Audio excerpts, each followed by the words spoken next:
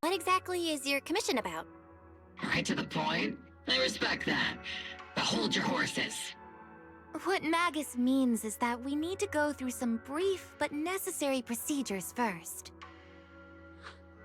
Sorry, Proxy, but I assure you, this isn't out of caution or lack of trust. This commission concerns one of our important companions.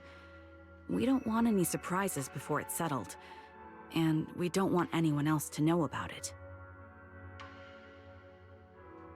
Don't worry, I won't breathe a word about this commission to anyone. Not anyone. Not even the mission target. In fact, the target of this commission is exactly who we need you to hide all this from. If you're ready, let's go ahead and sign the confidentiality agreement. It's simple. You just need to say, "I agree," clearly during the final voice confirmation step. This all sounds very mysterious. Well, I'm down. Let's get started.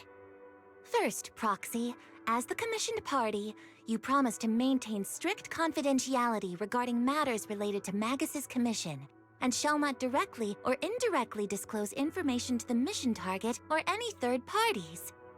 Related matters include, but are not limited to, client identity, commission motives, and specific action plans.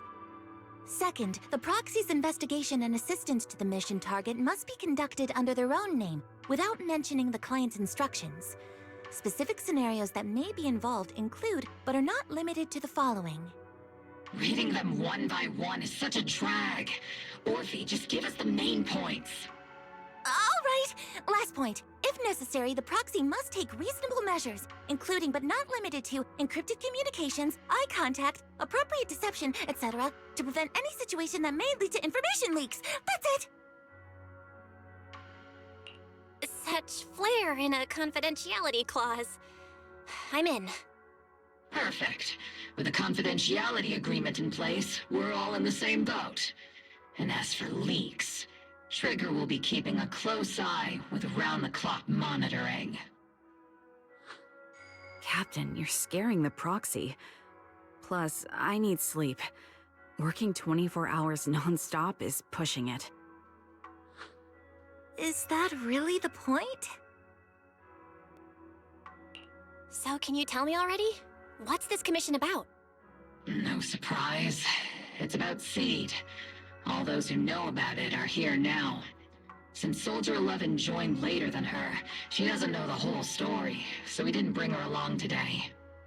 We're hoping you can help us keep Seed Senior's death a secret from her. Seed Senior? You're talking about the intelligent construct that Seed pilots, right? But didn't Seed say he's been sleeping? Did something happen to him recently? Not recently. Seed Senior was a self-aware intelligent construct, but that was years ago. 11 years ago, his logic core suffered irreversible damage. For an intelligent construct, that's like a terminal illness. He held on for many years, but passed away shortly after joining Obel Squad. How could this happen? But in Seed's mind, he's just been sleeping? Surely hasn't noticed anything unusual this whole time? We've been working together all these years to keep this from her, creating the illusion that Seed Senior has fallen into a long-term hibernation. This was also Seed Senior's last wish. Her understanding of death is limited, and she kept believing in Seed Senior's condition. Up until now. Lately, she started acting kind of strange. After witnessing how Isolde crafted those soldiers with miasma, she's been spacing out a lot more. I think it stirred up some weird ideas in her head. And not long ago, she straight up broke into Hollow Zero and set up a little safe house in there. Now, unless she's out on a mission, she basically spends every day holed up in the safe house. Setting up a safe house in Hollow Zero, and staying there for extended periods? Isn't that dangerous? Does she have enough anti-corruption serum? Her aptitude for ether is scary high. She doesn't need to worry about any corruption. But anyone without that kind of aptitude basically can't get close to her. Makes for a pretty neat way to dodge social interactions, though. Anyway, I'm worried that she's been influenced by Isolde and started having doubts about the Seed Senior situation. But she's being all mysterious and won't even tell us what she's planning. We're counting on you, Proxy. For some reason, Seed took an instant liking to you after your first meeting. Normally, she avoids any kind of contact with strangers, yet she calls you one of her kind. You might be able to get closer to her and find out what she's thinking. If she really is starting to question Seed Senior's condition, please help us keep up the lie. I'm sorry. I know this might put you in a tough spot. I think I get the situation now. Let me give it a shot. Though I really don't know why she's taken a liking to me. Maybe it's my protagonist aura. If you can say stuff like that, then we've definitely got the right person. Your way of thinking is on the exact same wavelength as Seed's.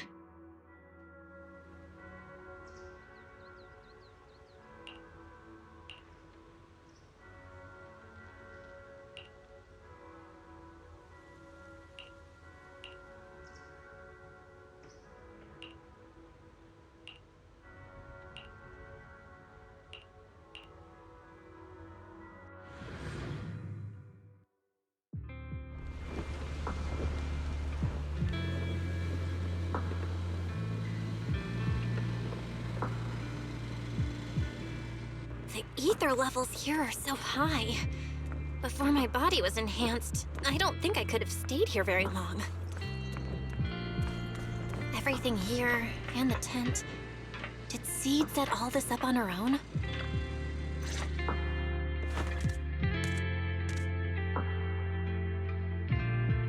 Yahoo, Proxy! Yahoo, Seed! Magus told me you've been living around here, so I came to check up on you. But, you know, isn't it kinda dangerous living in Hollow Zero?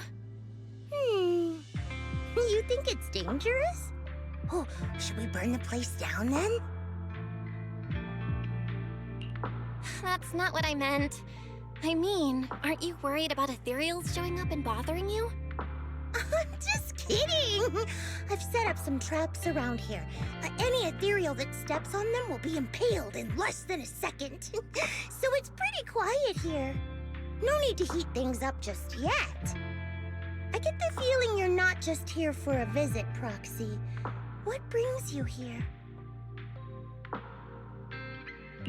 I just thought I'd check in and see how you've been. It's been a while since we last fought together, and thinking back on it now still brings up a lot of memories. I know, right? That battle was like tossing mints into nitro fuel. Super intense at first, but then the fizz died down, and everything's calm again. So that's what happens when you drop a mint into nitro fuel. Huh. I learned a weird little fact today. Give it a try sometime, Proxy. I need a moment to water these flowers, so why don't you take a look around? Just watch your step. This place is like a minefield. What do you mean by minefield? You mean the safe house has a bunch of carefully set up areas, right? Oh, no. I mean, there are a bunch of blown-apart ethereals outside the safe house. Their remains weirdly smell like mint candy. If you're curious about the nitro fuel and mint combo, go take a whiff. So it's a literal minefield? Wait, why do I feel like she just brushed me off? How am I supposed to find out what she's planning now?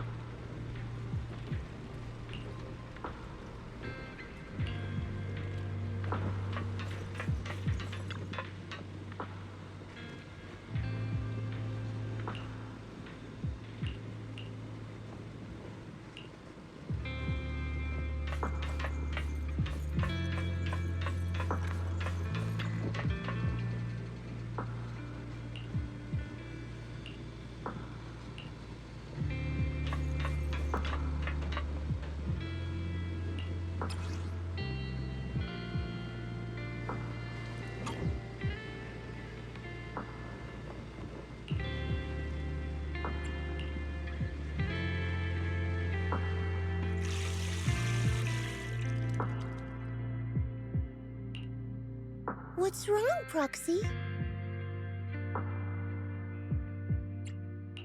Nothing. I just wanted to see what you're up to.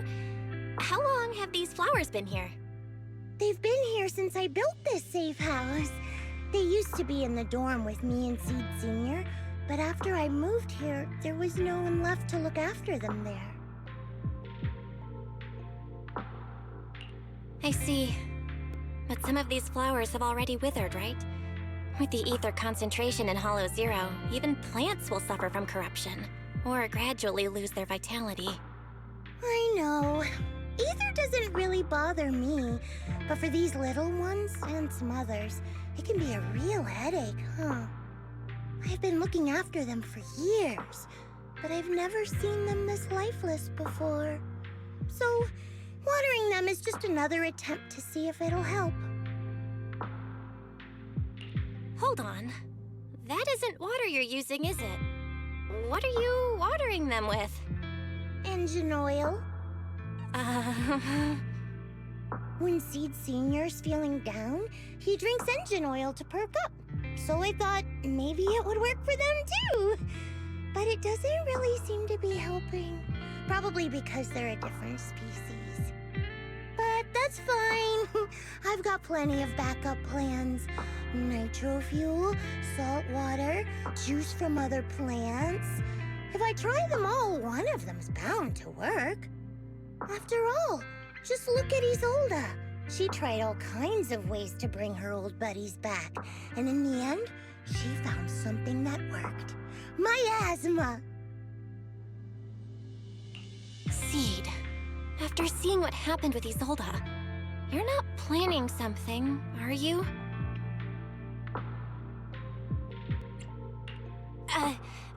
That's not what I meant. I was just curious how our conversation went from watering plants to Isolda. And honestly, her methods aren't something to look up to. You shouldn't follow her example. There's nothing to learn from Isolda. Anyone who tries to control the miasma just becomes a part of it.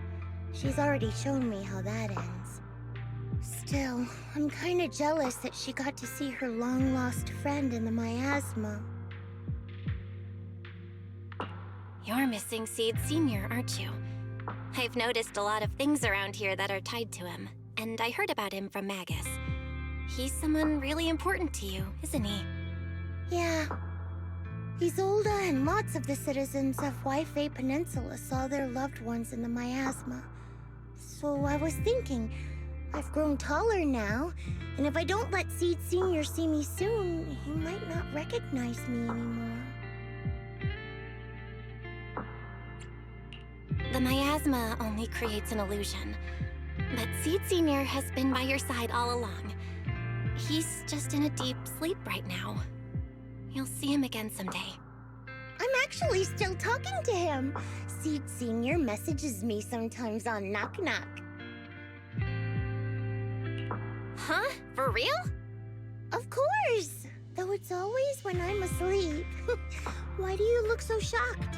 Isn't it totally normal to wake up late at night, check your phone, and go right back to sleep? Or, like me, are you starting to realize that Seed Senior isn't actually sleeping? Oh no, I reacted without thinking when she said she's been messaging the late Seed Senior. But is what she said actually true? And was that her trying to get something out of me? No need to stress, Proxy. I'm pretty good with machines. Once I fully understood how intelligent constructs are built, I realized Seed Senior isn't really asleep. At some point, he woke up without me realizing, but his consciousness had already left this body. Maybe it's been uploaded into cyberspace? I'm still not sure where he went, but I plan to get to the bottom of it. Seed, what's your plan? Can you share it with me? I want to help, since I'm one of your kind. A proxy might come in handy, just like engine oil. But maybe I should think about it. You used to feel like me, but now you're starting to seem just like everyone else. you talking about? I'm still me.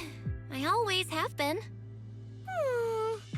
Was I just imagining things? But if you say so, I'll give it some thought.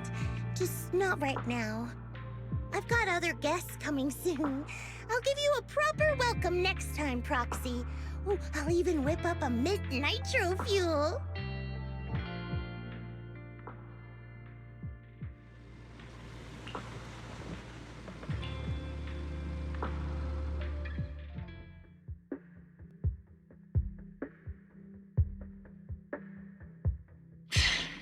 Guess we can't keep using sleep as an excuse. Who would have thought her mechanical knowledge had reached the point she can accurately diagnose an intelligent construct? No wonder she asked me to go buy books on intelligent constructs with her a while back. I let my guard down. More importantly, what's up with Seed Sr. replying to our messages on Knock Knock? Seed Sr.'s phone has been sitting in our squad's common room since he died. Has anyone been using it? I thought about it. But a dormant intelligent construct that still responds? That's just suspicious. So I didn't go through with it. It wasn't me either. But that's not the point. She didn't get suspicious because of the knock-knock messages. If anything, Seed Sr. replying made her even more convinced he's still alive. Our immediate task is to make up another lie. Something that makes her believe Seed Sr. is still alive. We can't let her carry out whatever her mystery plan is. We have to stop her from going off the deep end.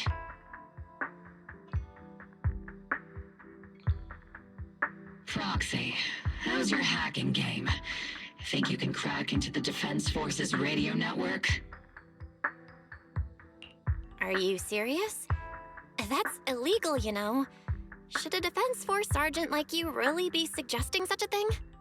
Someone from the underworld has no right to judge me. Besides, I'm already working with you, so why get hung up on the details? As long as we don't get exposed, it's all good. You're really starting to play fast and loose with the rules, huh, Magus? All right. We may not be full-time hackers, but Wise and I are the legendary Proxy Phaethon. We know what we're doing, and Wise will be there to back me up with the HDD when the time comes. Perfect. Listen up, here's my plan. We'll impersonate the Defense Force's official broadcast and send Seed a message saying Seed Sr. is on a long-term mission with limited outside contact. But Seed Sr.'s body is still with Seed. Since Seed believes Seed Sr.'s uploaded his consciousness to cyberspace, we'll just roll with that story. For the mission, they gave Seed Sr. a new body.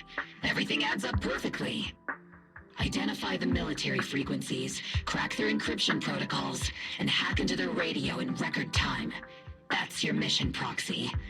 We'll provide you with the broadcaster's voice data later to help with the impersonation. So, theoretically speaking, the technical problem's solved, but... Is something else bothering you, Proxy? Covering up one lie with another. Is that really okay? If Seed knew the truth, she'd be heartbroken. You disagree with my plan? If you're taking this on, you'd better be prepared to lie to her. To be the villain. That wasn't clear to you? Captain, the Proxy didn't mean to criticize you. I understand the tough position you're in, but their concerns aren't without reason. I know. Proxy, if you want to blame me for not being a good person, go ahead. I'm the captain of Obel Squad, and I have a duty to all my members. I'll carry out Seed Sr.'s last wishes to the very end. You just focus on doing your part. I'll take full responsibility for whatever happens.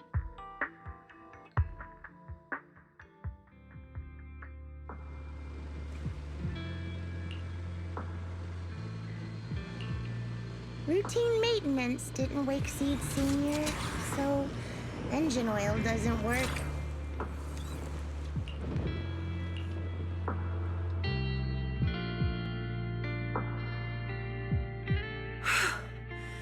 This place has so many twists and turns. I can barely catch my breath. Yahoo! So you're the one who contacted me on Knock Knock a week ago. Seed Senior's old friend? Oh, I'm impressed you made it here without getting lost. You're too kind. I'm Veronica. I served as a medic in Obsidian Division. And I was both Seed's doctor and friend. Seed? Oh, sorry. I forgot. You're Seed now. He's Seed Senior now. Anyway, we go way back. He saved me the first time I was ever caught in a hollow. This isn't actually our first meeting, Seed. When Seed Senior brought you out of Hollow Zero, I was the one who did your medical examination. Though you probably don't remember. Really? I had no idea. But that's not what we're here to talk about today, Dr. Veronica. Let's sit down and have a chat. Seed? What's with those flowers?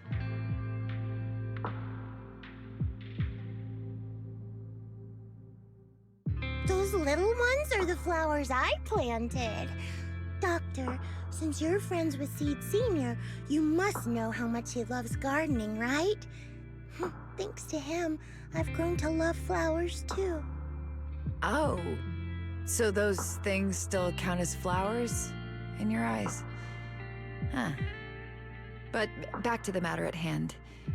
Seed, after all these years, I'm sure you miss Seed Senior just as much as I do. That's why you were so quick to respond when I reached out, right? Yeah, whether he's in some kind of tech-induced sleep I don't understand, or he's awake, but his consciousness isn't in his body, it's time for him to come back. I tried a few things on these flowers because they've been wilting in the hollow environment. Engine oil, nitro fuel, salt water, plant juice. I'm planning something similar for Seed Senior. Doc, you're that cup of nitro fuel. I don't quite get what you mean, but that's not important. Like I said in my DM, I've got a way to bring him back. But I need your help. What do you need me to do? Whether it's mechanical work or coding, give me some time to study and I'll get it down. No, it's not time yet. Seed, how do you feel when you see the flowers you planted wither away? Do you feel sadness? Maybe a little? I mean, those poor things look so lifeless. I used to eat flowers when they got like that, but Captain Magus and Trigger won't let me anymore. Do you actually know what it means for something to wither? In your eyes, is it any different from Seed Senior sleeping? I think it's all the same. Whether it's wilting or just resting, a flower's still a flower, and Seed Senior is still Seed Senior. It's as I thought. You haven't truly grasped what Seed Senior went through. I'd heard you'd achieved remarkable feats in your missions, but it seems the only thing that's grown over the years is your combat ability, not your understanding. If that's the case, my plan doesn't require your involvement. Did you really come all the way to Hollow Zero just to say that, Doc? We aren't going to keep talking about working together? Don't give me that emotionless smile. If you want this conversation to continue, you'll need to earn my approval first. Truth is, I've been promoted to Junior Lieutenant, which means I can assign specific personnel for special missions. I have a mission here, and if you're up for it, you can take it on. A mission? Is the target Ethereals or Rebels this time? How much time do I have? Neither. Just a group of Hollow Raiders who stole military resources. They're trapped in the Hollow. We need to recover those resources. Your job isn't to destroy them, but to rescue them. Sure, your gun might be able to level an enemy base with ease, but that doesn't mean it can protect anyone. Show me you can, and we'll continue working together. Ooh, new game rules, huh? Okay then, let's get moving. I'll be with you on this mission, but you'll have to rely on yourself. Show me how much you've grown, Seed.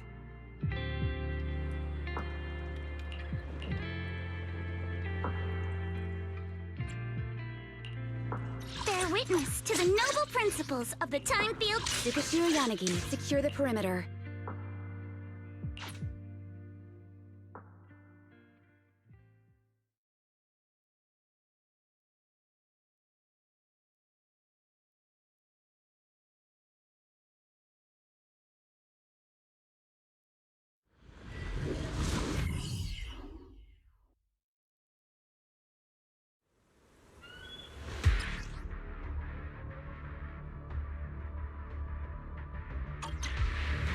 The distress signal's coming from somewhere deeper in this area. But before you go in... Well, we still don't know how many people are injured or how bad it is. Your job is to get as many of them out... Doctor, I found a shortcut. If we break through these, we can save some travel time. No. All that noise is gonna bring... Target spotted. Are you guys alright? Still breathing. We got a lot of wounded over here. Please, you gotta help us. I'll get you out, but once you're safe, you're gonna tell us where you hid the items you've stolen.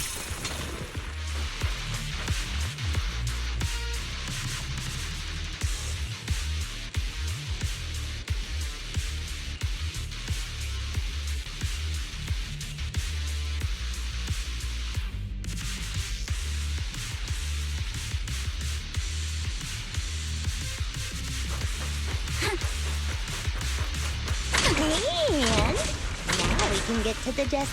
Ooh, we've got tracks. Someone's been here.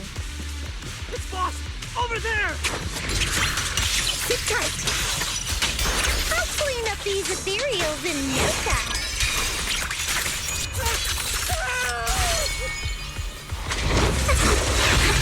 Secure the perimeter. Resistance is futile.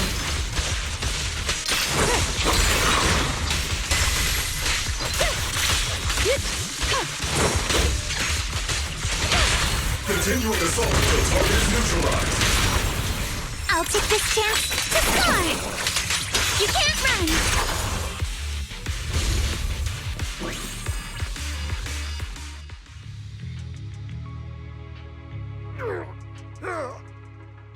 Hey, little miss. Think you could let us down now? Huh? Need to tie your shoelaces? What? No. Oh, whatever. Let us down to tie our shoelaces. No can do. My mission is to get you all safely away from the danger zone. And with these new rifts forming, I can't say there's absolutely no chance of a watering can coming through one and smacking you in the head. There's no way that's ever going to happen. All right, break's over. Let's hit the road. Again? Oh, have mercy on us. We were wrong. We won't do anything bad ever again. Stay still, or Seed Senior might slip up. All the more reason to get you out safely, if you've decided to change your ways. I object. Sure. We messed up by attacking the defense force and tried to smuggle stolen resources through the Hollow. But, according to Article 17 of the new Eridu Hollow Rescue Management Regulations, Hollow Raiders engaged in illegal activities still retain their basic human rights. We've been wandering the Hollows for years. Sure, we've been caught plenty of times, but nothing we did should have earned us this kind of punishment. We've taken heavy losses in this operation. If things were different, we wouldn't be swallowing our pride and asking the defense force for help.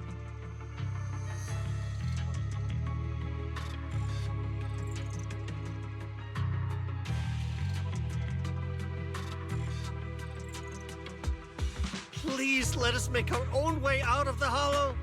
Just provide cover, that's all we ask. We appreciate your support, but some of us are seriously hurt, and we can't take much more of this. No can do. The Hollow's dangerous, and you guys are way too slow. That's not what I'd call finishing my mission. Anyway, don't worry. I won't let you lose any more hands. Wait, hands as in people? Or like actual hands? Mm-hmm.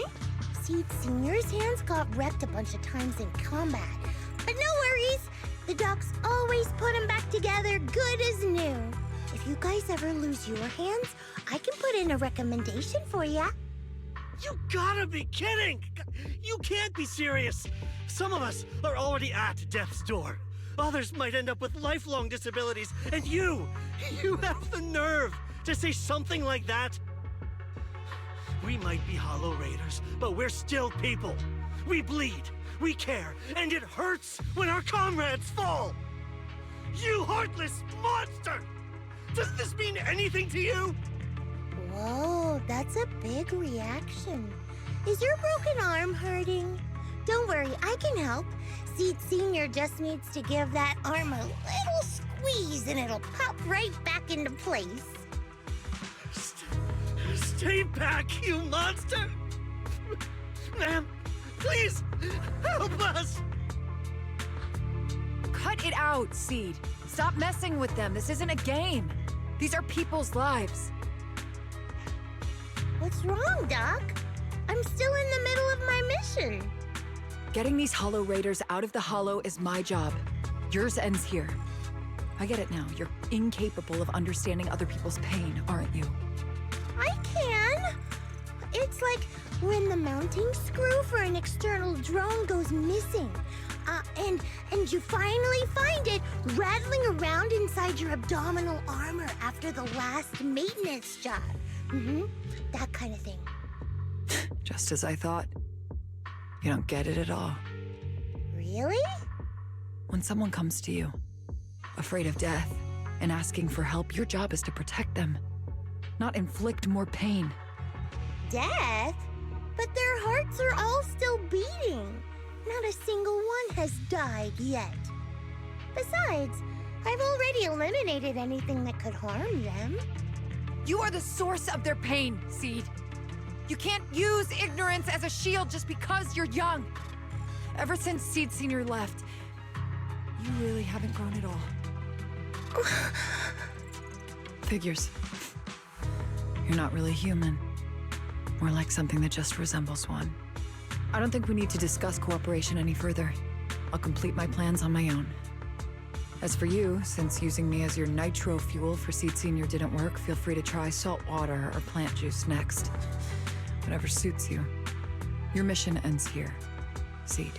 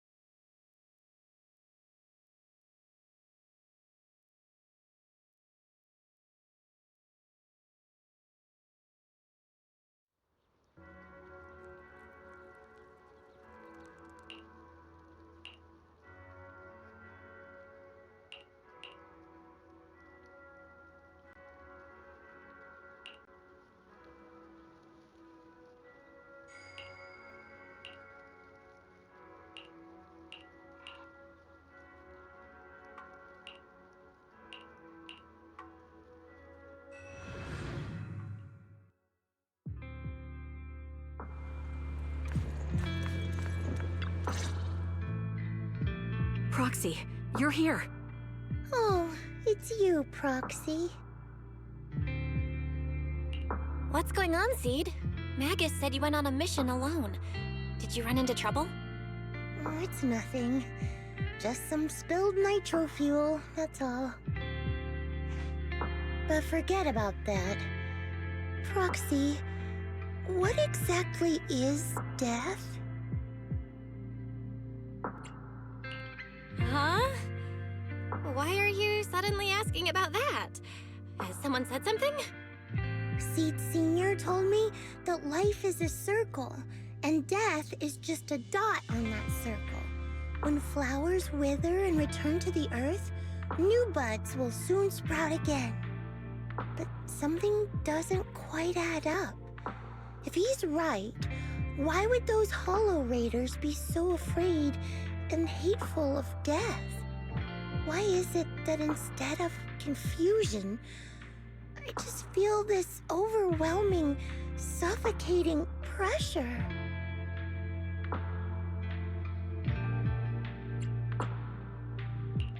relax. That kind of question takes some time to unpack. We'll figure it out gradually. More importantly, I think I heard Seed Sr. mentioned on the Defense Force radio. Huh? Right now?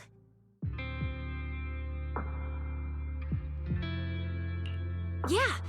For certain reasons, I hacked into the Defense Force's internal broadcast and heard his name.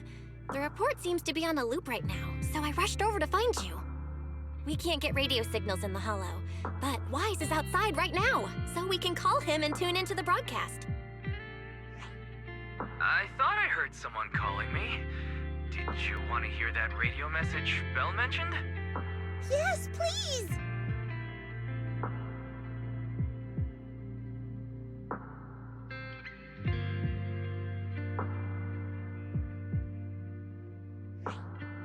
Now seeking next mission update. It's under top-level confidentiality. Information strictly classified from non-Defense Force personnel. The following intelligent construct units have detached their consciousness from their current shells.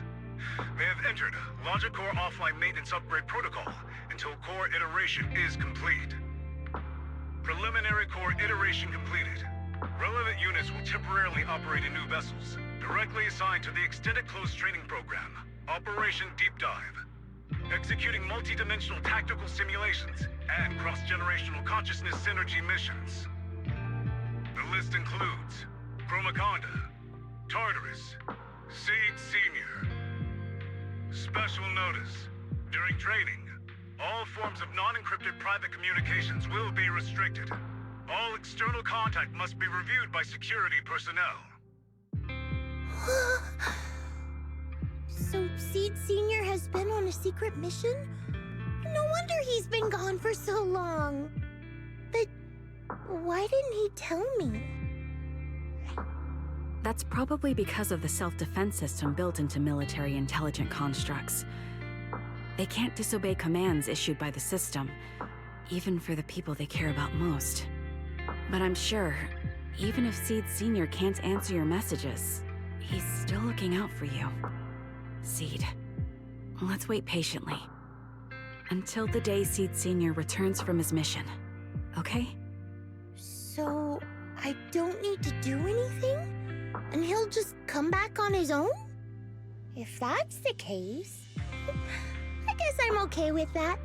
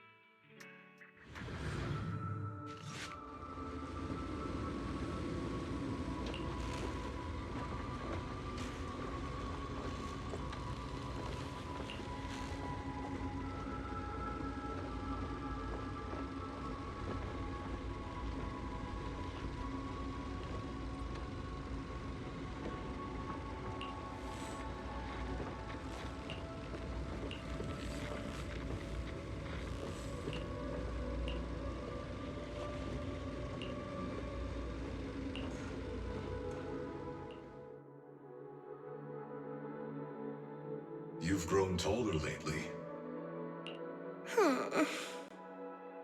What's wrong? Humans only get stronger as they grow.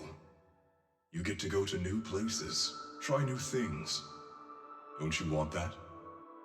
The cockpit's starting to feel really cramped. You've got a point. Maybe I should think about modifying. Make it a little roomier. But growing up is something every human has to go through. Just like how I have to ask Tin Master to add a few drops of engine oil into my coffee. I wish I was an intelligent construct.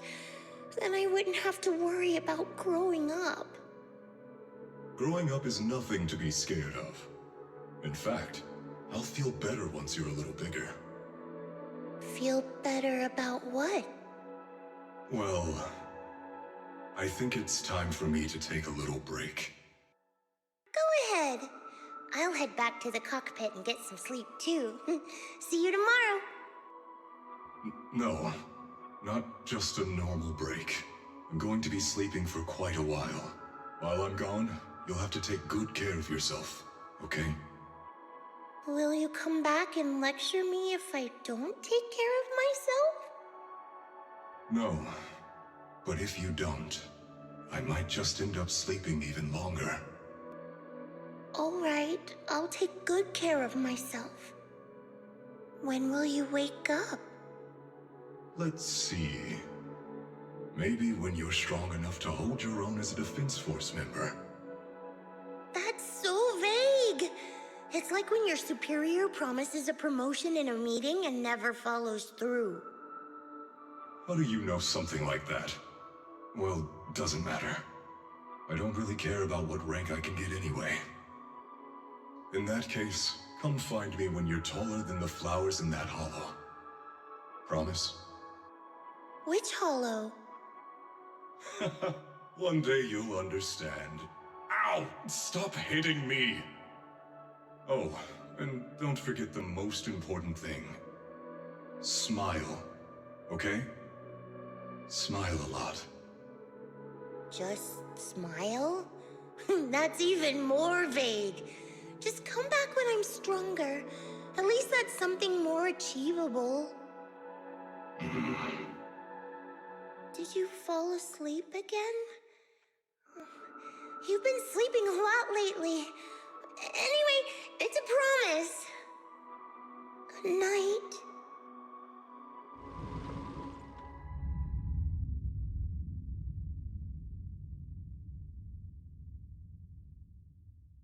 Someone's here.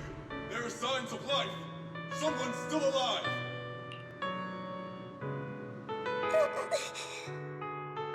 Wait, it's a child. I knew it. They never should have called off the search and rescue. Miracles do happen. There are still survivors. Are you okay? Have you been trapped here all this time? Don't be afraid. I'm here to save you. Warning. Warning. System warning. Target identified as extremely dangerous. Initiating termination sequence. Wait! Don't fire! The kid isn't... Warning. Tampering with the self-defense system is strictly prohibited. Warning. Warning. Warning.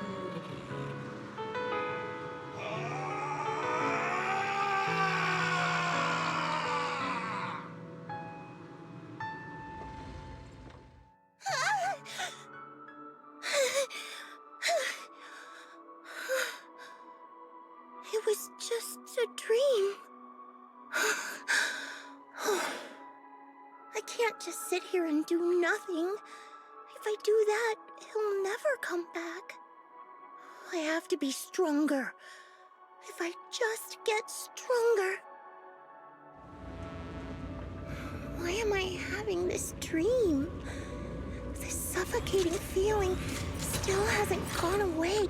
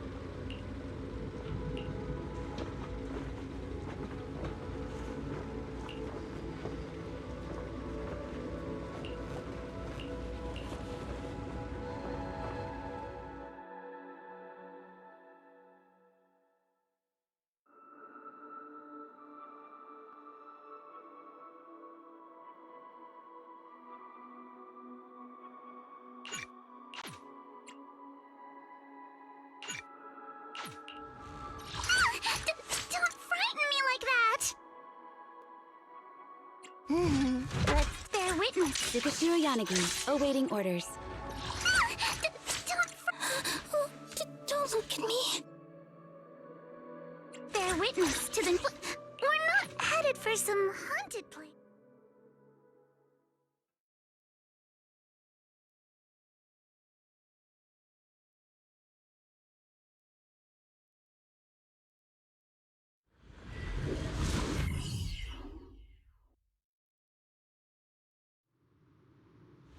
According to the mission, I just need to wipe out every last ethereal in here, right? Listen, Squad Member Seed. This isn't just a mission, it's also a test. Better wrap this up before the captain gets here.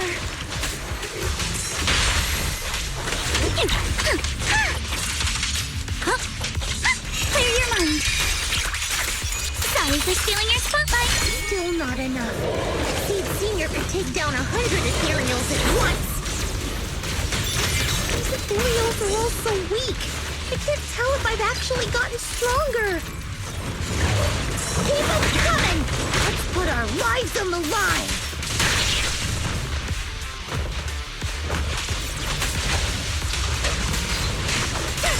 Your opponent is me! Managing violence.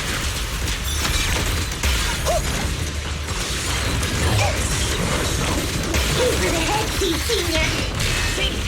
I knew I'd find you here. Are you okay? Everyone's really worried about you. Me? Oh, I'm perfectly fine! Ethereals, though? Not so much! No, Seed. This mission isn't yours alone. Morphe, get ready. We're going in. No, you're not! This fight is mine! Captain, don't you want me to become stronger?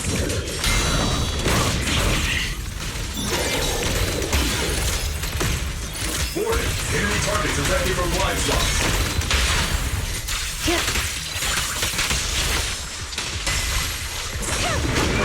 Enemies of Section 6 shall pay.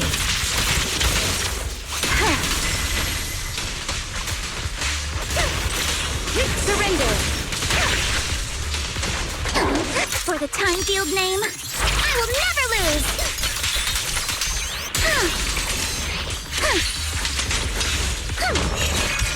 Not going to deal with you individually. Apologies. Move with the blade. Leave it to see. Definitely not my type. Going a little harder won't hurt. Order received. It's pointless to resist. Stay on the attack. Strike in an instant. Clear your mind. Solid hit. Score one for me. A perfect. Extending strike range.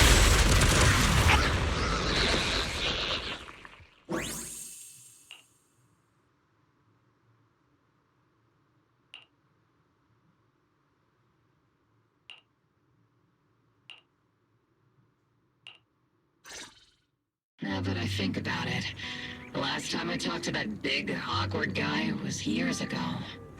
He was always up front, never tried to hide his intentions. So you signed up for Oboe Squad just so that mysterious girl you picked up from Hollow Zero will be taken care of after you're gone? You've got guts laying all that out right in front of us. Or did you think being honest would make me go easy on you and let a candle in the wind like you join us? Captain Magus, that's a little harsh. A candle in the wind.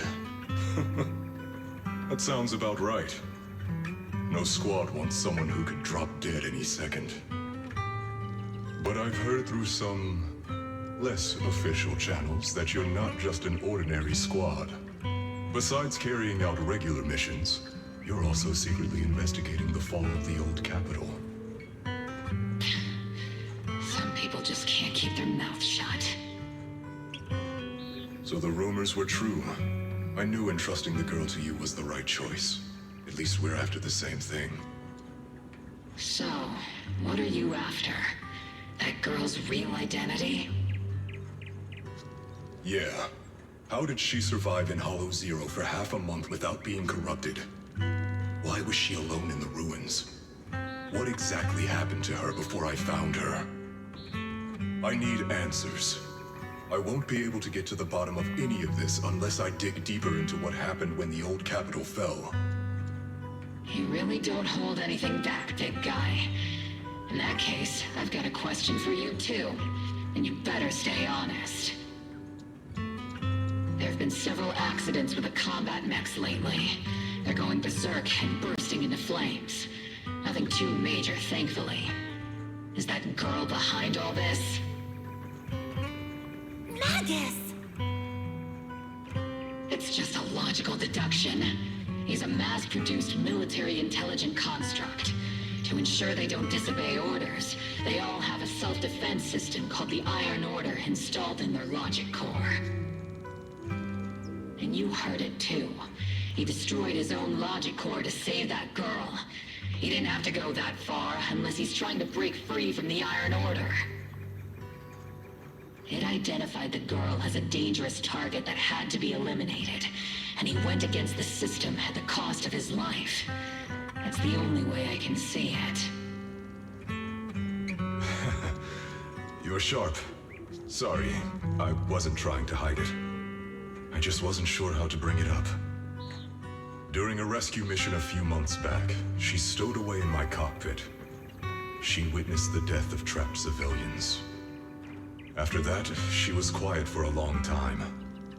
And that's when all sorts of strange things started to happen.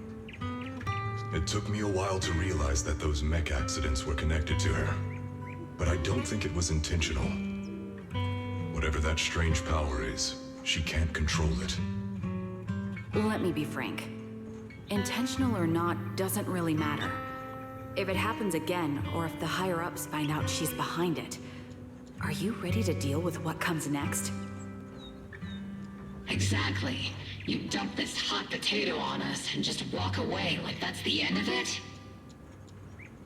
I'm really sorry. I know I'm asking a lot. At least tell us how to interact with her and how to keep her condition stable. Does that mean you're willing to help me? Isn't that obvious? Why else would I rush over to save your butt when your body gave out? Captain's a little blunt, but she means well. We've been watching over you for a while now. Thank you. Thank you, all of you. Getting to meet you before my consciousness completely fades away. I feel lucky. Enough with the sentimental stuff. If we'd met sooner, maybe we could have done more for you and the girl. Just being able to entrust her to you is enough for me. I don't want her past to remain shrouded in mystery. Nor do I want her to live her life as an odd one out. That's why I did all this. For the truth. But unfortunately, I think I'm reaching my limit. I'll probably shut down completely in a few months. I'll tell you everything about how to get along with her, and how to keep her emotions stable. But before that, I hope you can help me with one more thing.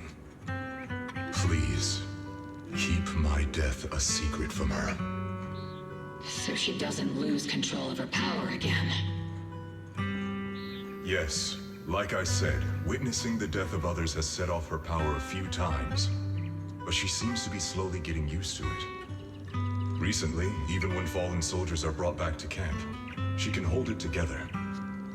I don't know if it's good or bad, but I don't think now is a good time for her to receive too much of this information, especially about my death. At least not until she's ready. Please, don't let her find out just yet. You sure know how to hand someone a tough job, dropping this on us right after joining the team.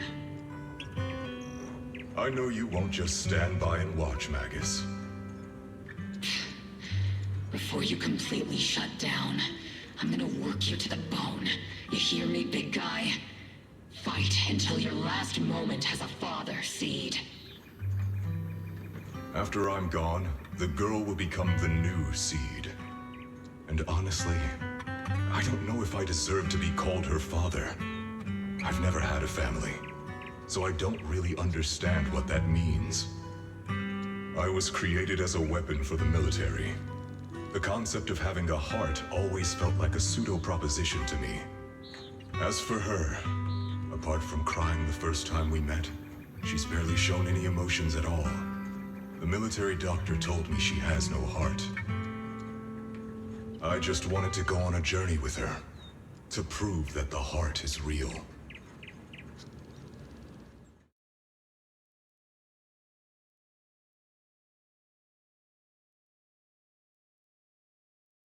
Seed, stand at attention!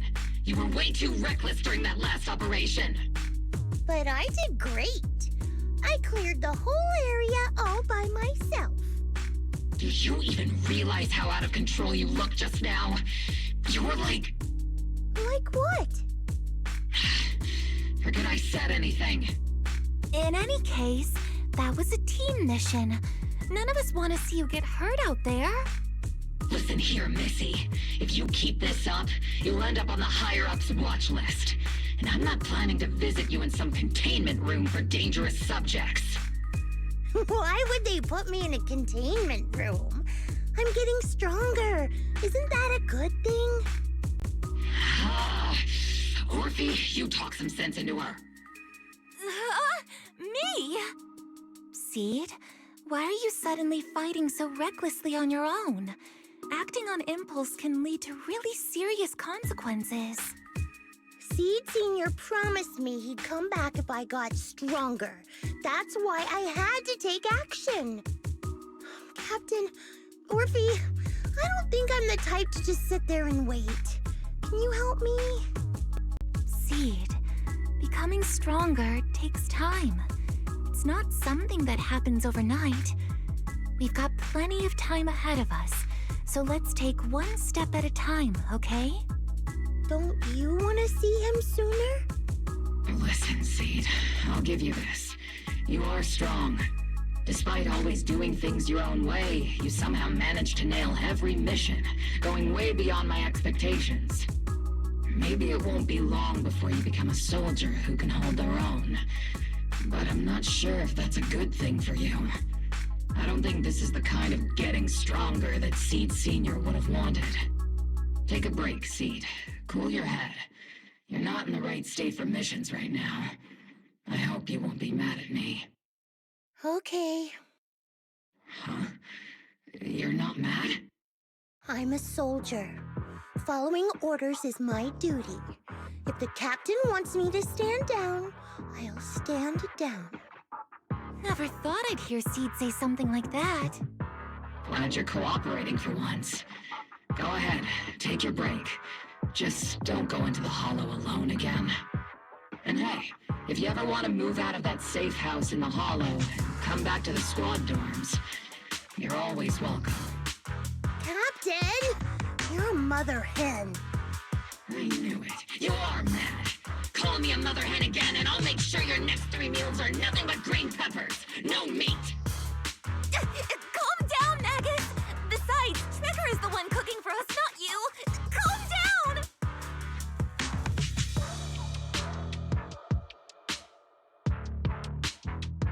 Okay, they're gone. According to the captain's orders, Soldier Seed shouldn't carry out missions or enter the hollow alone. But a soldier on break isn't really a soldier, right? And now, it's just ordinary girl Seed, looking for a partner to explore the hollow together.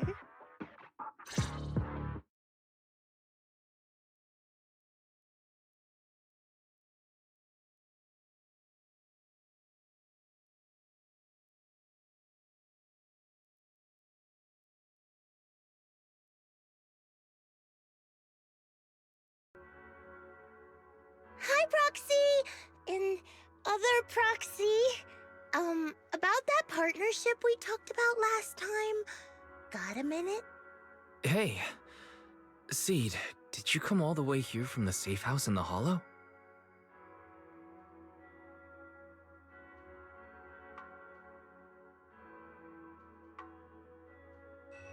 I've tried everything to bring Seed Senior back.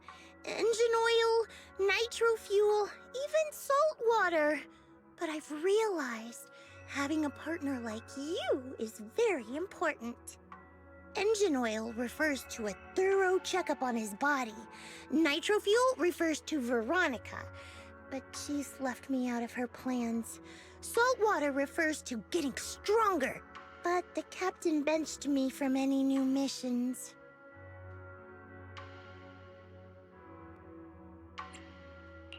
Am I hearing things right? Seed, you actually explained these concepts properly. It's rare to see you being so serious. I've always taken this seriously. I even thought about reaching out to Veronica again to hear what her plan was, but she's not responding to my DMs anymore. That Veronica lady. I'm not sure what she's up to, but honestly, I think you're better off not getting too involved with her. Belle and I will help you figure this out instead.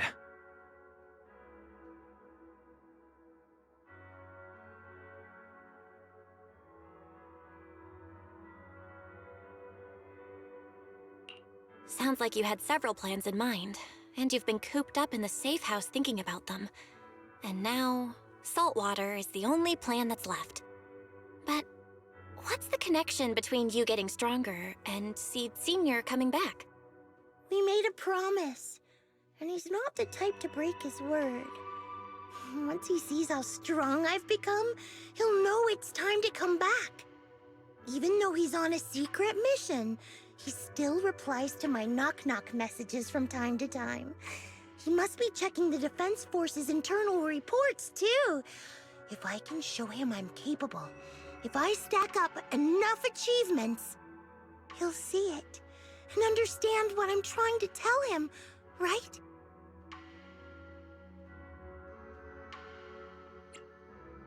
This is the first time Seed's actually walked me through her line of thinking, and her logic actually makes sense. It's hard to argue with her, but if she keeps holding on to this idea, sooner or later, her hopes are going to get crushed. I've got to do something. Proxy, to be honest, I hesitated for a long time. The captain and the others, they didn't seem all that willing to help me. And you, well, even though we're the same kind, I wasn't sure if you'd be like Veronica. Blame me, and then just walk away. But it's like something squeezing my chest. There's this weird feeling chasing after me. When Seed Senior first went to sleep, I felt the same way. Why is this happening? Seed, what you're feeling is fear. I'm guessing you don't feel it very often since you never show it. But I know a way to help with that. You know, Wise and I had someone who raised us too. Our teacher. She's not around anymore. It's been 11 years since we last saw her. 11 years? Oh, compared to you, I'm like a terror raptor running into a typhon. We miss her a lot. Just like how you miss Seed Senior. And the hard part is, we have no idea when she'll be back. Or if she ever will be. On some nights, when we think about her, it gets hard to breathe. It's the same kind of fear you're feeling. The fear of never seeing her again. The fear of the unknown. But aren't we all on the same circle called life? Circles always come back around. Eventually we'll all meet again. Yes, life is a circle. But even if two dots are on the same path, it doesn't mean they'll meet again. You and Seed Senior, us and our teacher, we're all dots on that same circle. At first, we were moving at different speeds, so our paths crossed. But after we parted ways, we started moving at the same pace. And when that happens, the dots stop meeting each other. Pal, that's such a negative way to put it. All right, Seed. I'll teach you the way to deal with fear. A way to deal with fear? Yeah. For Belle and me, it's the HDD and EOS. For you, I'm guessing it's Seed Senior's flowers and the cockpit, right? Take a good look at these things that remind you of them. All the memories they hold, all the feelings they bring back. You'll start to realize, no matter what shape or form they take, the people we care about never really left. They're still with us, just in a different way. Thanks, Proxy. I'll remember that. But, Proxy, I still want to get stronger. If I earn more achievements, do you think I'll move faster on that circle? If Seed Senior and I are at the same speed, maybe this time I can be the one to catch up to him.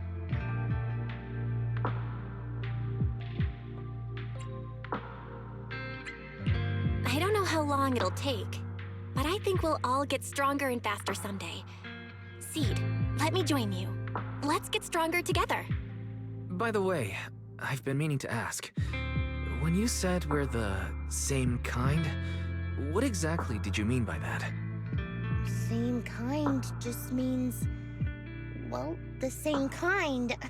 I can't really explain it. If I had to try, I'd say it's like we kind of smell alike, so it feels familiar. I guess that's what makes me feel close to you.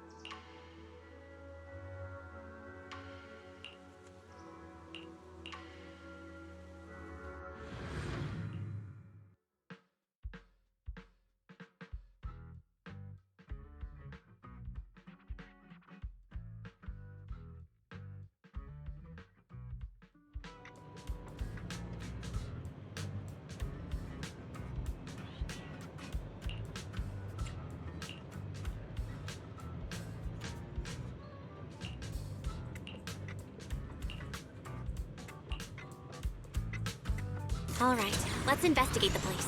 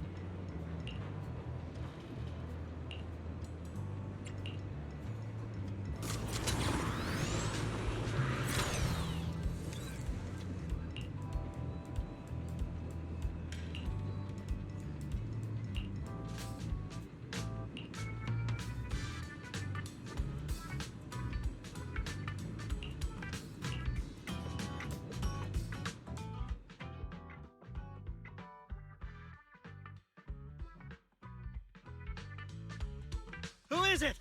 Can't a guy enjoy a moment of peace? It's you! That monster girl! Yahoo, Mr. Hollow Rider! We meet again! It's quite rude of you to call me that, don't you think? What are you doing here? Don't tell me you've been stalking me! I wouldn't call it stalking. I just happened to notice one of your trackers fell off in the hollow, so I picked it up and stuck it to your shoe. Didn't think it actually helped me find you. What do you want? That officer lady confiscated all the military mech we stole, and most of my buddies are in the hospital now. There's nothing left for you to take. I haven't even done anything this time. You can't hurt me. Lay a finger on me, and I'll scream for help. Chill. I do want to earn some medals, but you're not the target I'm after.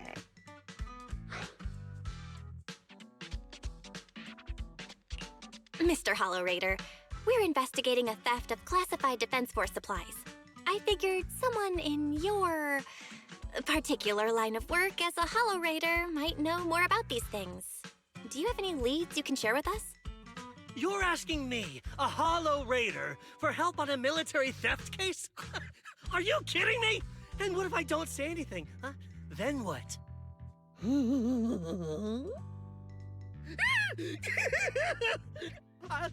I'll tell you everything I know.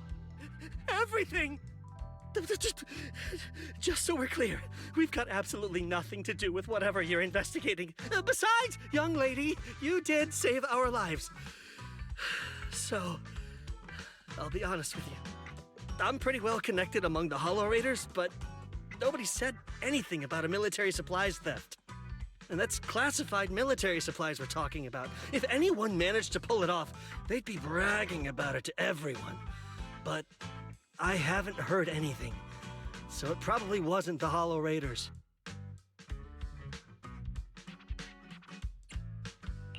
If it wasn't the Hollow Raiders, then who could it be? The rebels? That I don't know. Can't tell you anything more than that. All right, let's talk about something else then. Mr. Hollow Raider, why were you carrying so many trackers last time? Stop calling me a Hollow Raider! People are starting to give me weird looks. The name's Herrick. Oh, and the trackers? Yeah, we stick them on the military mechs we steal, of course. In our line of work, double-crossing is too common. If someone intercepts our haul, at least we can track them down later. But something's fishy about this. After we returned the mechs, they should have been transported back to the Defense Forces camp. But when I checked the trackers earlier, they never made it back. Instead, they showed up on the edge of a hollow and then just vanished. What do you mean? Are you saying the military didn't manage to recover the mechs, and they've fallen into someone else's hands? That's gotta be it. Unless you think the Defense Force likes hauling their assets out to the hollow for fun. I see. Proxy, time to earn some medals! Huh? Weren't we tracking down those missing supplies? Why are we switching tracks suddenly? Recovering some regular mechs isn't gonna earn you any medals. Call it a hunch. But I think these two might actually be the same case. What? You want to keep investigating those military mechs? Perfect! I've got the trackers on them. I can help you pinpoint their location in the hollow. Take me with you.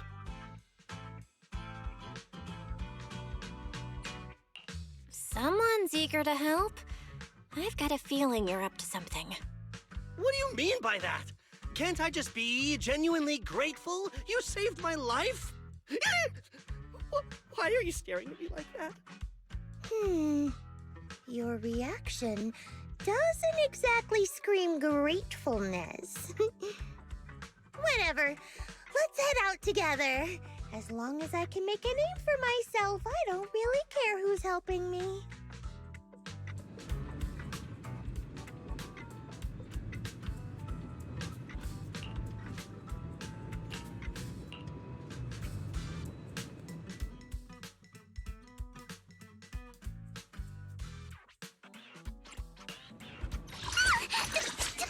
We're not headed for some haunted place, are we?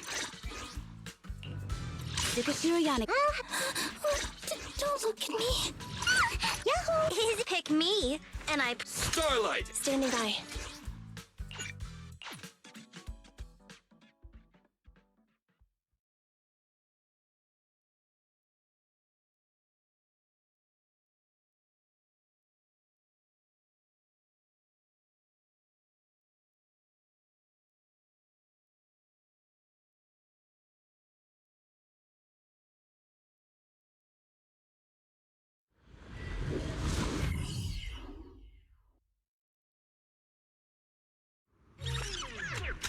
So this is where those military signals were coming from. Something feels off.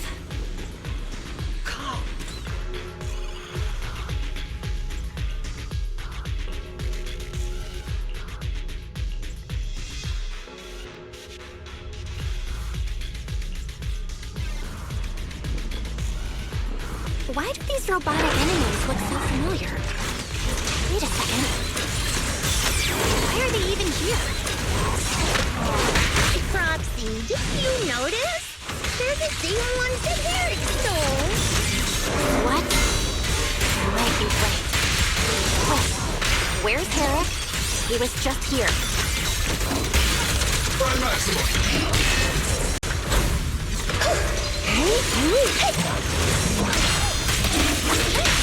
Extending strike range. I'll sweep up!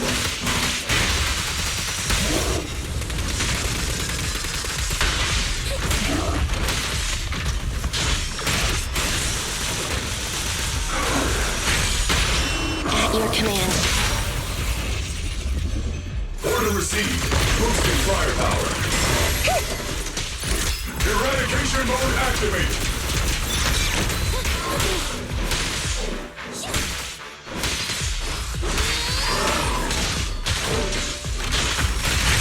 Please, give me a little bit. Give it my best shot!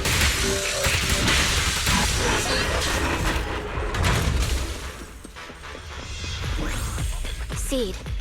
This stamp.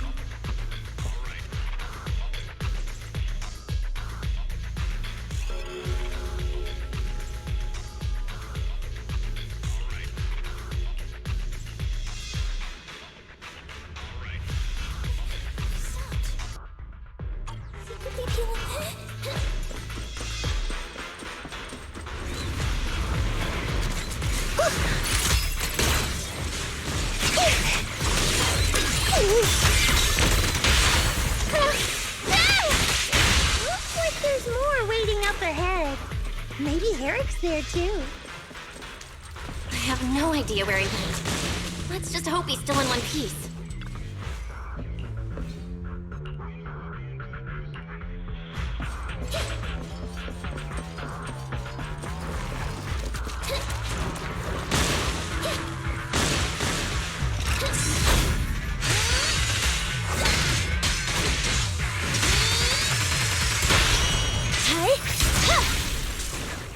So many mechs. I'm seeing more mechs than ethereals now. Someone's modifying military mechs and sneaking them into the Hollow. What's behind all this?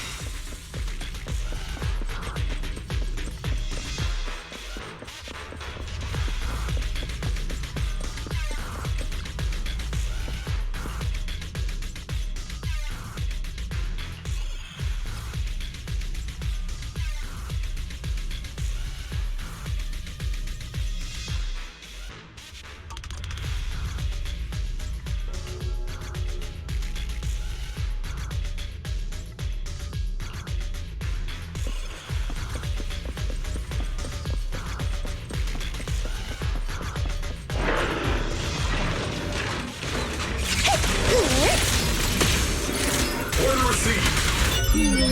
Definitely not my type. Going a little harder, Boulder. Sneak Proxy! A fissure. This fissure is not stable. It'll probably collapse on its own in a few hours. Now that I think about it, the closer we get to the fissure, the more mechs we're seeing. Is it possible that they're guarding the fissure to keep people away? Charge! I think so. And I've got a feeling there are more surprises nearby. Initiating devastating strike!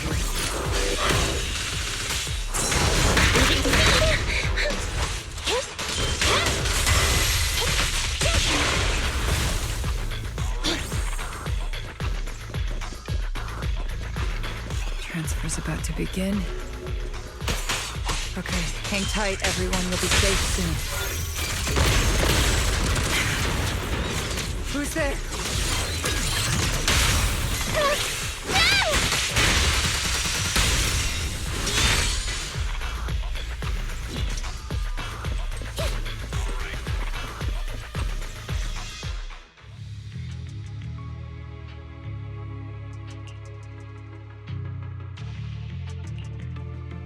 Seed, how did you find this place?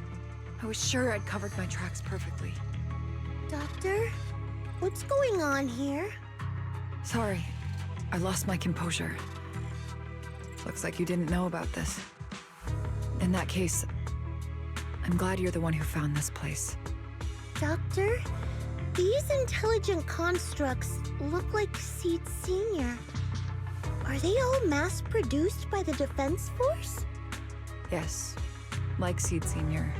They were all intelligent constructs born to serve the military, spending their entire lives in service until they finally faded away. Of course, they were all my friends. I was in charge of these big guys' routine checkups. Faded away? You don't know what that means, do you? If I told you their logic cores were all destroyed, would you understand? Mechanical genius? Just as I thought. You may not understand the concept of life and death, but deep down, you do know how serious it is. How ironic. Even you can feel it. But those good-for-nothing higher-ups just don't get it.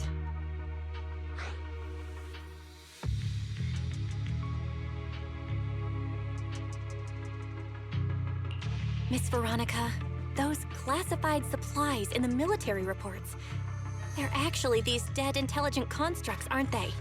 And you're the one who stole them? Those military mechs you recovered from the Hollow Raiders. You never turned them over to the military camp. Instead, you kept them for yourself, modified them, and deployed them to make your own way through the Hollow. Isn't that right, Doctor? You witnessed it firsthand, so it's not a hard guess. My power is limited, let alone having to transport such a large amount of immobile, intelligent constructs. Intercepting the mechs made things a lot easier for me. Can't believe you just admitted that. Are you not bothered that we've caught you? What I did was justice. Why should I be bothered or ashamed of it? Besides, even though you've taken out quite a few mechs, I still have more than enough to deal with you. You pose no threat to me. By New Eridu law, intelligent constructs are listed as legitimate citizens, alongside humans and Thyrans. But in the Defense Force, it's a whole other story. All military intelligent constructs have Iron Order implanted into their logic core the moment they were born. This self-policing system keeps their bodies bound, forcing them to only exist as killing machines for the military throughout their lives. That alone was hard enough to stomach. And now my old friends are dying in battle one after another, and what do the higher-ups do? Not only do they refuse to give them a proper burial, they're planning to rip out their original logic cores and replace them with new ones. Unacceptable. I will not allow it. That's why I stole them. I risked everything to get them out and bring them here into the Hollow, and once I send them through the fissure, these fools will never find them again! But taking out the damaged logic cores and replacing them with functional ones can bring these intelligent constructs back to life, no? So, the higher-ups approach does make sense, at least in theory. I can't believe you just said that. Are you seriously suggesting that if you take someone's brain out and put a different one in, they'd still be the same person? I knew it. Breaking off our cooperation was the right call. I don't care how strong you are, I don't want you on my side. Working with someone cold-blooded like you makes me sick. Cooperation is a two-way street. Doctor, you said you had a way to bring Seed Senior back, but I didn't hear anything about that in your plan. Were you lying to me, Dr. Veronica? I told you, don't give me that cold, creepy smile of yours. Do you really think I'd be satisfied just getting my friends somewhere the military can't find them? I've already made contact with a group of rebels. I'll take these intelligent constructs and join them. They'll give me all the funding I need for my research. I don't care how long it takes. I will find a way to repair the damaged logic cores. I won't be like the military, using the shells of the dead to create new vessels. I will bring them back to life. When I visited your little safe house, I genuinely wanted to work with you.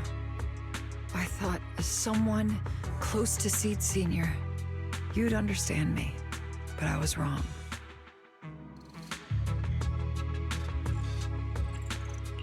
You've laid out your big plan openly, but I'm afraid the damaged logic core can't be repaired.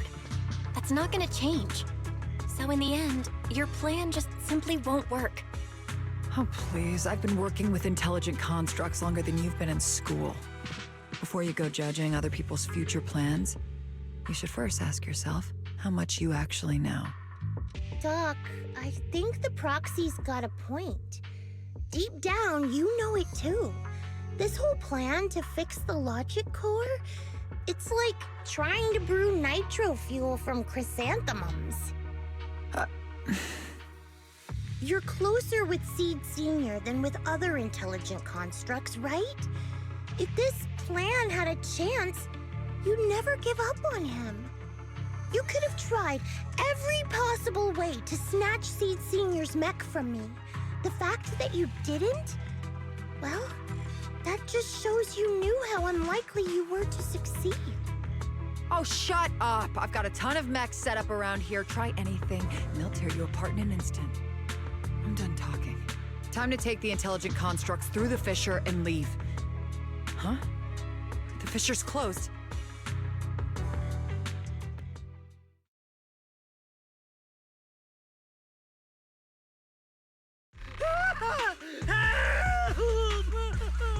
I'm sorry. I got greedy.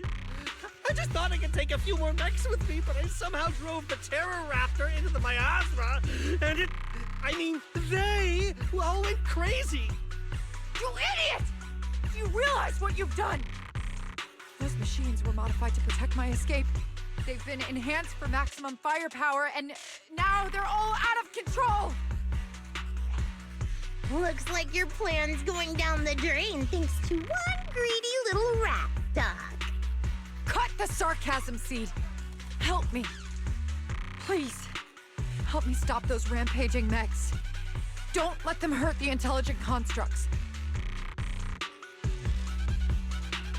Seed, now's not the time for this. Let's take care of the problem at hand first. That's exactly what I meant.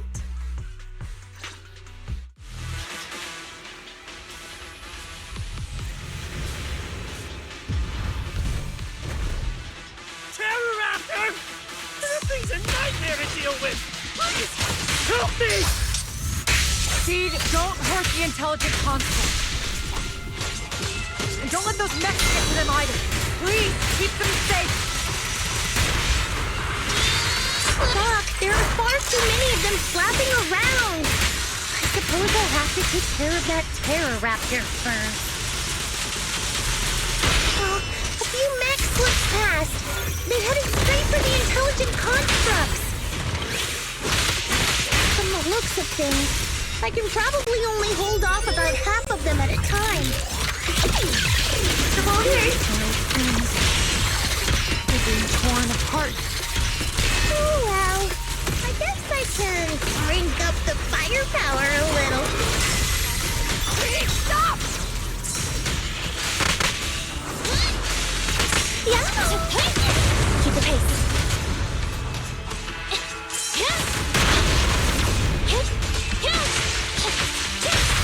Extending strike rate!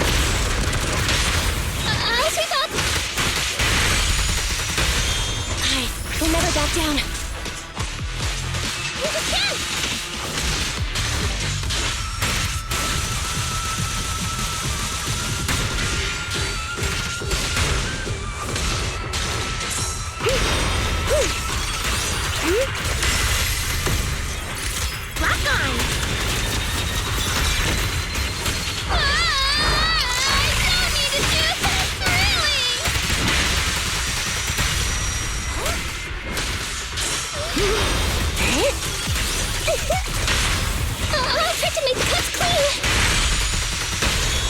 explosive charge. Your sun's about to set, buddy.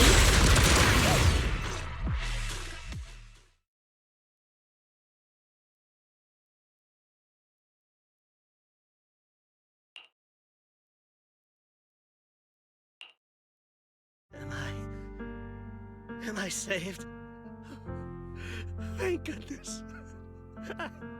I was wrong. Take me into custody, please. I don't want to die.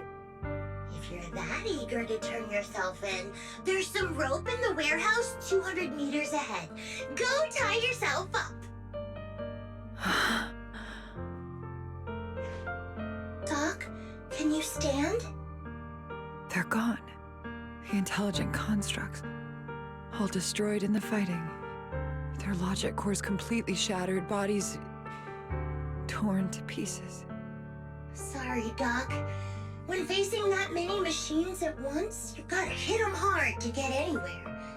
But once you amp up the firepower, something always gets caught in the crossfire. I guess that's what they call collateral damage. Still, with both the machines and the intelligent constructs wrecked like this, it's gonna be hard to report back. No way I'm earning a commendation for this. Oh, Doc, let's try 3D printing. What are you talking about? I saw it on a tech site. With the right materials and blueprints, you can print almost anything. Let's gather up all this wreckage. I'll take care of the schematics. We'll use the scraps as raw materials to 3D print the machines and intelligent constructs as they were before the damage. We can even restore the damaged logic cores to their original state. Then your research on reviving them can go on as planned. Why do you always say such cruel things? Whether it's logic cores or human brains once physically destroyed, they can no longer be restored to what they were. It's meaningless. Don't you get it? You know perfectly well Seed Senior's logic core was damaged beyond repair. How long are you going to keep playing dumb?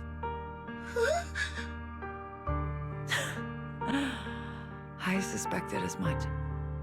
And it turns out I was spot on. You're a mechanical genius. You must have already checked Seed Senior from top to bottom, and that includes his broken logic core. You knew it from the moment you saw his logic core, but you always found excuses to keep lying to yourself. Even now, you still don't get what Seed Senior's death really means. It's not that you can't. You just won't.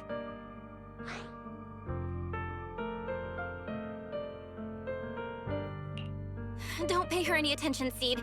Let's forget the commendation and get out of here. Seed Senior is different from these intelligent constructs. His consciousness was uploaded into another body, and he's on a classified mission right now.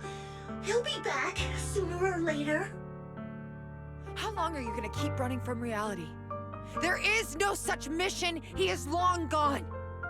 I was right about you from the start. A heartless monster who came from nowhere, incapable of understanding death and suffering, bringing nothing but disaster. If everyone else insists on protecting you, I'll be the one to tell you. A logic core like Seed Senior's can never be restored. He's long dead. Dead! The dead can't come back to life. Even if that body suddenly starts moving now, it won't be him. His consciousness, his soul, his memories, they are all gone. Forever. Two things caused his death. One is the damn Iron Order failsafe, and the other is you, Seed. He destroyed his logic core just to save you from the Hollow.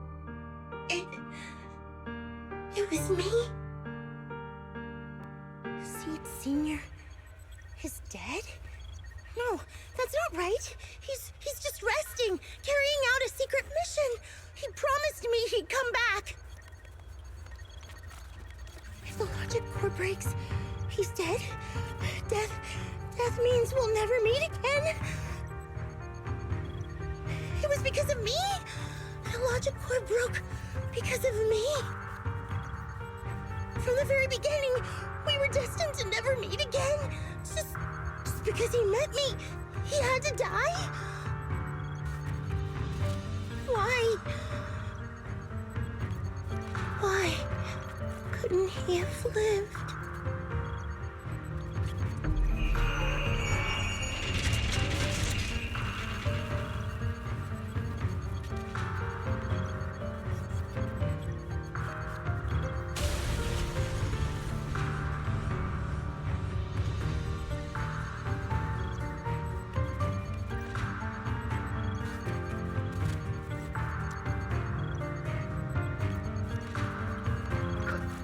What's going on?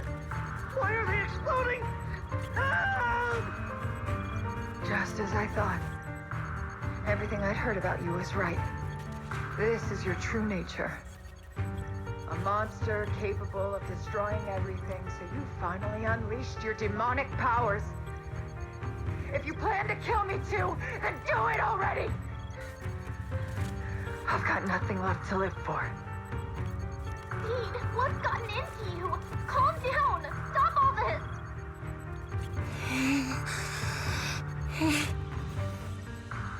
Have you forgotten what we talked about?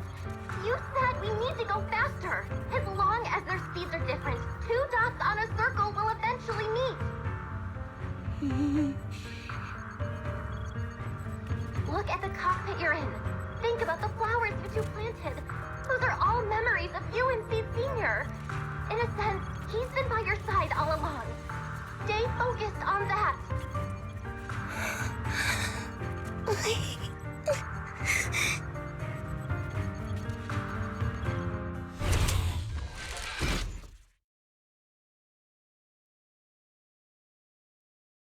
Seed Senior, if it's by your hand that I die, well, that's better than getting caught in the blast, I suppose.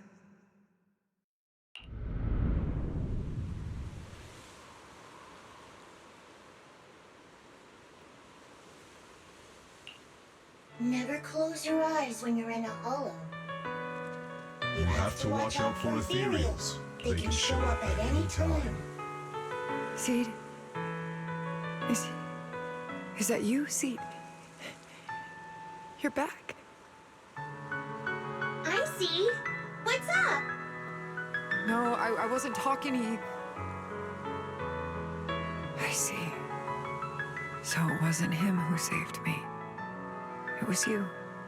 You just going berserk. If you're talking about those machines exploding, that's over now. The proxy reminded me of some ways to ease my fear. Sorry to disappoint you, Doc.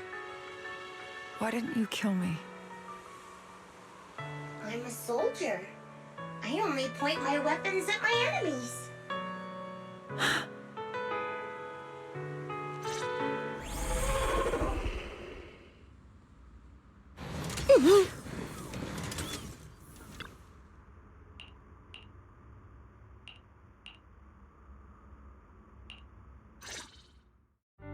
So it's over. Everything I'd planned, everything I had, it's all gone up in smoke.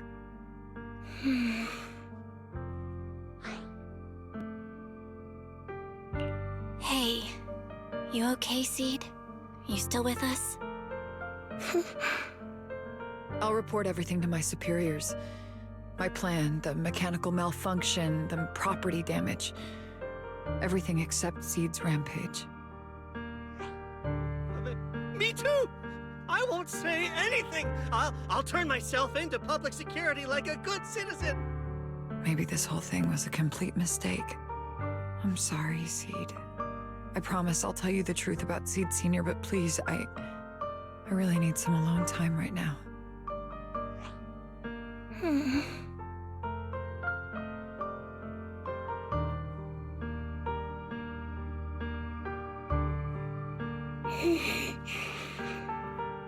Proxy, tell me.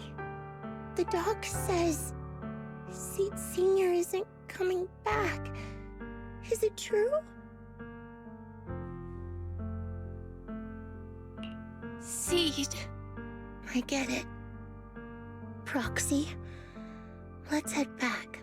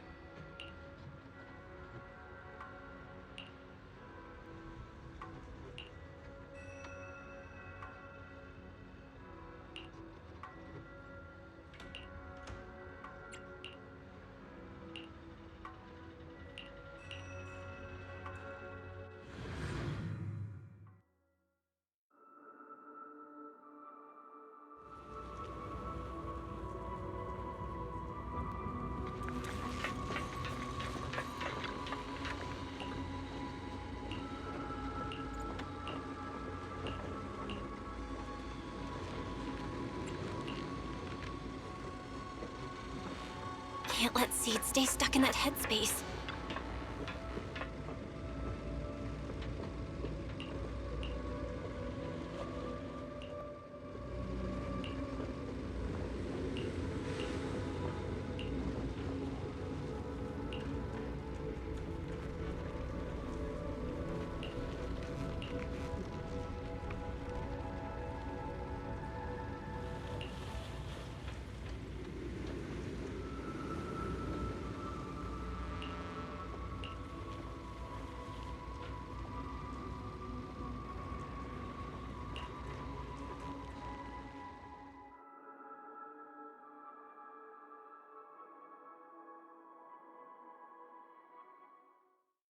Proxy, this wasn't your doing, was it?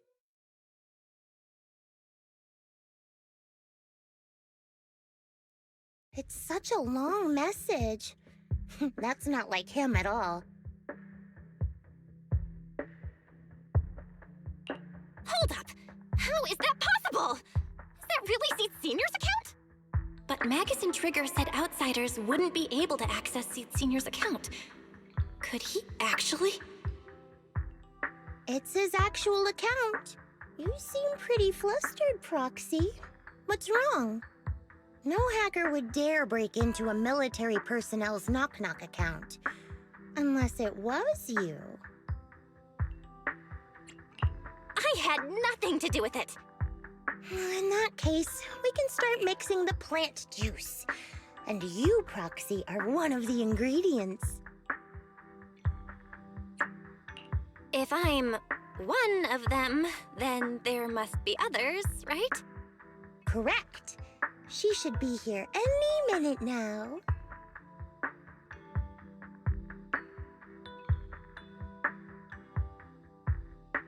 You look perky, Doc. Veronica, never thought I'd see you again. One must take responsibility for their mistakes. I turned myself in to the military. Before leaving, I was granted an outside visit. Not happy to see you, Seed. Likewise, Doc. Still as irritating as ever. But I guess it's time to return what Seed Senior left in my care. It has the coordinates from Hollow Zero 11 years ago. Seed Senior told me that's where he rescued you. If he's hiding any secrets, I'd bet they're there. I couldn't figure it out back then. There were so many people in Opal Squad more suitable to keeping it, and he entrusted it to me. Now I get it. He knew I wouldn't be able to resist watching you, testing you. Only I would never let you live on in such blissful ignorance. I have to give you these coordinates after completely shattering your peaceful life. He foresaw it. My actions would push you to grow. Thanks, Doc. But I won't thank you, Seed. I really hated you. You destroyed those intelligent constructs, took away their last shred of hope. You ruined all my unrealistic fantasies. You tore away my disguise and made me realize that what I held dear was nothing but a lie. I kept hoping they'd come back, but I couldn't accept the truth, that they were already gone. The saddest part is, when my friends were truly gone, I found I couldn't keep hating you. What hit me instead was a chilling, almost unbearable sense of release. You are a brave soul on a journey. And I am just a coward, running from the truth. Hate to admit it, but when you saved me, I saw a glimpse of Seed Senior in you. Doc, I promise you, when I see Seed Senior, I'll tell him everything you said today, word for word. I didn't know so many people missed him. Don't bother.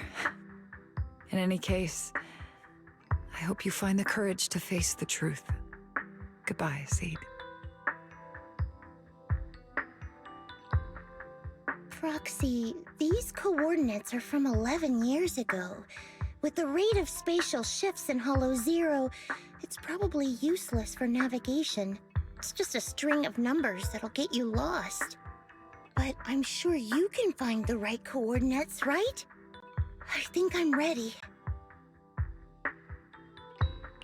I'll take care of it. Let me get in touch with my brother. Fairy should be able to handle it. Hey, Belle. You must need to verify something important if you're calling me so suddenly, huh? Yeah. Could you help me calculate the location of coordinates from 11 years ago inside Hollow Zero as soon as possible? No problem. Let's leave it to Fairy. Yes, Master. Master, I've conducted a comprehensive analysis of multiple years of data. What you're seeing now is the most reliable recent data. Seed Senior, I'll find you.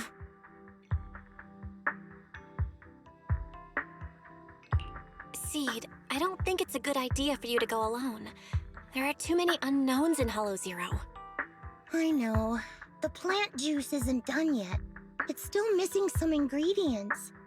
Stay alive until I come for you, Proxy.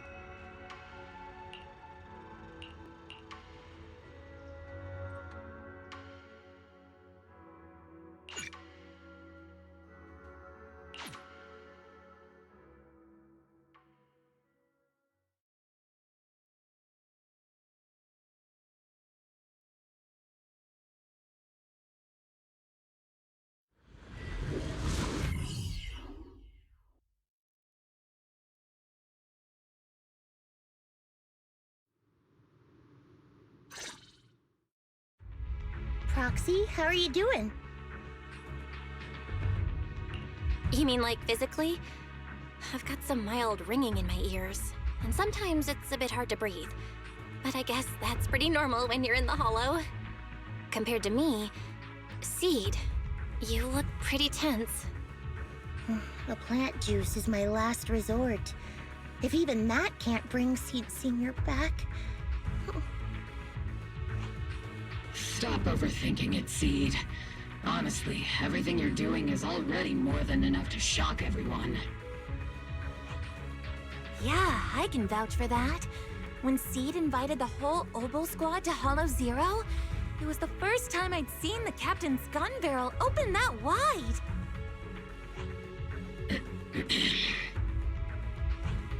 Take a deep breath, Seed. Don't stress yourself out. Even if we can't reach our destination this time, there's always next time, and the time after that. Just like Seed Senior always said, our journey never stops. I'm not sure what's going on exactly, but I'm glad to be fighting alongside you all. Okay, Close your eyes and take a deep breath, Seed. You're not alone.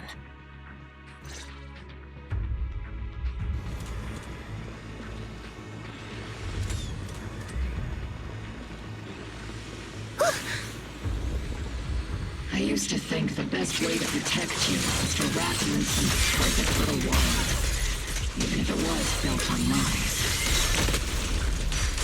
I was always afraid you'd lose control, afraid you'd get hurt. But you handled yourself better than I ever imagined. You handled everything with Veronica better than anyone could have hoped. We're all proud of you. I'm proud of you. Maybe I've been too stubborn. Maybe you've already grown up, and it's time I finally let go.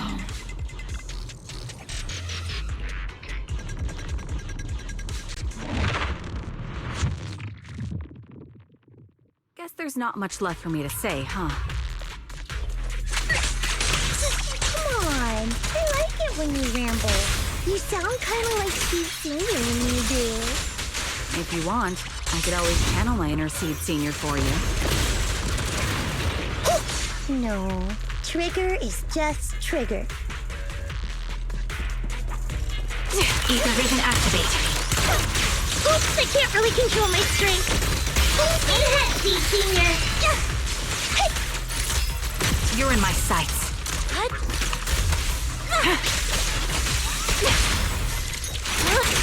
Support in position. Fire support ready. Get your balance, Orby! Fire!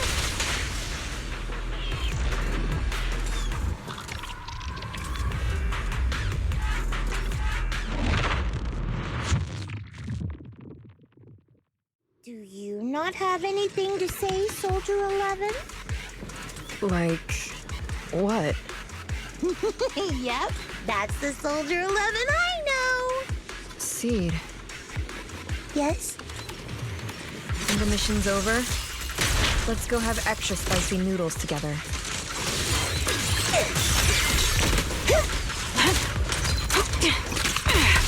Increase firepower. It's not over yet. Support in position. Ether vision activate. Time to pin them down. The target's weary. Don't hesitate. I'll pierce right through.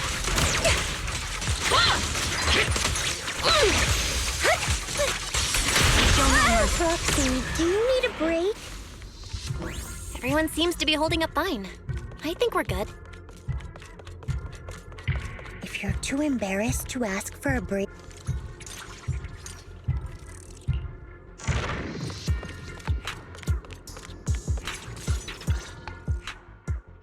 We're almost there. After everything, we're finally going back to where it all started. Captain's sounding all poetic today. I'm not trying to sound poetic. I'm just starting to doubt myself. Could he really be waiting for us somewhere? The knock-knock messages Seed has been receiving are hard to verify. Even I can't... Right. Where are we headed? So you actually don't know anything. We're going with Seed to find a friend who's been gone for a while. His consciousness might be waiting for us somewhere in Hollow Zero. You mean... Seed Senior? Wait, you know him? When you joined the squad, he was already... Seed has mentioned him many times. He must be someone really important to her. Whenever Seed is feeling down, Seed Senior and I chat with her. Hold up. What does that mean? What's wrong? Everyone's been feeling down after the military supplies went missing. Especially Seed. She wouldn't say a word. So I dug out his old phone. And not long after, she started cheering up. Yep, so that worked.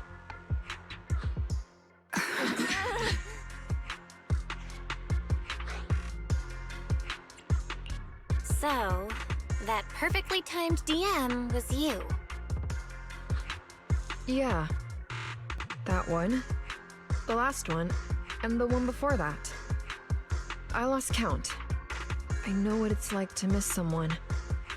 Sometimes you never get to see them again. And that hurts. The first time I saw Seed send a message to Seed Sr., I'll never forget the way she looked.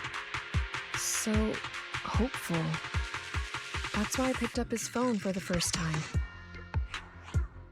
I thought so. Sorry I lied to you. Oh no. Don't tell me Seed's gonna... I knew it was you.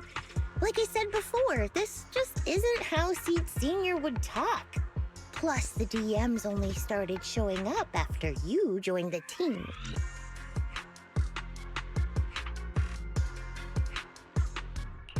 Then why?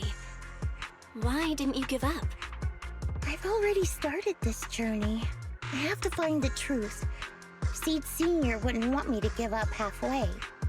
Every step along the way matters, just as much as the answer.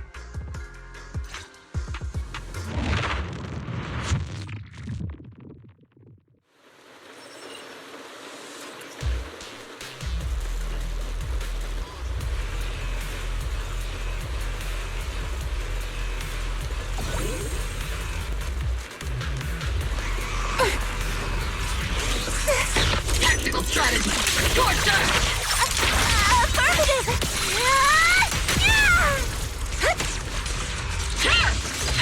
Leave it to Seed. It'll give him a full salvo, Seed Sr. Speedloader disengaged. You're in my sight. Seed Sr. Unleashing maximum firepower. Circle him. This bullet will reach its mark. Target the weak spot. Fire support ready. What is it they say? Reduce to ash. Holding position. Seed, don't go darting too far ahead, okay?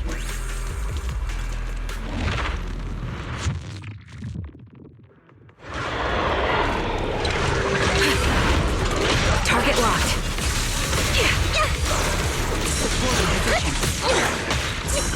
You lose both your weakness. Time to Everything's on fire. Firepower and maximum.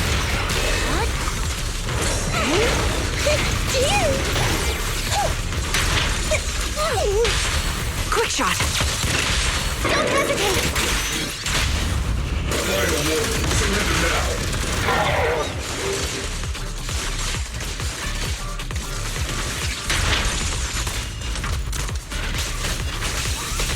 Oops, I can't really... It's not over. Keep fighting.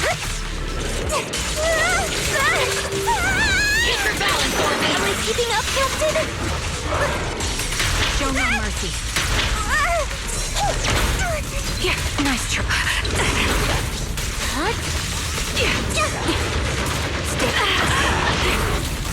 Support is here. Crossfire! Keep on burning! Sorry, guess I couldn't control my strength. This is your requiem. My bullets are one with the wind.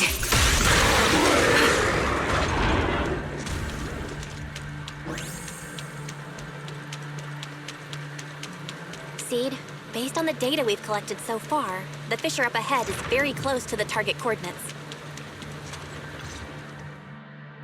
We're here. Yep. The coordinates point to the fissure ahead. I want to go alone. No.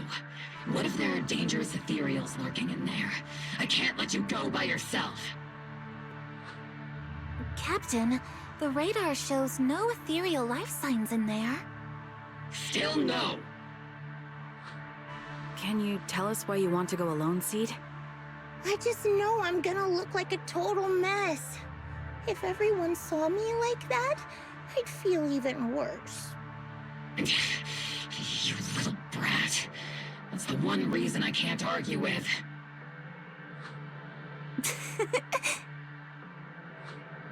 Understood, Seed. Keep your comms open. We'll be on standby if you need us. Don't forget about the super spicy noodles after this.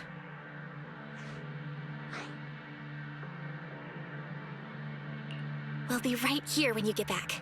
That's a promise.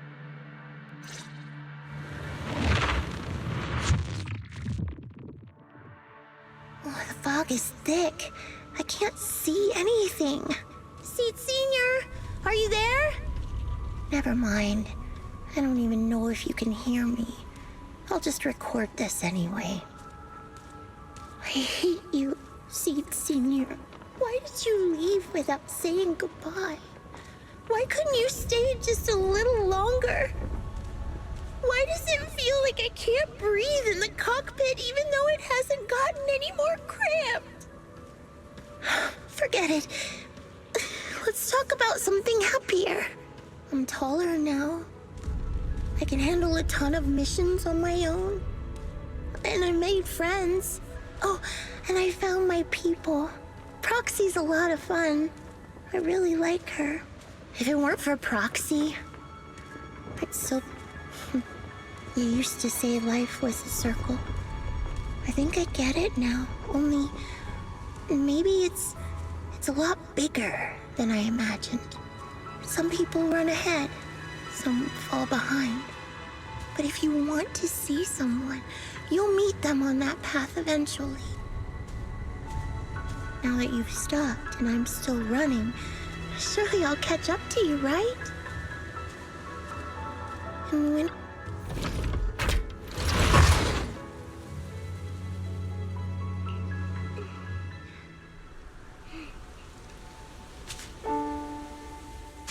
Seed Senior, are you listening? I kept my promise, you know. Even Captain Magus and Dr. Veronica said I did a good job. I can take care of things now, all by myself. And look, I've grown taller.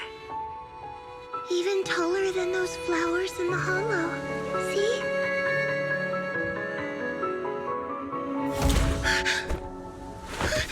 Seed Senior?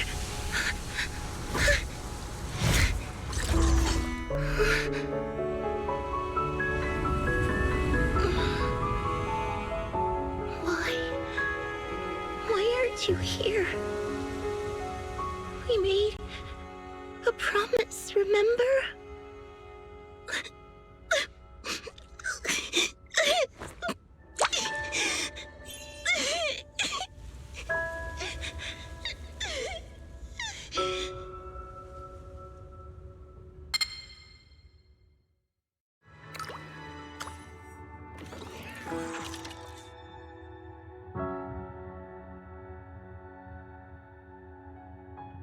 Special sample detected.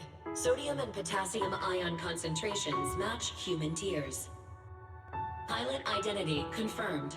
Biometric synchronization level 100%. Now playing Seed's final message. Final message? Sorry, Seed.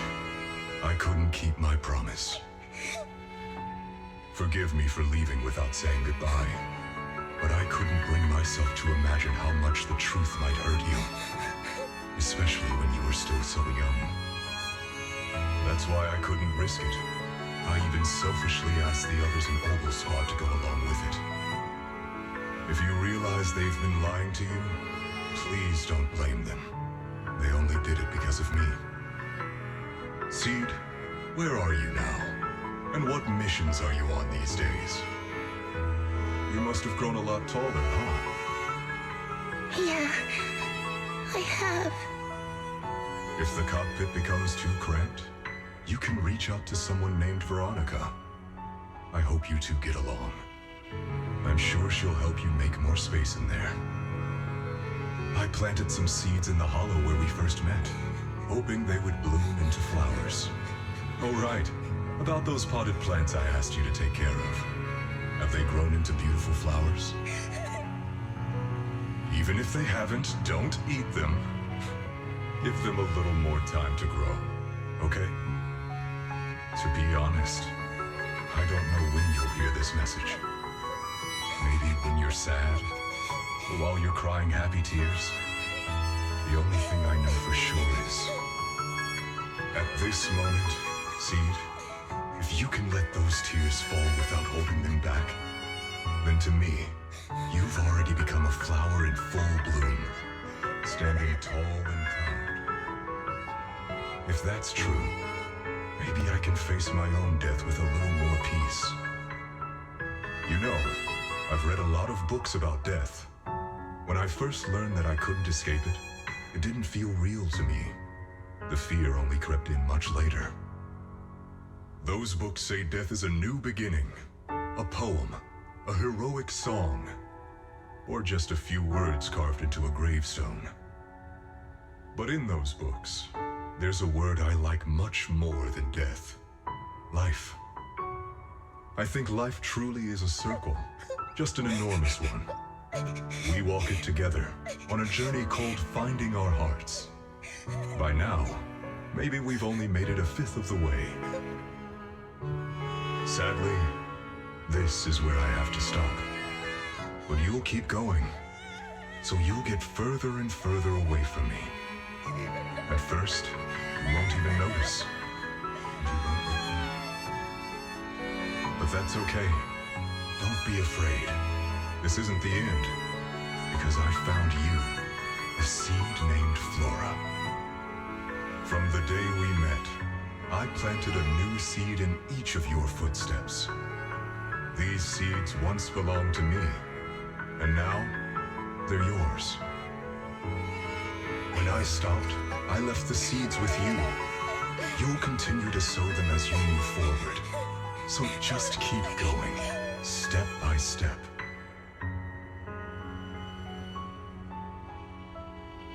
And someday in the future, when you finally complete this circle, when you come back to where we started, you'll see me again. And you'll see the path blooming with flowers all along the way. Now, I'm going to sleep on this circle. Keep moving forward until you make it all the way back around. Senior, are you leaving? Don't be sad because of me. I've already achieved more than enough. The seed I planted has miraculously bloomed into a little flower. Congratulations. You've grown a heart of your own. So smile. For this is the best parting gift.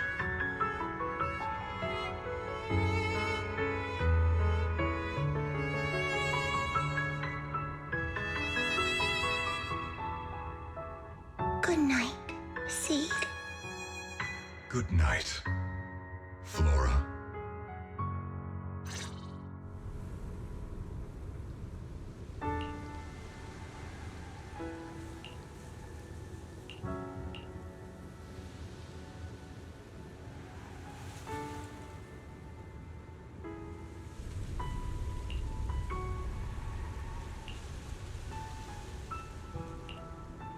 Flowers and familiar words. Helios.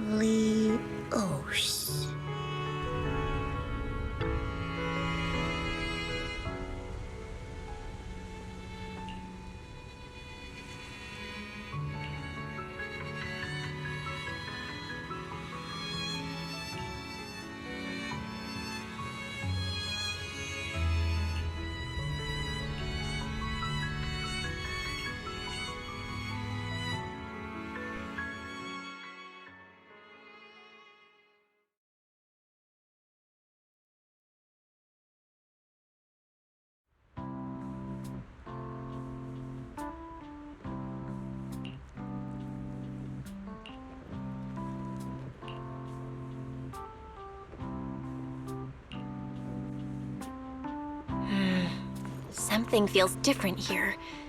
Or is it just me?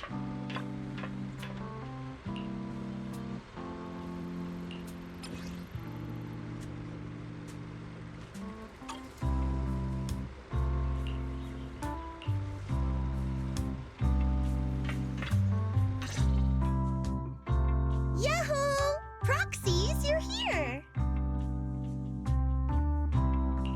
Hey there, Seed. Here, this is for you.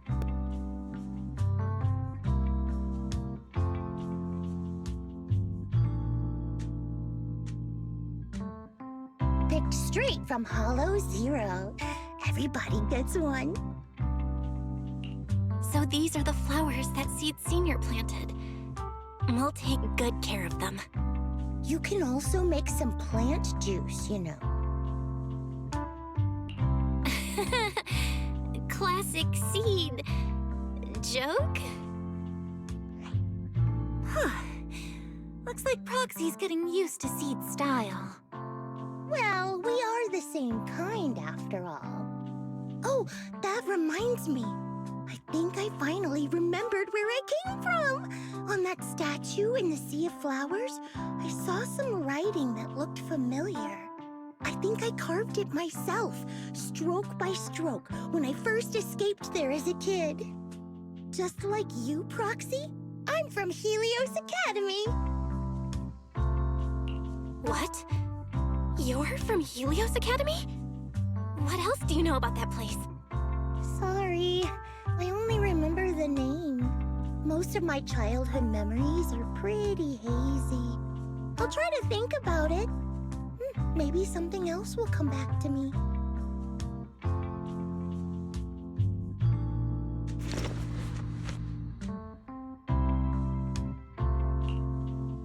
Almost forgot. Proxy, please take this.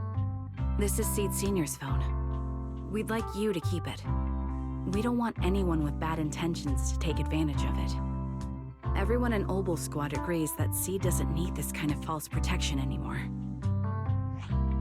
Don't worry. We'll keep it safe. Seed, are you okay with this? Of course. Oh, by the way, Trigger, has it been a while since anyone's cleaned the dorm room Seed Senior and I used to stay in? I've been cleaning it regularly. Wait, don't tell me. Are you thinking of moving back in? Give us a minute. Orvie and I will go get it ready right now. Ooh, they're way too excited. Besides, I never said I was giving up this safe house. Well, we should probably head out too. Hold up! You can't leave yet!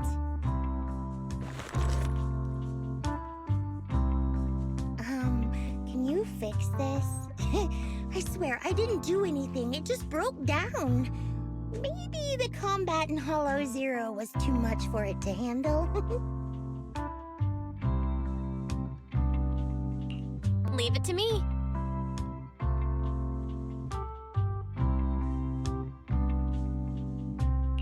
Done. I didn't mean to peek, but wow, that's a lot of messages to Seed Senior.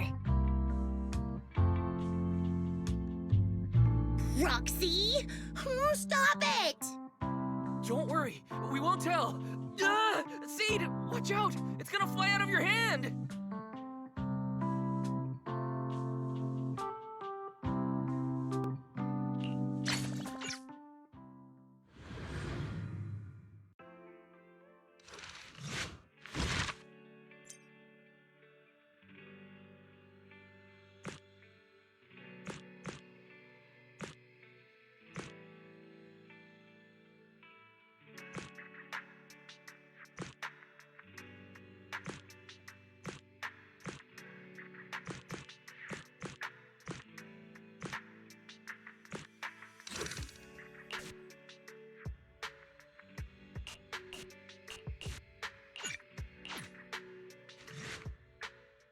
I just came back from Waterfall Soup. What happened? Did something come up with General Chop? No, nothing really. It might not even be a big deal. General Chop just mentioned that Soldier 11 hasn't come to eat noodles at the shop for quite some time. We haven't heard from her in a while either. Maybe she's out on a mission? On a mission? But even then, she'd still try to reply to messages from you. That's what she did before. This is starting to worry me now. If only her squad mates were with her.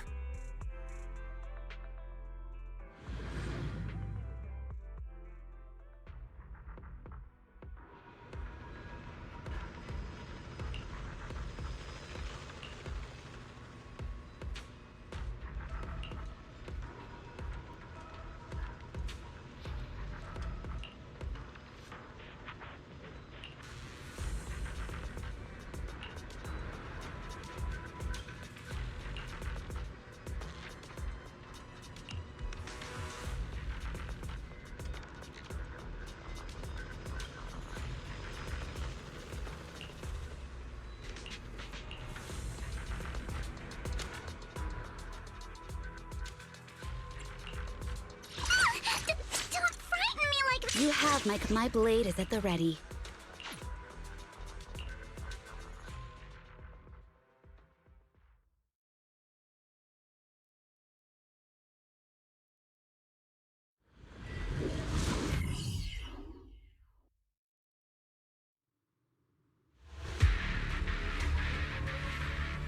We've arrived at the coordinates Ray provided.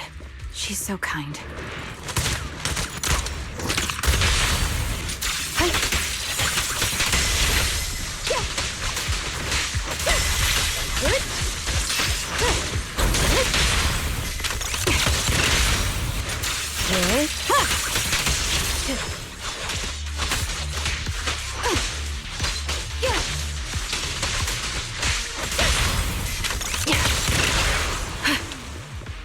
Suspicious ether fluctuations over there. Recalibrating. Press the attack.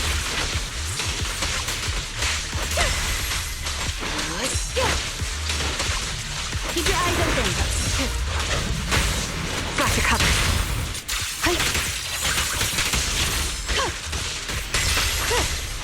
Resistance is futile.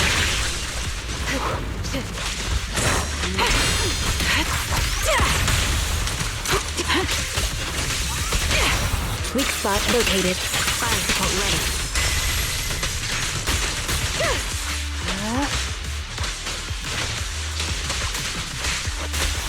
Resistance is futile. Copy.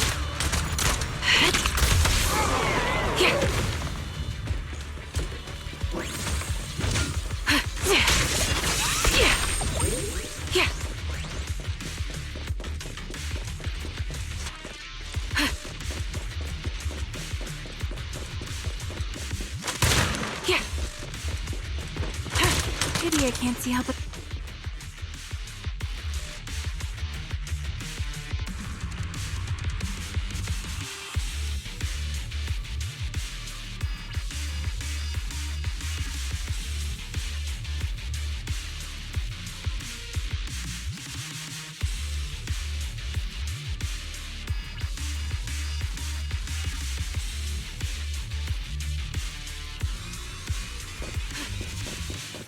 that's Soldier 11.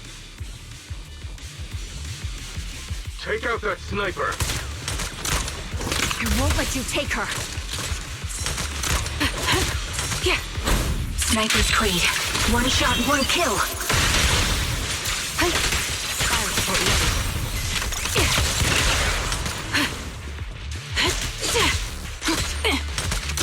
Increase firepower. Secure the perimeter. Time to pin them down.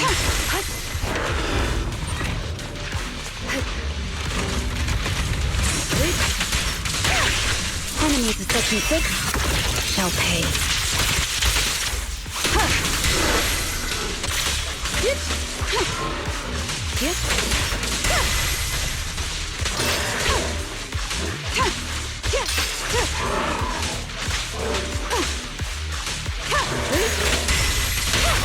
The target's exposed.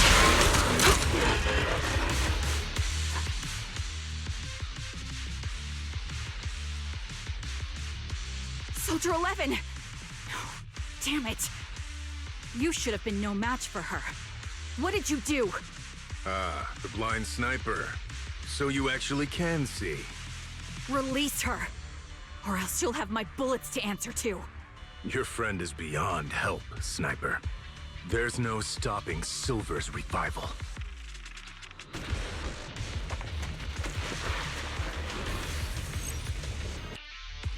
Damn you. Silver's revival. What did he mean by that?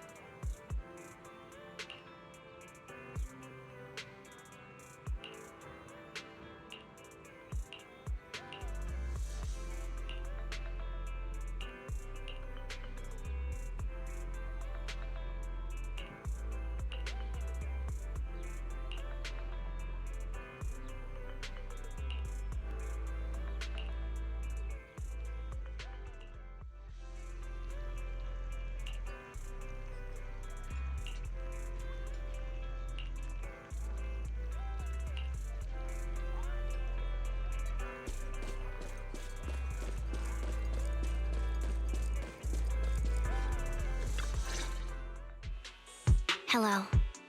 Is it you? The one who contacted me on Internaut? Yep. Hmm? Oh, the burger. Sorry, I was starving, so I already finished it. Thanks for coming to meet me. Long story short, we need to stop Silver from coming back. By the way, what was your name again? I hadn't introduced myself. I'm still unsure if I can trust you. Oh. Don't take it personally. I'm always cautious with people I've just met, especially someone from Internaut who claims to have intel without any solid proof. But I have to admit, you do seem kind of familiar. Even though I can't see your face, you somehow remind me of a friend. A friend who's in danger. They've taken her, haven't they? Wait, how much do you actually know? I'm just as clueless as you about what's happening. But you might have heard of me. I'm Andy, the former captain of Silver Squad. So, you're... Yeah, that's me.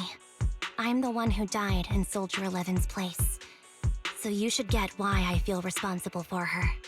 Would you understand if I say I'm still not completely convinced? No worries. I've dealt with even more skeptical people before. Trust isn't gained on words alone. So how about we meet inside the Hollow? Inside the Hollow? I'm not the best with words. Showing you through my actions might be more convincing. You just need to see me in battle.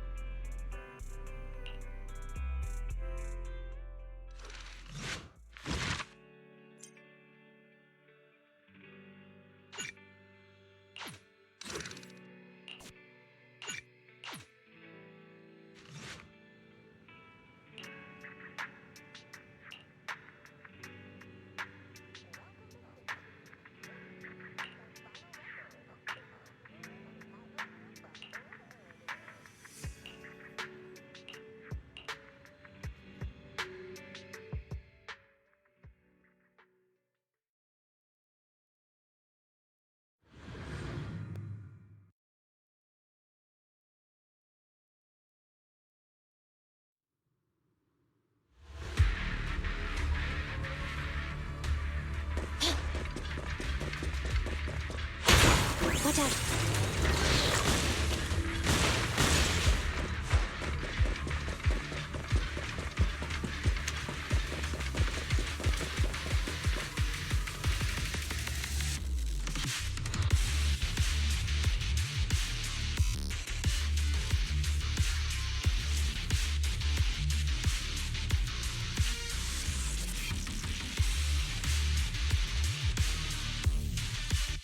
Let me take a good look at your movements.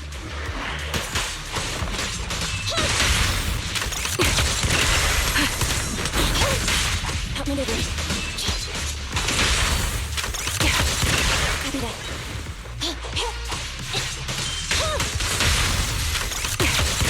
Standing by. Unfortunately, the enemy is too weak. I won't be able to show you my full combat abilities. You don't strike me as the type of person who'd say something like that.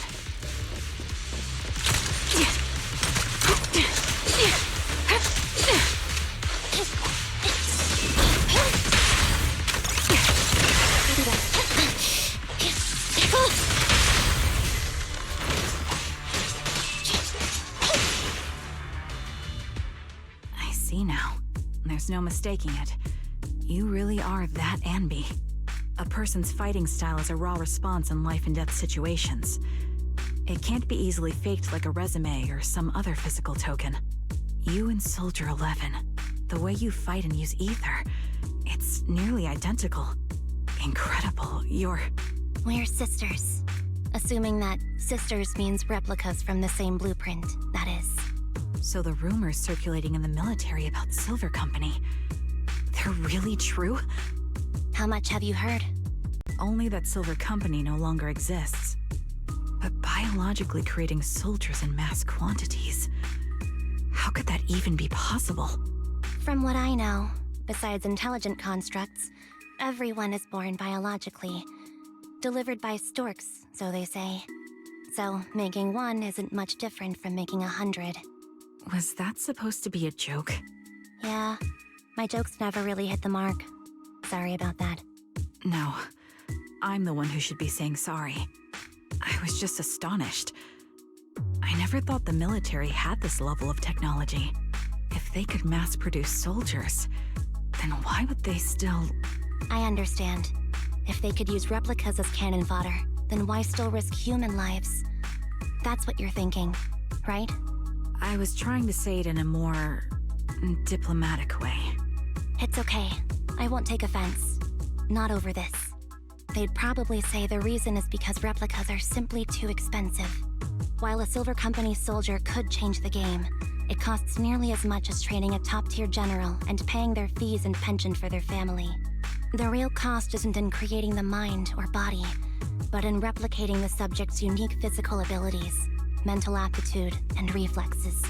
And what's even more costly is that, for reasons that were not fully understood when the research was halted, these unique qualities couldn't be fully replicated in mass production. As for the inferior ones, they were deemed as disposable. Anby, that's not what I meant. Yeah, I'm sure you didn't. But there's always someone who does mean that. There's always someone with an agenda, trying to use us. Maybe that's why Silver Company fell. I won't forgive those people. Any of them. However, the downfall itself isn't entirely a bad thing. With Silver Company gone, their evil technology was lost with it. Or so I thought. Until now. Silver's revival. So you're saying someone has resurrected that technology? Soldier 11's abduction seems linked to this. I have to admit, your theory has some merit. But as far as I know, all the data from that time was erased. Could it be the Defense Force? Hold on. Something doesn't add up. What are you thinking about? If they truly wanted to secretly revive this technology, they wouldn't need to take Soldier 11 at all. I know my squad mate. All it would take is an order from up top, and she'd put herself on the operating table without a peep. Really? So that's how she is now. She's the model example of a loyal soldier. Isn't that how you remember Soldier 11? No, I never knew a Soldier 11 in the past. Only... How could this be happening? There shouldn't be so many ethereals here. I recognize this formation. We once used it to battle ethereals. What? It's another legacy of Silver Company. Back then, we had a brilliant sister who excelled in strategy over combat. Let's handle this. The person we're after must be behind it. TWCA Type 3. Is that the name of that formation?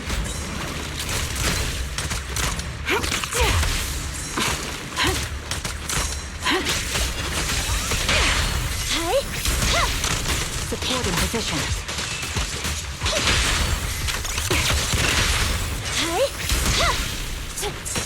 Engaging head-on.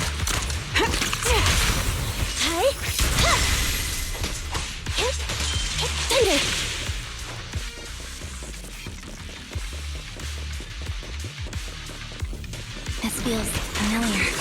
I don't like it. Not one for nostalgia? I'm starting to understand you more now.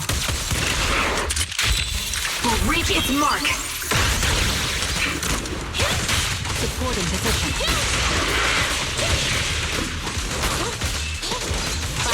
ready. Begin!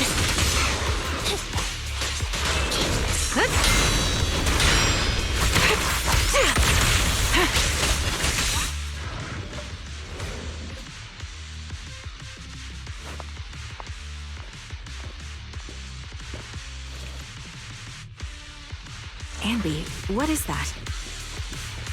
That's the old Silver Squad uniform.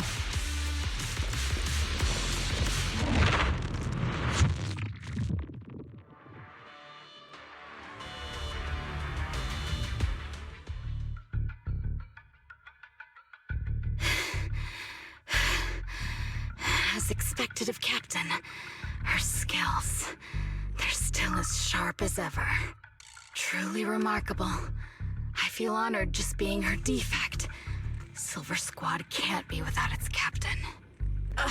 Ouch. Give me some meds, eh?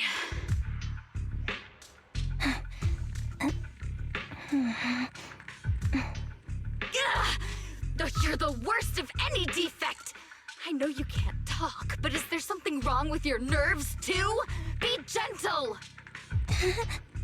Seriously, I have fewer and fewer parts of my original body, and yet I feel more and more pain.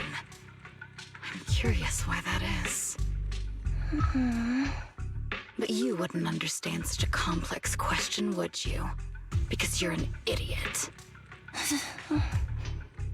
Enough. Stop making that miserable noise. Now, about our subject. She's still alive, right?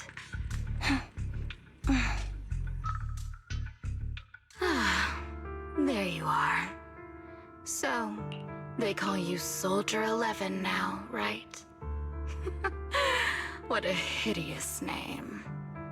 But looking at you now, you do have a pretty face. Pretty and pitiful. This face is the only thing we have left in common. Aside from that, I'm nothing like you. I've lost all my limbs. I'm no longer a complete member of Silver Squad. And I need a complete body for the experiment. Which is why I need you. What?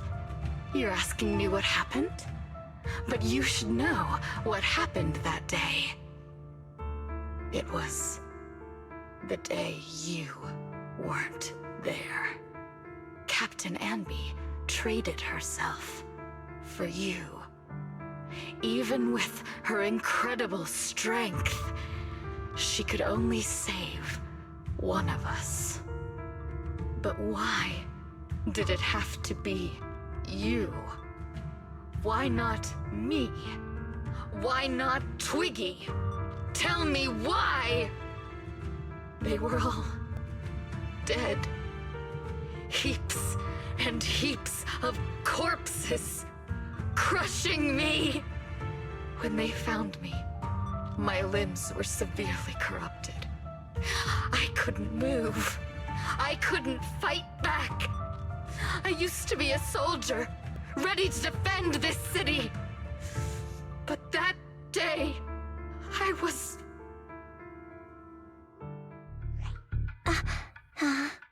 Hey, what do you think you're doing? You startled me. All right, fine. You're just here to remind me, right? They're here to pick up today's shipment. I'll go handle it. After that, I'll come back and tell you the rest of today's story.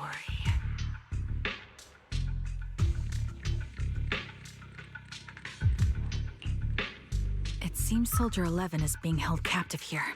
So what's the plan? The plan? Shh. Let's discuss it over there.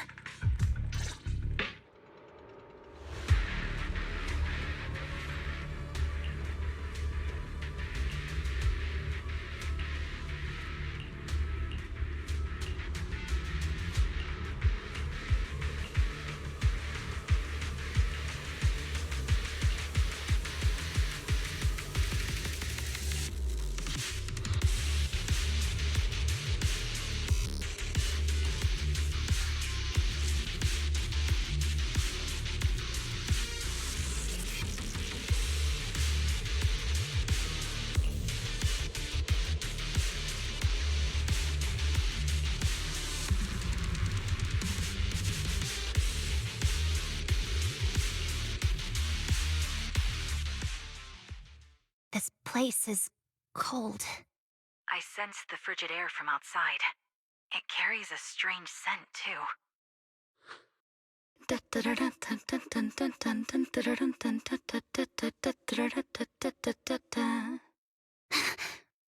Someone's entering. Are you hidden? Don't worry. It's dark here, and the machines are pretty noisy. They won't detect me. Soldier 11, wakey wakey. That's odd. I know I've taken quite a few samples from you and injected some meds, but you'll tough it out, won't you? Won't you? Do you enjoy being pampered? Because you're the youngest sister? Oh, that won't do. Get up and play with me. Good. That's my girl. Now, let's continue our story. Where was I? Ah, yes. About how some kind scavengers found me without limbs. Such kind-hearted folks. They sold me. And unfortunately, my ignorant new owner couldn't see any use for a limbless worm like me. So I was sold off again. I was treated like merchandise on the black market. Sold alongside gangster stuff and modded bamboo. That's when I realized we Silver Company soldiers weren't any different from bamboo. Just made of flesh and blood. The only real distinction is we feel more pain. And that's when I met her.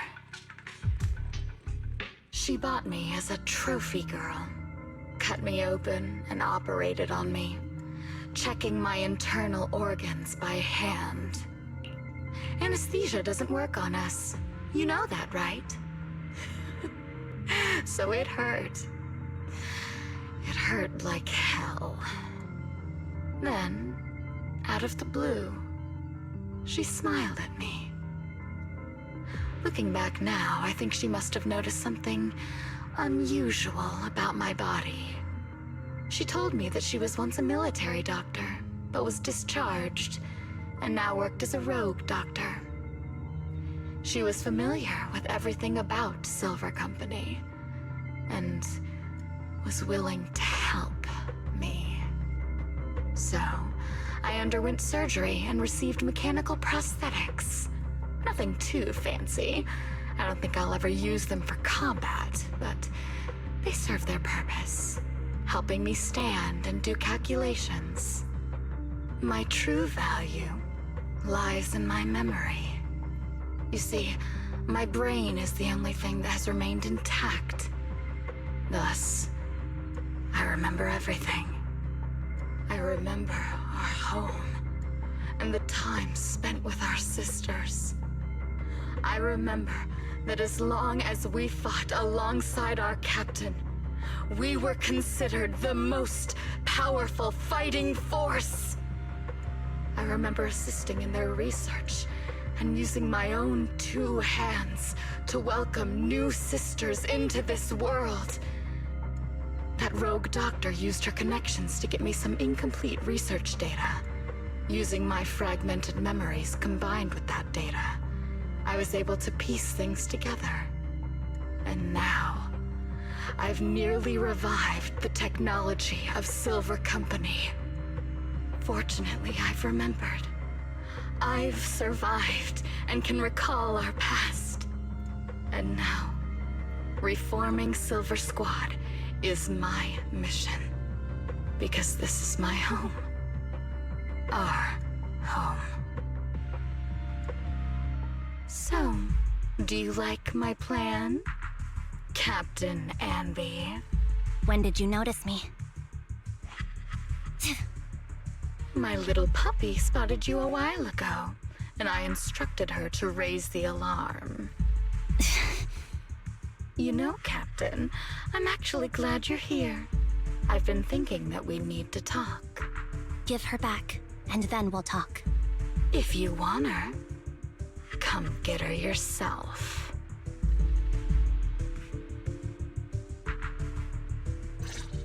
trigger. Say no more.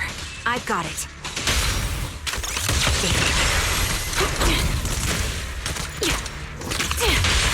At your command.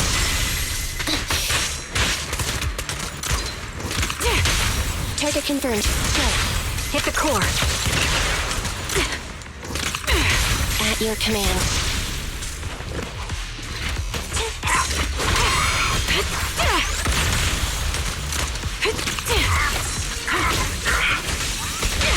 At your command.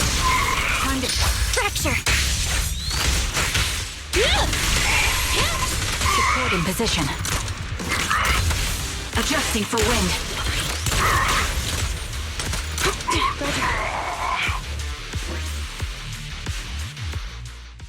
That's the Captain Anby I know.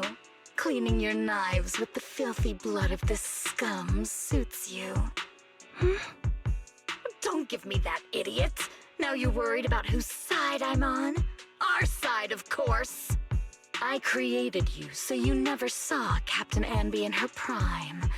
After everything I've been through, I thought I would have forgotten. But I still remember. So, have you ditched the uniform, Captain? Twiggy. I'd keep it as pajamas if I were you.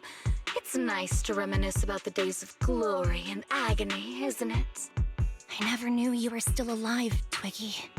Yeah, I was always the worst at fighting, but I survived.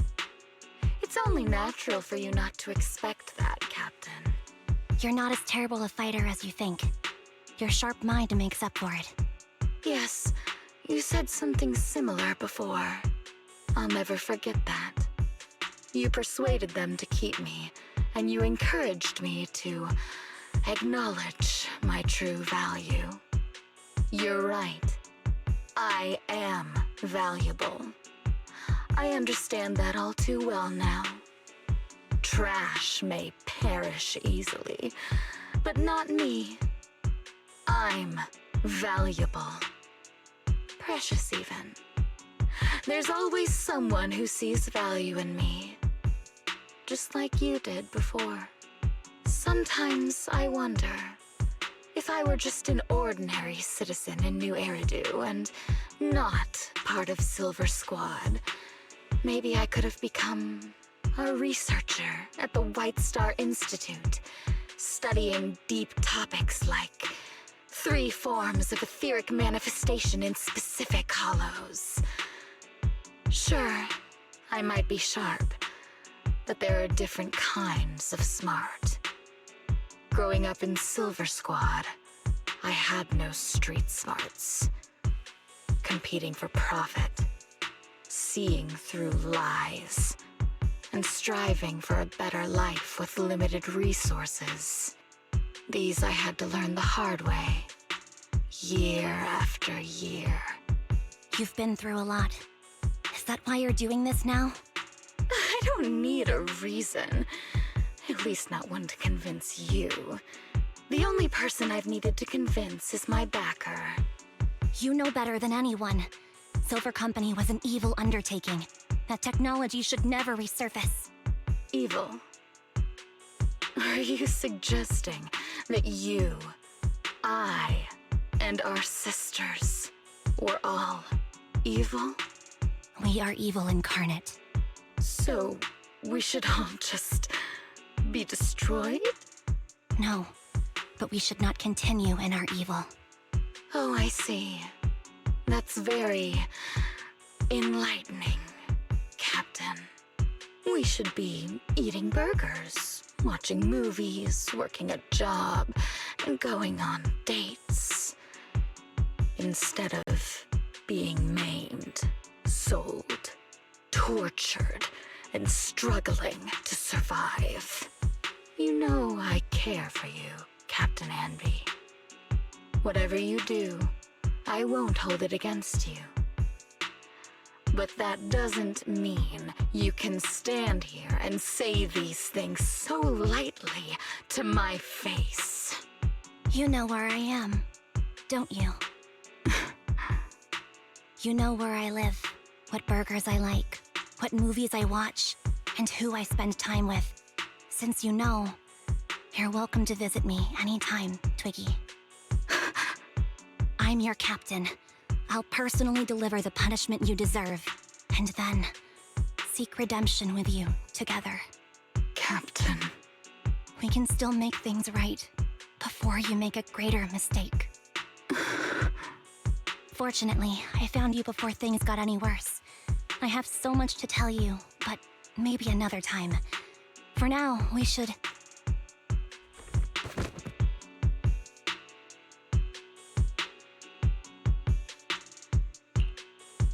All right, I'm returning your favorite girl. Now we're even, Anby. Twiggy? I said we're even. From now on, you can stop acting like a captain and save this foolish talk.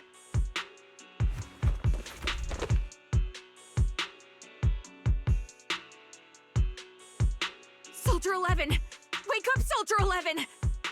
Anby, she doesn't look good. We need to get out of this hollow ASAP. I see how it is. Twiggy, I'll be back. I won't just abandon you. You sicken me. Like I said, just save the foolish talk. I can't stand to hear that kind of mush from someone who looks exactly like me. It's not mush.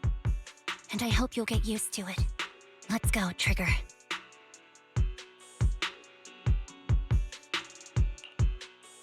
Hey, go contact you-know-who.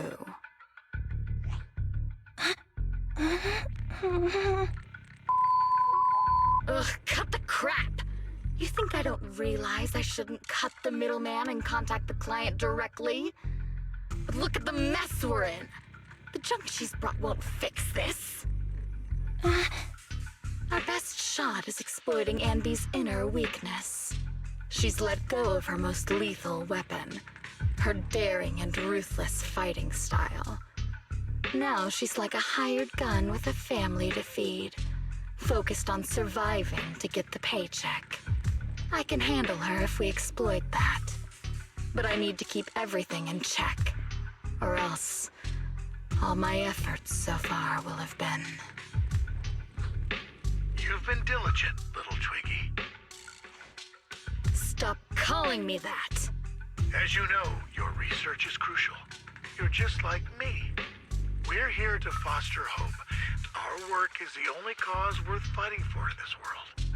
Of course, I understand. Sometimes, when hope is scarce, certain issues can only be resolved with sheer violence. The stuff I mentioned last time is ready.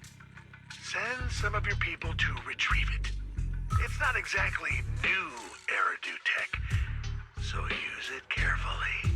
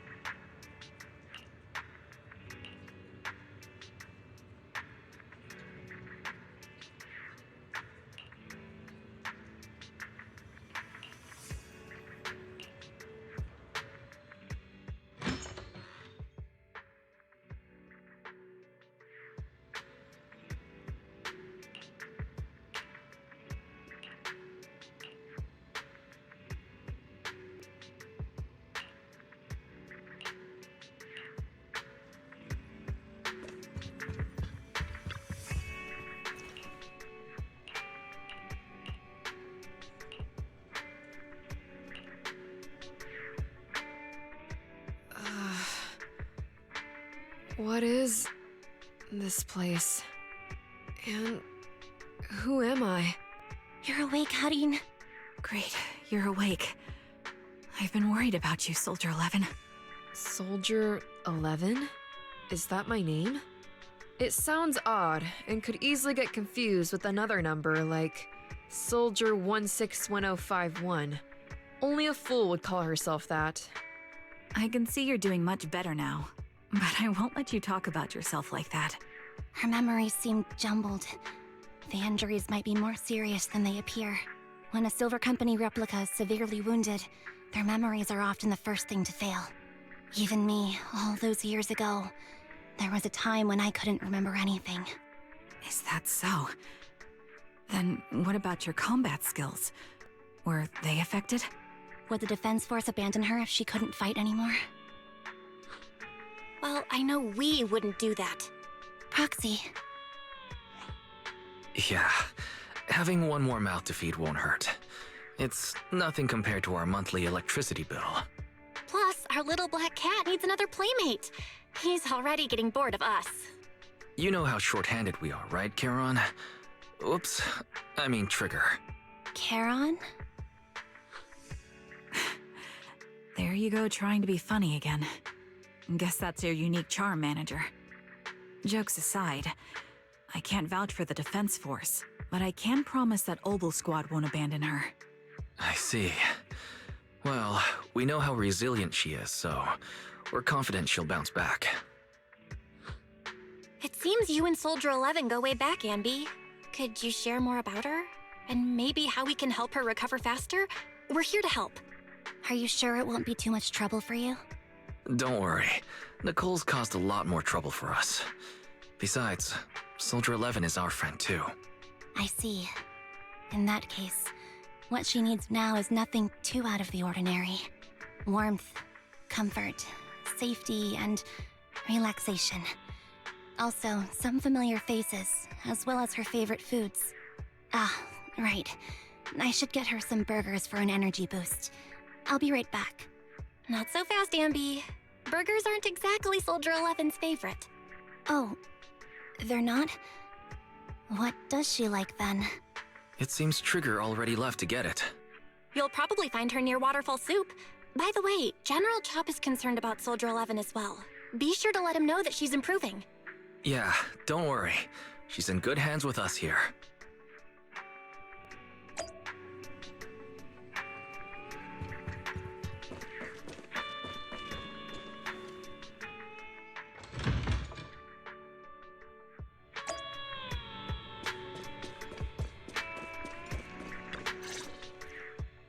I got Soldier 11's favorite spicy noodles from that enthusiastic chef. I couldn't see if the noodles look spicy, but just the steam from the chili peppers alone is making me cry. So, spicy noodles is her thing. I had no idea. Well, that's the Soldier 11 I know. She would come to 6th Street whenever she had free time. Maybe she feels more at home here than back in the barracks. She rarely talked about anything other than training, combat, and promotions. But when she did, she'd usually mention super spicy noodles, the video store, the arcade, and cats. Did she ever talk about me? You might not like the answer. Soldier 11 has never brought you up, but she seems fixated on a certain betrayal. Apparently, someone very important to her that she admired greatly vanished without a trace, leaving her to deal with that awful situation by herself. The person left without so much as an explanation. In the military, such actions are seen as desertion. And eventually, such deserters are marked as KIA by detached and indifferent officers. Does any of that ring a bell? I have nothing to say. Even if she resents me, she has the right to do so. That's pretty cold, even for me. May I suggest something? What's that? If you want to mend things with Soldier 11, don't say anything like that to her. Trust me, don't. But that's the truth. I have no excuses for that. I lost my memory when I left the army. Once it returned, I wanted to contact Soldier 11, so I asked Nicole to check on her. Then I learned that she was doing well, that she had joined Obel Squad, and that she's an exemplary soldier who recently got promoted. She had a new captain and new comrades, so I felt her troubled past in Silver Squad might only weigh her down. I had no reason to show up again. Trigger. What? Tell me, if you were me, you would have made the same call, right? If I were you... Yes, I might have. That's what I thought. So, even if she hates me, I deserve it. But I'm not you, Ambi. That's the point. If I were in your shoes, I would let Soldier 11 know she was never betrayed or abandoned. I'd let her know that her comrades would search to the ends of the earth for her, and that they'd never forget her. Trigger, you're really amazing. That's all you have to say? Yeah, I'm really impressed. It must be nice to have you as a comrade. I'm not so sure about that. But we have more pressing matters to discuss now. What are you planning to do next? I'm heading back into the Hollow to put an end to everything with Twiggy. That evil tech must never resurface again. But before that, I want to apologize to Soldier 11. Apologize? But given the current state of her memory, she might not remember it afterward. That's the idea. Wait, really? Yeah, that's the best choice for my cowardly side. Seems like it's really weighing on your mind. All right, if there's anything I can do, just say the word. In that case, I need you to prove something to me. Prove something? Like what? Prove that you can take good care of Soldier 11. That's the only way I can hand her over to her new comrades without worrying. Alleviating all your worries might not be a good thing either. But I understand. I'll prove that I can take care of her. Now then, let's head back. After all, we don't want to show up with a bowl of soggy noodles for our patient.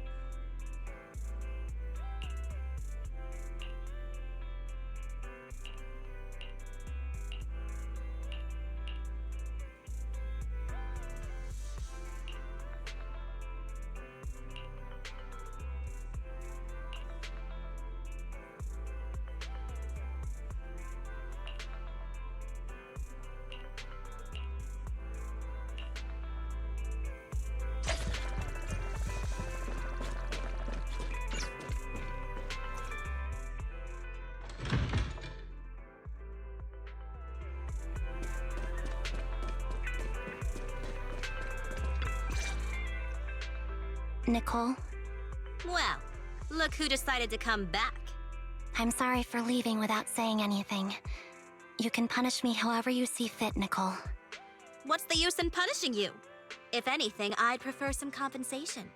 So, how do you plan to make it up to me? I'm waiting. I'll give up my favorite burger. From now on, I'll eat noodles every day. Hey, that's more like compensating General Chop than me. That won't cut it, huh? Then I won't try to squeeze in between you and Nekomata when we watch movies. Come on. Nekomata's usually the one who's squeezing in between you and me. Show me some sincerity here. I see. Okay. I'll forfeit my paychecks from now on. Oh? Yes, and I'll persuade Billy to give up his pay too. Is that good enough for you? Wait a sec. Are you trying to tarnish our reputation as an honest business? Forget it. You owe me big. I'll tell you what I need from you later. Nicole. Fine. Forget it. Just spare me that pitiful look. Listen, Ambi. It doesn't matter who you were or what mess you've gotten into. The cutting hairs doesn't need to be a burden to you. We don't need you to shield us, and we won't intrude when you need space. You're not the only one here with a troubled past. I just wish you'd trust me more. Otherwise, I feel like I'm a total failure. Sorry. I won't try to justify what I did. I shouldn't have run off on my own. Once this is over, I'll answer all your questions. No more hiding anything. That's my good girl. You're a terrible liar, you know. I know. By the way, I have a favor to ask you. Oh, you finally need me? Yeah. There's a woman who looks like me. She wears a Defense Force uniform and goggles. I think she should be pretty easy to spot. Can you help me locate her? Piece of cake. On average, finding a cat takes us 3 hours, 14 minutes, and 8 seconds. Finding a person is way easier. I'll contact some of my sources. I'll let you know as soon as I get any information.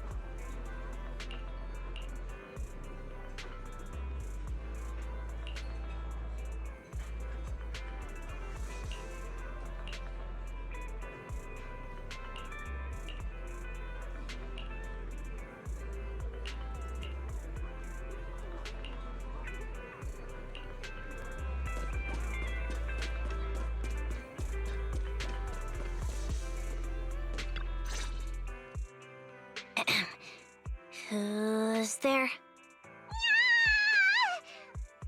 Ambi! It's you! It's been a while. I bet it must have been nice not having me around for a bit. Yeah, definitely. It was pretty nice to not have to compete for space to lay in Nicole's lap for a change. Humans have 2 legs, so 2 people can lay on their lap. At least, that's what I heard in a movie once. That's our boring burger girl. You only sound cool when you're quoting movie lines. Alright, to help make you more interesting, Nekomata has a special gift for you. Here you go.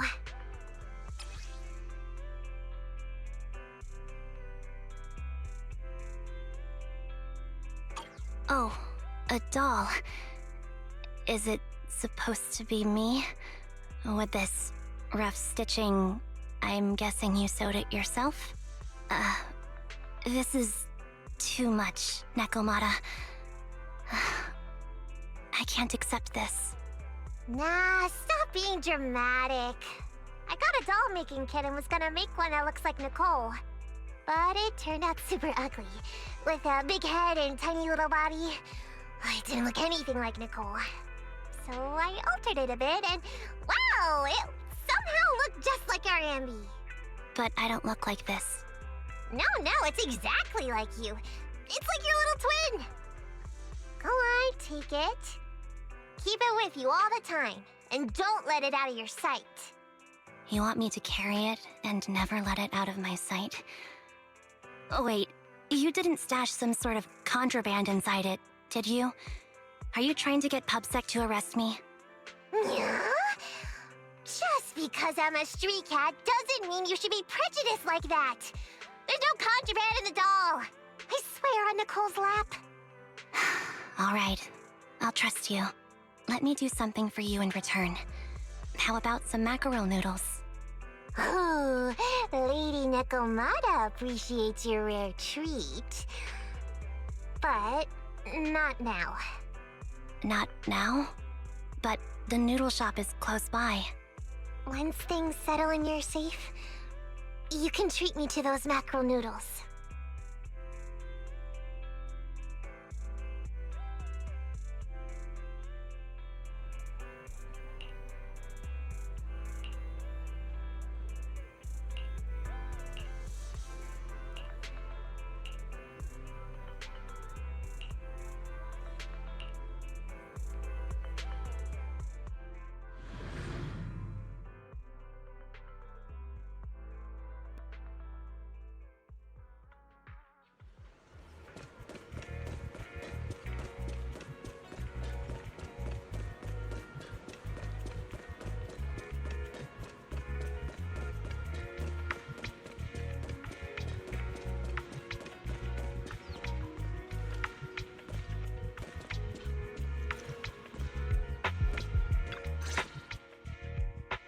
So, here you are.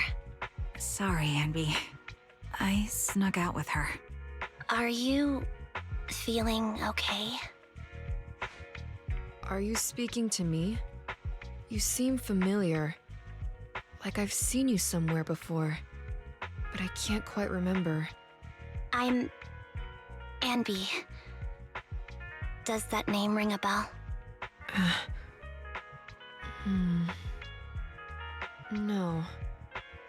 I don't recall anyone named Ambi. Sorry.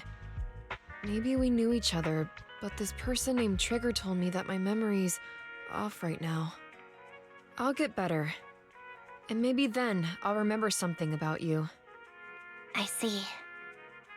Where did you and Trigger go today? We tried some food called noodles. They were this amazing, fiery red color. It was delicious. Then we pet some creatures called cats. They were different than I expected, surprisingly soft. We went to an arcade, did some shopping, drank some tea milk, and even opened surprise boxes. Then we went to a dim, noisy place and watched a movie. I think that's what they called it. During the movie, someone took advantage of the dark environment to attempt a theft. Fortunately, I still remembered some basic combat skills, so I managed to subdue the thief and turn them over to public security. The public security office isn't far from here. After we wrapped up there, Trigger suggested we watch the sunset by the river. You sure know how to plan a date, Trigger. The video store manager taught me all this. I'm just a good student. Anyway, I think I did a good job. Right, Soldier 11? Yes. I had a great time. Still, I can tell my body isn't really used to relaxing.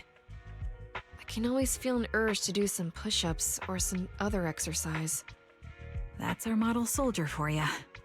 So, Anby, can you relax now? Soldier 11 is important to me. I don't ever want to lose another squad mate, so I promise to look after her. You can focus on the matters at hand now. Once everything's settled, if you choose to face her, I'll be there to vouch for everything you've done for her. And if you prefer to stay out of it, no pressure. I understand the weight of your history with Silver Squad. It's like a heavy chain around you both. I'll break that chain. I have faith in you. Thanks, Trigger. In that case, please keep this for me while I'm away. What's this? A doll? It looks a little familiar. It's very cute.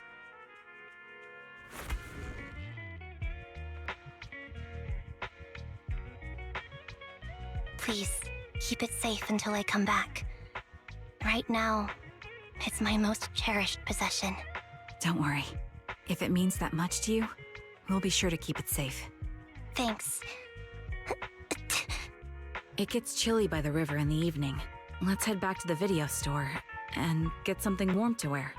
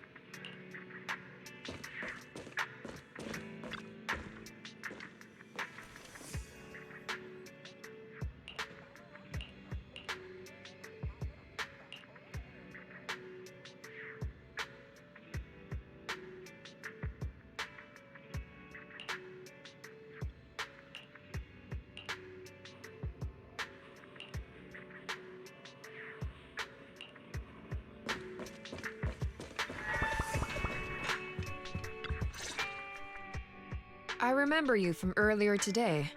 Ambitizinia. It's Anby. Just Anby. Sorry. It seems my memory still hasn't recovered yet. It's frustrating not knowing what I've forgotten. I can help with that. You can help? I can tell you what you've forgotten, Harin. Harin. Is that my name? It was your name before you were Soldier 11. The name I knew you by. Back then, we used to find nice-sounding words to call each other. The higher-ups were aware, but didn't intervene. I don't like that name. It sounds too weak for me. Yes, you've said the same thing before. So what exactly is the Silver Squad? And who decides who's qualified or not? There's a lot I don't understand. If it's connected to my past, then please tell me everything. Sure, I'll explain it all. Just allow me to do one thing. Huh. One thing? What's that? Allow me to apologize to you.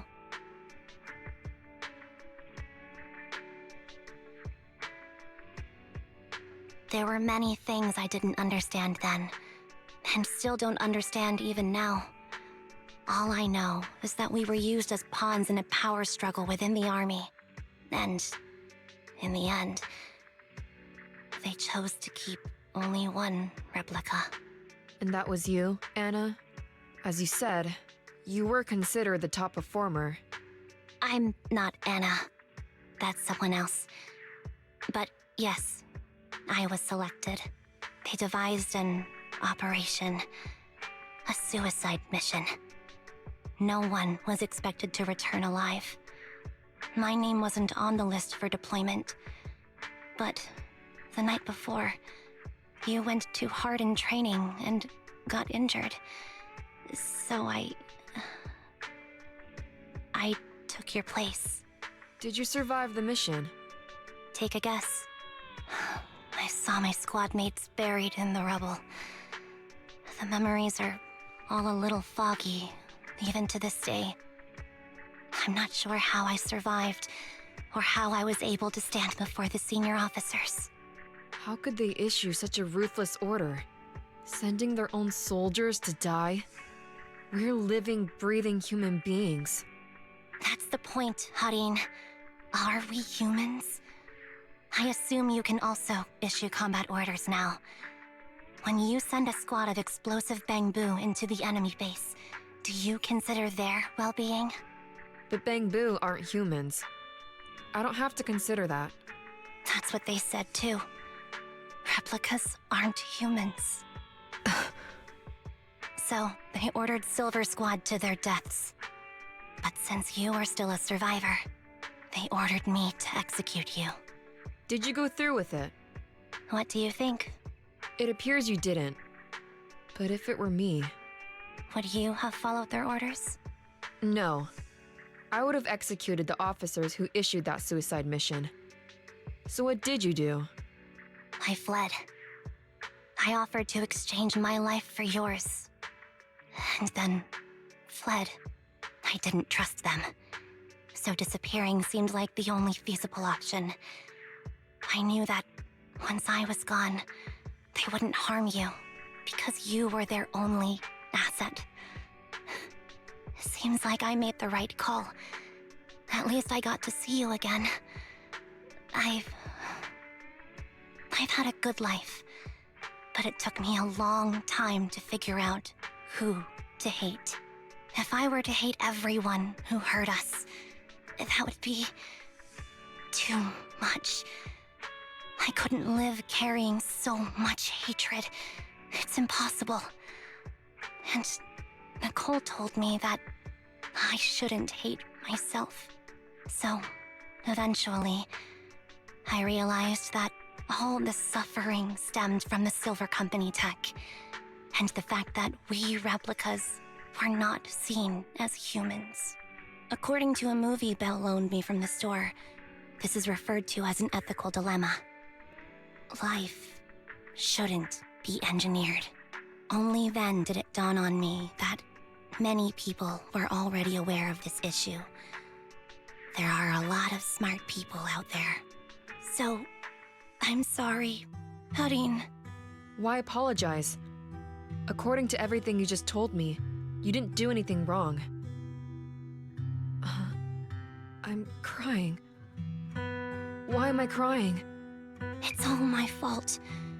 I was the captain of our squad and responsible for everyone, but I let you all down. I wasn't wise or strong enough, and I was a coward. If I weren't a coward, I wouldn't have waited until this moment to apologize. I'm only willing to share this now because I know you'll forget everything soon. Forget everything? But that's impossible. Why? Silver Squad soldiers who are critically injured have their recent memories wiped within 24 hours. Yours is about to reset. I can't keep avoiding this, Harin. I have to face our old squad mate. I don't know what other cards she has up her sleeves, and I can't guarantee anything. I can only try my best. I might survive, but if the worst comes to pass, I don't want you to bear the weight of my death. So, just forget this conversation, and have a good night's sleep. No, Ambi. You're being selfish. I don't accept your apology. I don't! It's almost midnight. Ambi.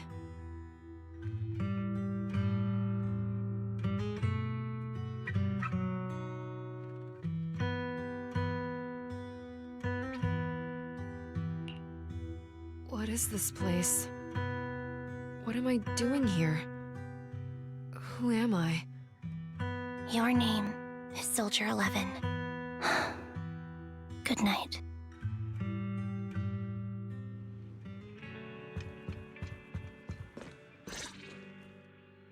Sorry. I must have been talking too loud just now and woke you up. Anby, what are you planning to do? What do you mean? Come on, don't hold out on us. Are you sneaking out on some super dangerous business? There's actually something I need to take care of. No need to worry about me. I'll be fine.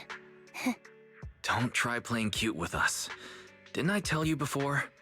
We have a right to know about whatever it is you're involved with this time. Plus, Amby, if you've really been working on yourself like you said, then you should learn how to ask for help. This thing you're facing, you might not be able to handle it yourself, right? Even if that were the case, it's still my responsibility, and mine alone. At least, that's what I planned on saying. Oh? But the lone wolf in the movies never gets a happy ending. And even if they win, they'll end up losing their home, their pet cat, their daughter, or their lover. I don't want to lose anything, or anyone important to me, Proxy. So please, help me. Take me back in that hollow, and help me smash up that weird lab, so I can get some closure with my former family. Wise and I have been waiting for you to say that. Is that your strategy then? getting us to help you out for free? You don't have to do it for free. Just tack it onto the Cunning Hair's tab. I'll be back to settle the bill once this is all over. But right now, I've got someplace to be. Don't go running off into any hollows alone, you hear? I won't. Don't worry. I want you to be the first one, Proxy. The first to witness my resolve.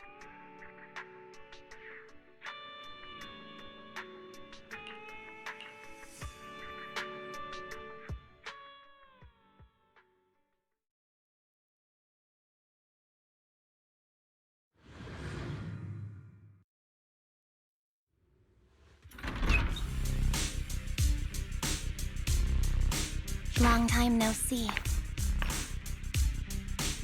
Replica number 0. Silver Squad. Captain.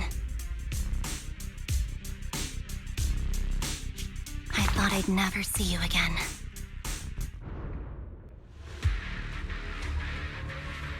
So, this is what you were like back in your Silver Squad days, Ambi? I never thought I'd be back in this uniform.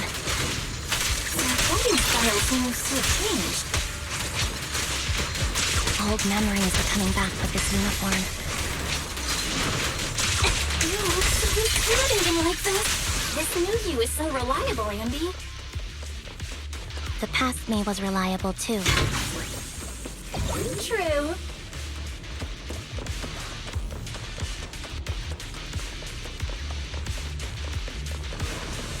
The enemy's tough. Be careful.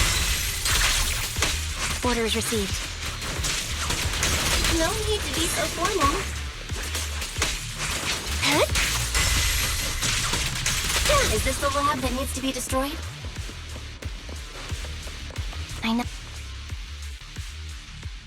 I'm heartbroken, Ambi. Here I was thinking this was a family matter between sisters.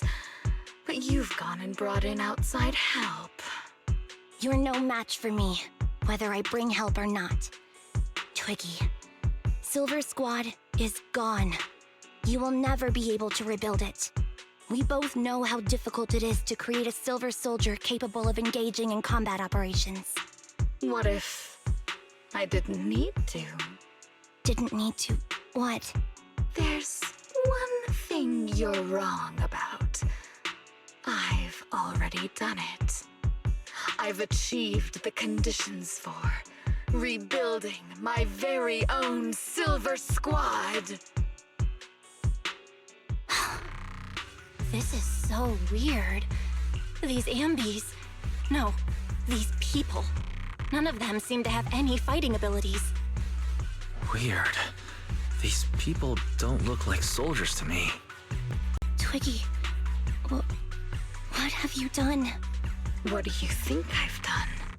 I've done something that can stop my organs from being harvested.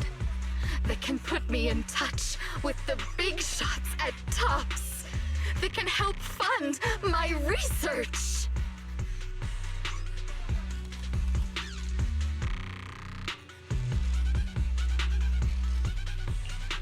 No, that's impossible.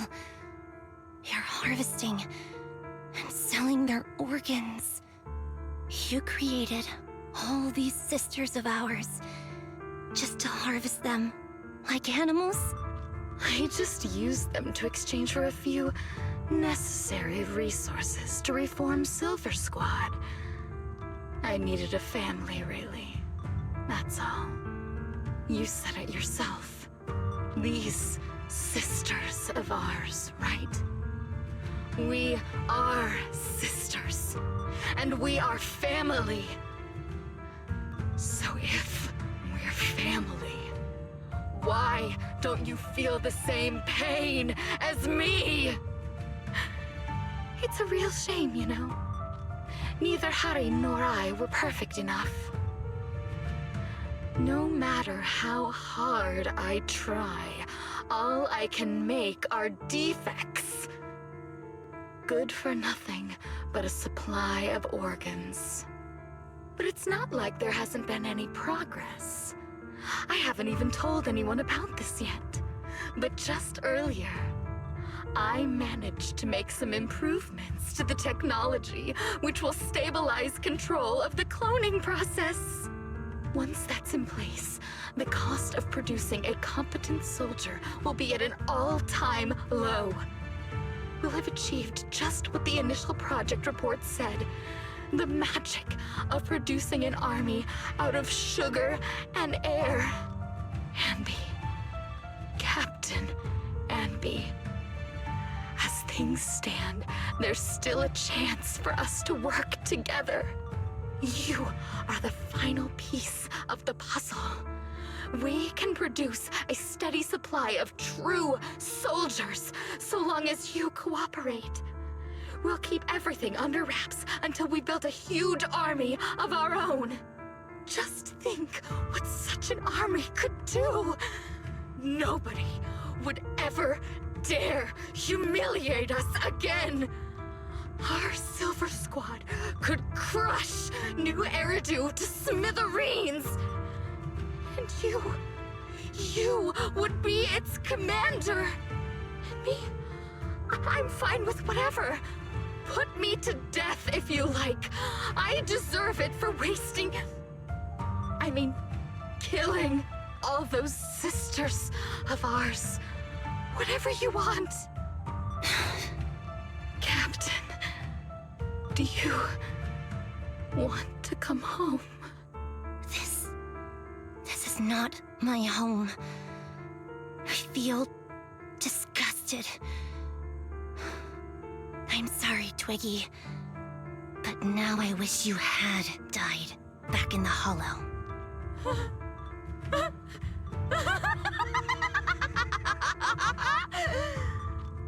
I know. I feel the same way about myself. Disgusted. Get out of here!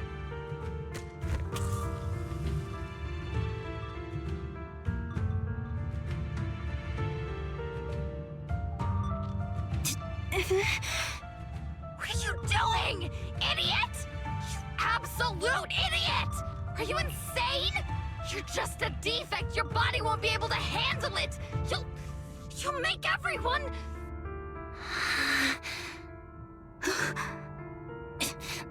I want to protect you.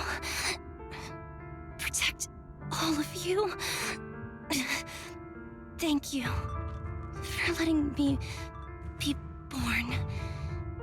I will never let you be lonely.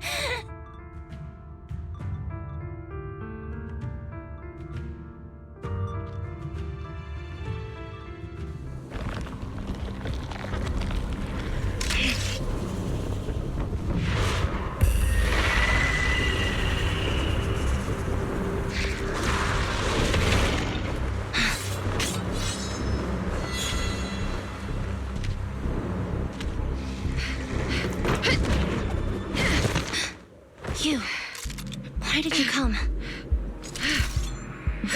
I haven't forgotten the art of combat. Solar Company formation. TWAN, Anti-Ethereal Mark II. Hurt you. Feels really familiar. I never expected to be able to face you like this.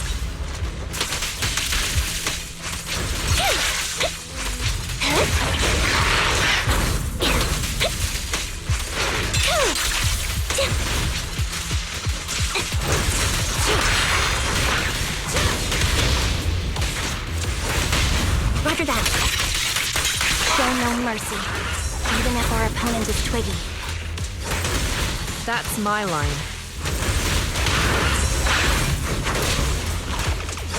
Heads up! Don't push yourself, understood? Affirmative. Why did I subconsciously... Stay safe. Top down.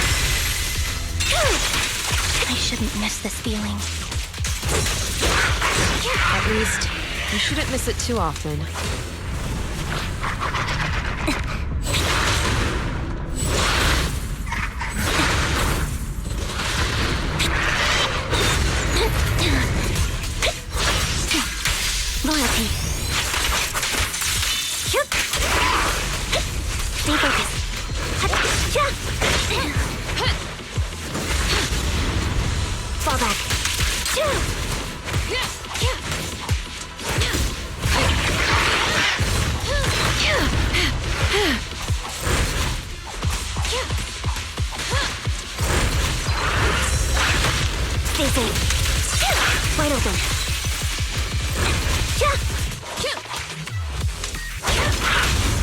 Engaging the final blow. I won't let you have it.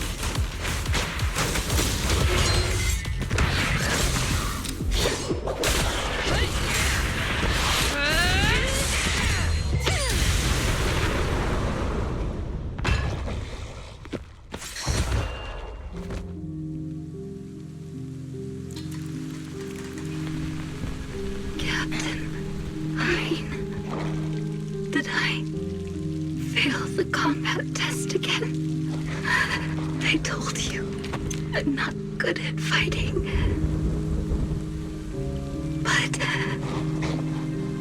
as long as Captain's here, I'll be okay. Right?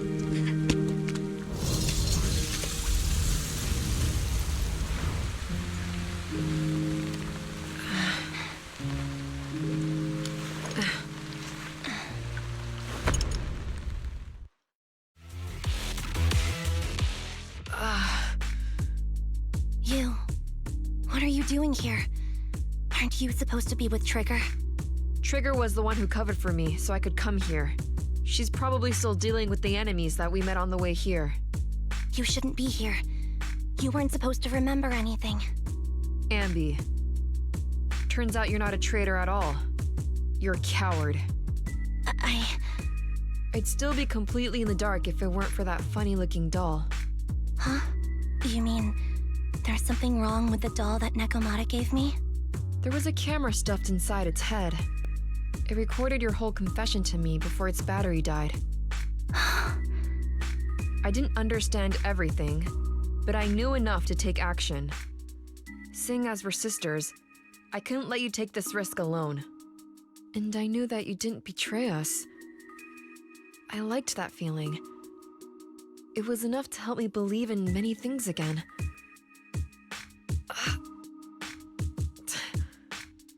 Proxy, her condition is extremely unstable. Please, get her out of here as fast as you can. Got it. Whatever happens next is something you have to do by yourself. Right, Ambi?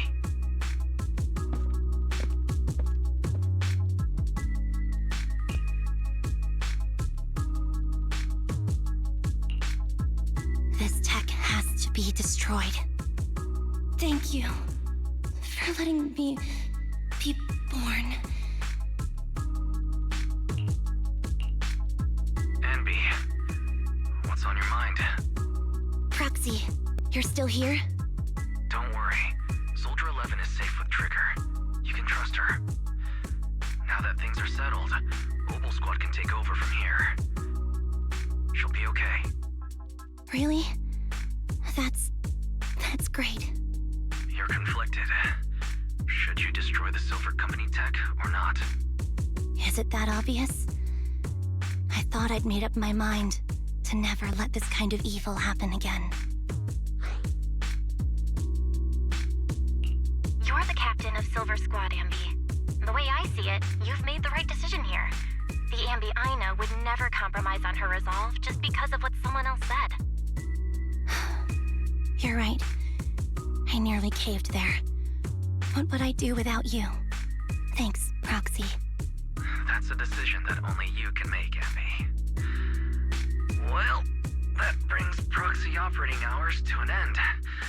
We'll be waiting for you back at the video store.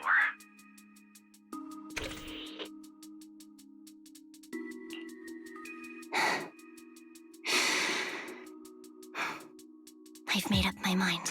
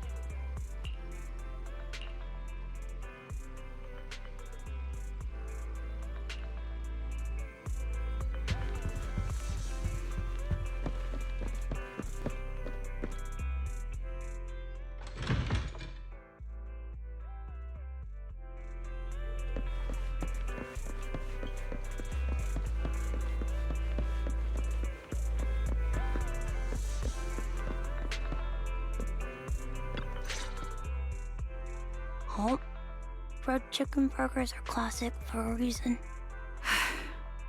Soldier 11's going to grill me about eating junk food again if I go back smelling like burgers. Burgers don't have a smell. Even if they did, it would dissipate quickly, and she'd never know. No, there's a smell, right? Mm-hmm. The scent of burgers definitely lingers, especially when it's a fried chicken burger. That's not true. Proxy, when did you get here? I just got here. I heard you mention Soldier 11. Is she doing better? After all, the last time I saw her, she was in pretty rough shape. Thanks. Soldier 11 would be really happy to know that you care so much about her. She's made a full recovery. She's completely regained the same training intensity as before her injury. At least with her body, I mean. So her body's recovered, but her memory is still affected? Not quite. I asked Ambi out today to chat with her about what's going on with Soldier 11. Her memory has basically reverted to how it was before the injury. She might occasionally get someone's name wrong, but she doesn't mistake her own identity, and her short-term memory is persisting through to the next day.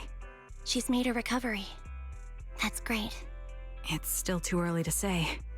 She seems to have completely blanked out what happened during the incident, including the time she spent with you, Ambi.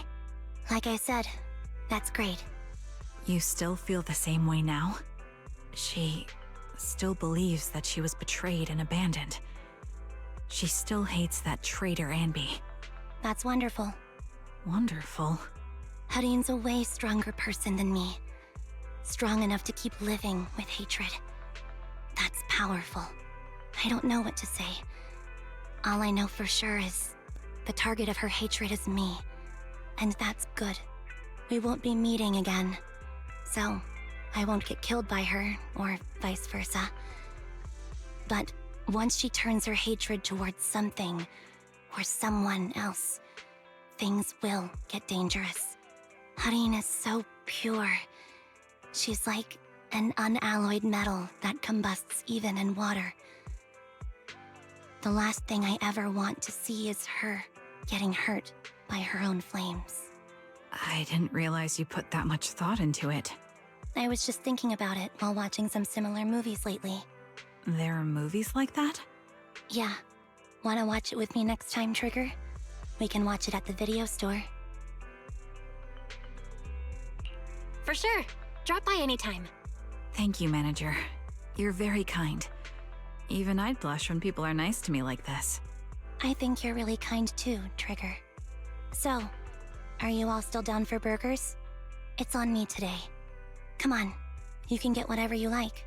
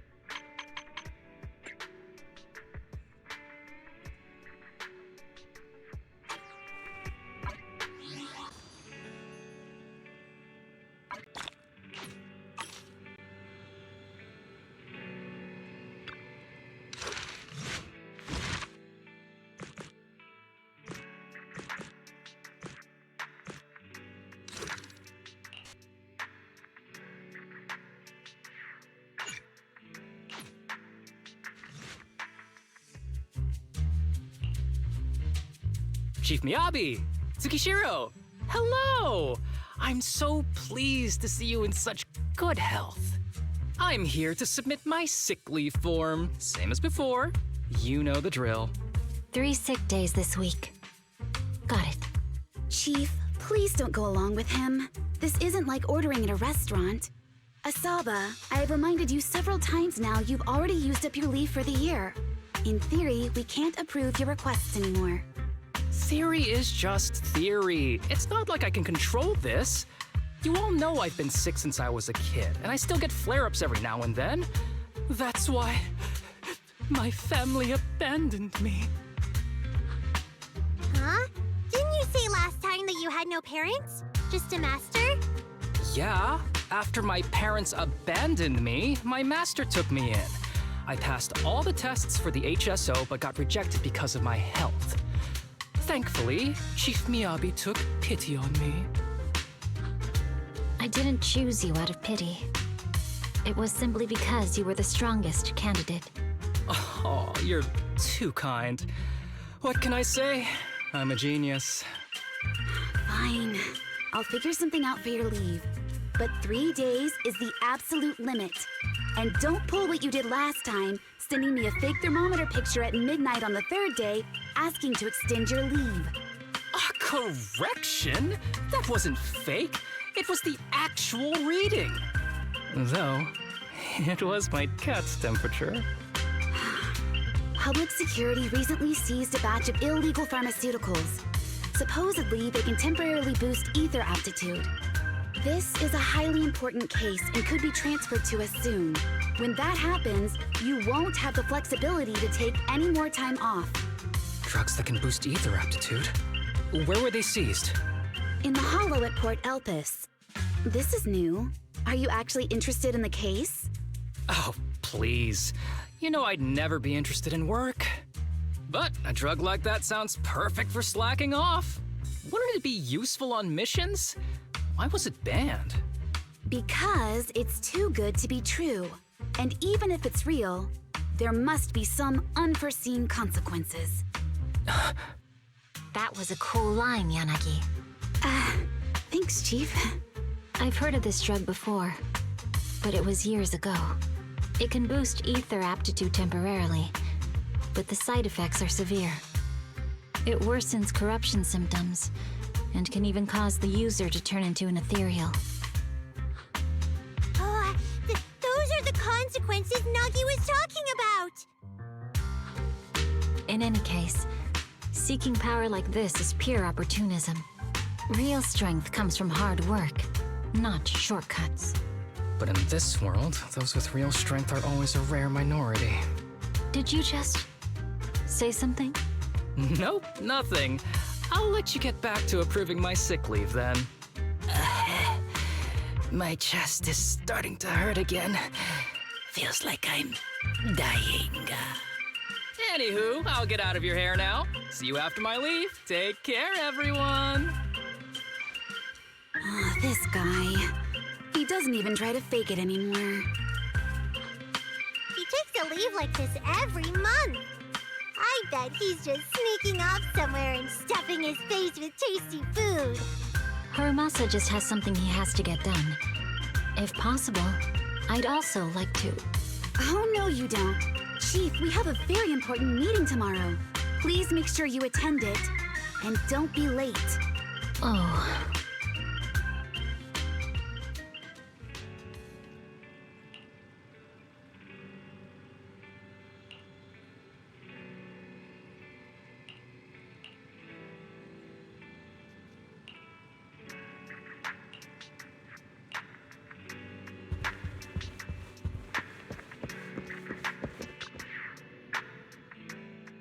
Hey there, you two. How's it going? Oh, it's you. No wonder there was only one knock. Too lazy to knock again, huh? Knocking on the door is just another thing that wears me out. As long as I get what I need, it doesn't matter how many times I knock. More importantly, I need your help with something. Actually, you're the only ones who can help me out. What is it? Sounds pretty serious when you put it like that. I need to go into the hollow for a case, but my carrot's acting up. You're the only proxies I know that I can trust. No way. This is actually for work? Since when did you become so passionate about your job? You're not messing with me, are you? Ouch, that hurts. As a professional executive officer, I have always been proactive at my job, haven't I? Besides, this is an excellent opportunity for you to see me in action. I'm sure the experience will come in handy if you run into any trouble in the future. We don't want any trouble with the executive officers. Anyway, what's this case that you're working on? I'm trying to track down a wanted criminal who's been missing for years now. His major crime is developing an illegal drug through illicit means. This drug is beyond existing theoretical knowledge and can significantly boost the user's ether aptitude temporarily. Simply put, it's like a wonder drug you see in the movies that can deliver superhuman strength with a single injection. That sounds really suspicious. If we were in a movie, I feel like this is the part where the protagonist asks, but at what cost? Val is right. If this drug really does exist and is safe to use, the city would already be researching and promoting it, wouldn't they? Yes, this drug is extremely dangerous. In theory, it should have been completely destroyed years ago, but recently some rumors have started to circulate. They're probably connected to the drug's creator, the criminal I mentioned before. And my goal is to find him. Of course, I'll offer you fair compensation. Dennies are meant to be spent, so just name your price. You should have mentioned that sooner. Of course we'll help you. Understanding the job of an executive officer is very important. So, when do we leave? Now, no time to lose. Meet me at Port Elpis. I'll be waiting for you there, partner.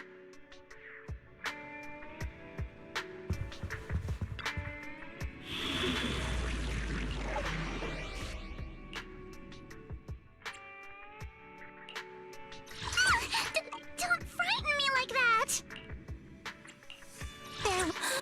Don't just think about it. Do it. I'm sorry. My blade is at the ready.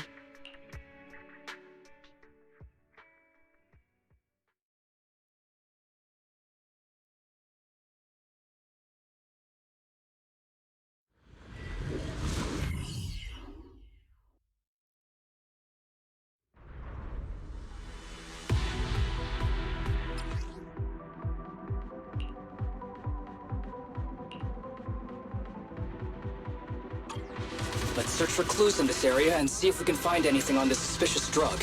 Whoa! Looks like we've got a big one over there.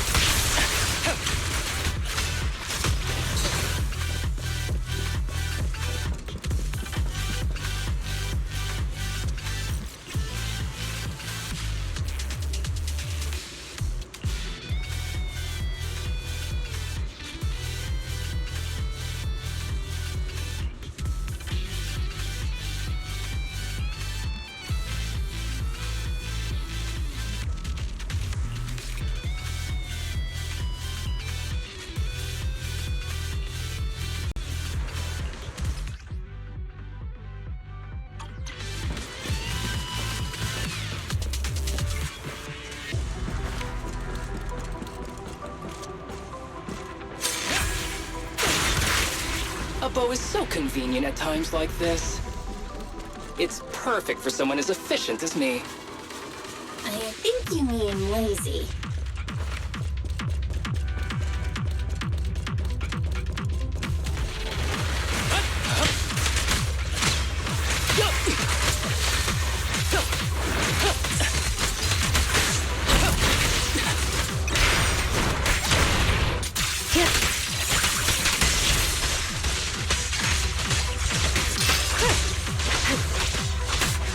Surrender! Watch your six! Oh my, now there's a familiar face. If someone from public security is here. How do you do, my fellow officers? Great work. That uniform. Is he an executive officer? What is he doing here? Don't tell me those guys from HSO are trying to take our credit again. Relax. I'm not the type of person to take credit for someone else's work. Right, Junior Seth? Oh, please say hi to your brother for me. Junior? He and I both graduated from the same academy. Just not in the same year. So, Asaba, executive officer, what are you doing here? Oh, nothing much, really. Just a teensy little favor. I know PubSec is investigating the illegal drug case. Can I take a look at the samples you seized? That's crucial evidence! You're definitely trying to steal our credit. This case hasn't been transferred over to HSO yet. The drugs are connected to an important case I'm investigating. According to the Public Security Handbook, rule number... what was it again? I forget. In any case, PubSec officers are obligated to assist executive officers with their investigations inside the Hollows. In other words, you can't say no to me. Mr. Executive Officer, it's not that we don't want to provide them. It's just that all the confiscated drugs have been sent to the evidence room, and we don't have any with us right now. Right, Seth? Huh? That's right! Oh, has anyone told you that you're terrible at lying? Since you aren't willing to cooperate, I guess I'll just have to take them myself. Such clean moves. Wait, did you just go through my pockets? Aha! Found it.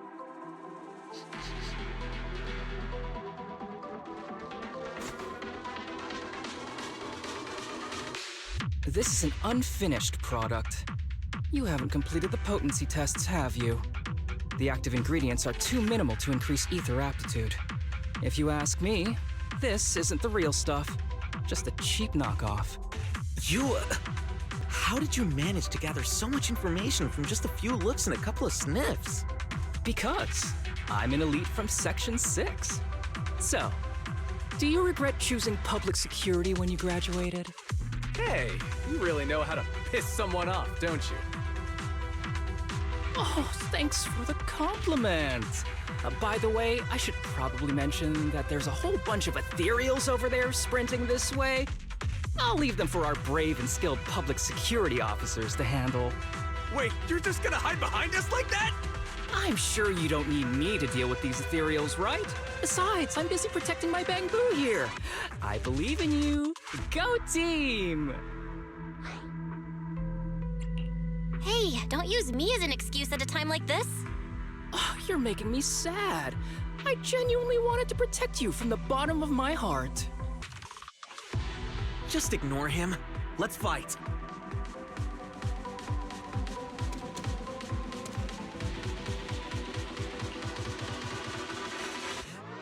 Help!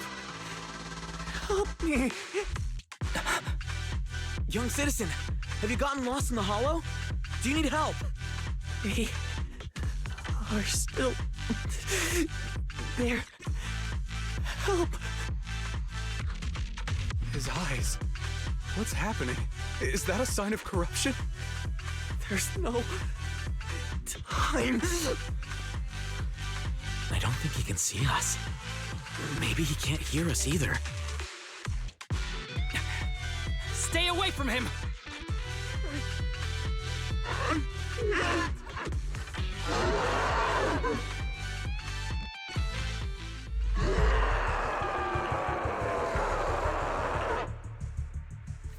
The kid's turning into an ethereal. But why? His corruption symptoms were pretty mild. Plus his core came out in seconds. That's impossible. Oh no, he's gonna attack! It's too late. This ethereal is tougher than it looks. If you don't want to fight, then get behind me, now. I'll take him down. This guy. Why do I get the feeling it isn't your average ethereal? You're right. But worry about yourself first. I'd rather not have to scrape you off the floor here. Damn it! Don't underestimate me! Futile. The string won't snap, the plan won't crack.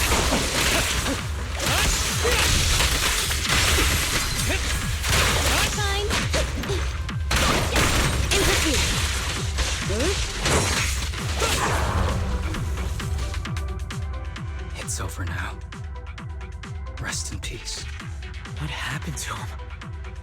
corruption symptoms were unlike anything we've seen in the handbook.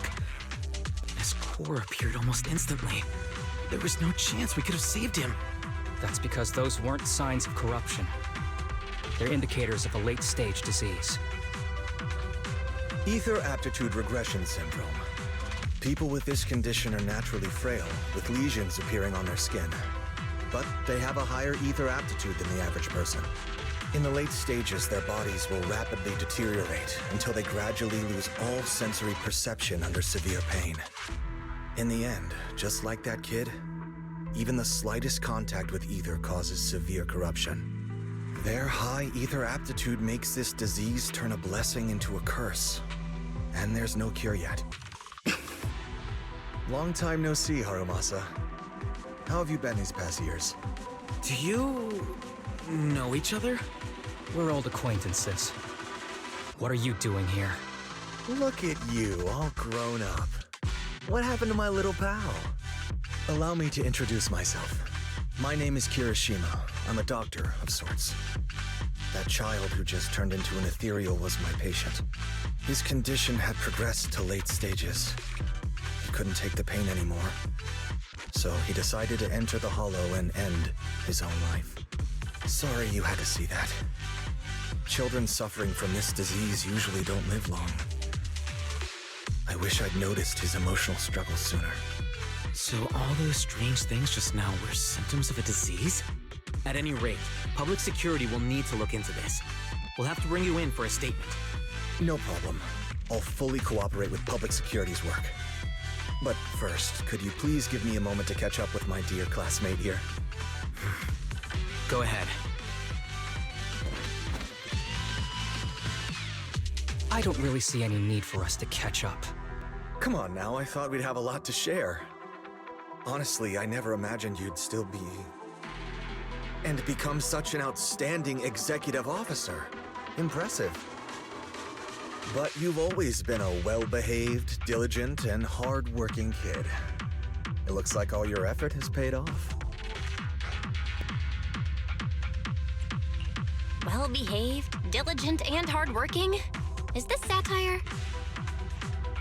I'll take that as a compliment. So, since when did you become a doctor?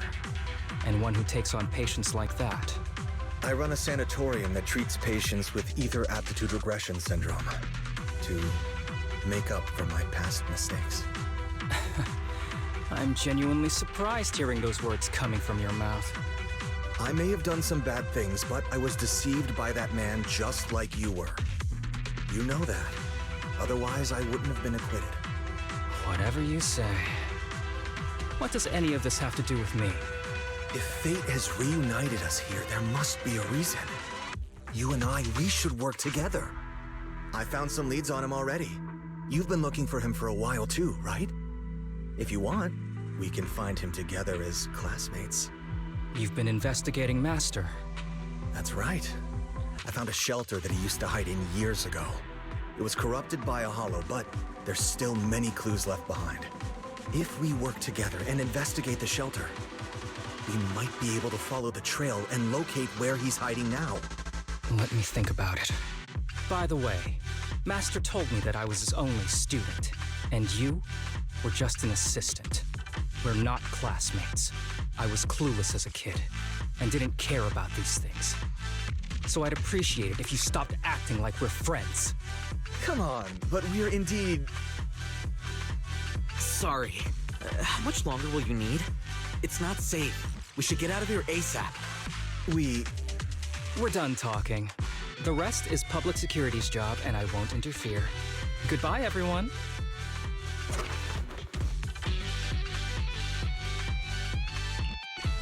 What were you guys talking about? I couldn't follow at all. Sorry. That wasn't intentional. We can talk about it once we get somewhere safe.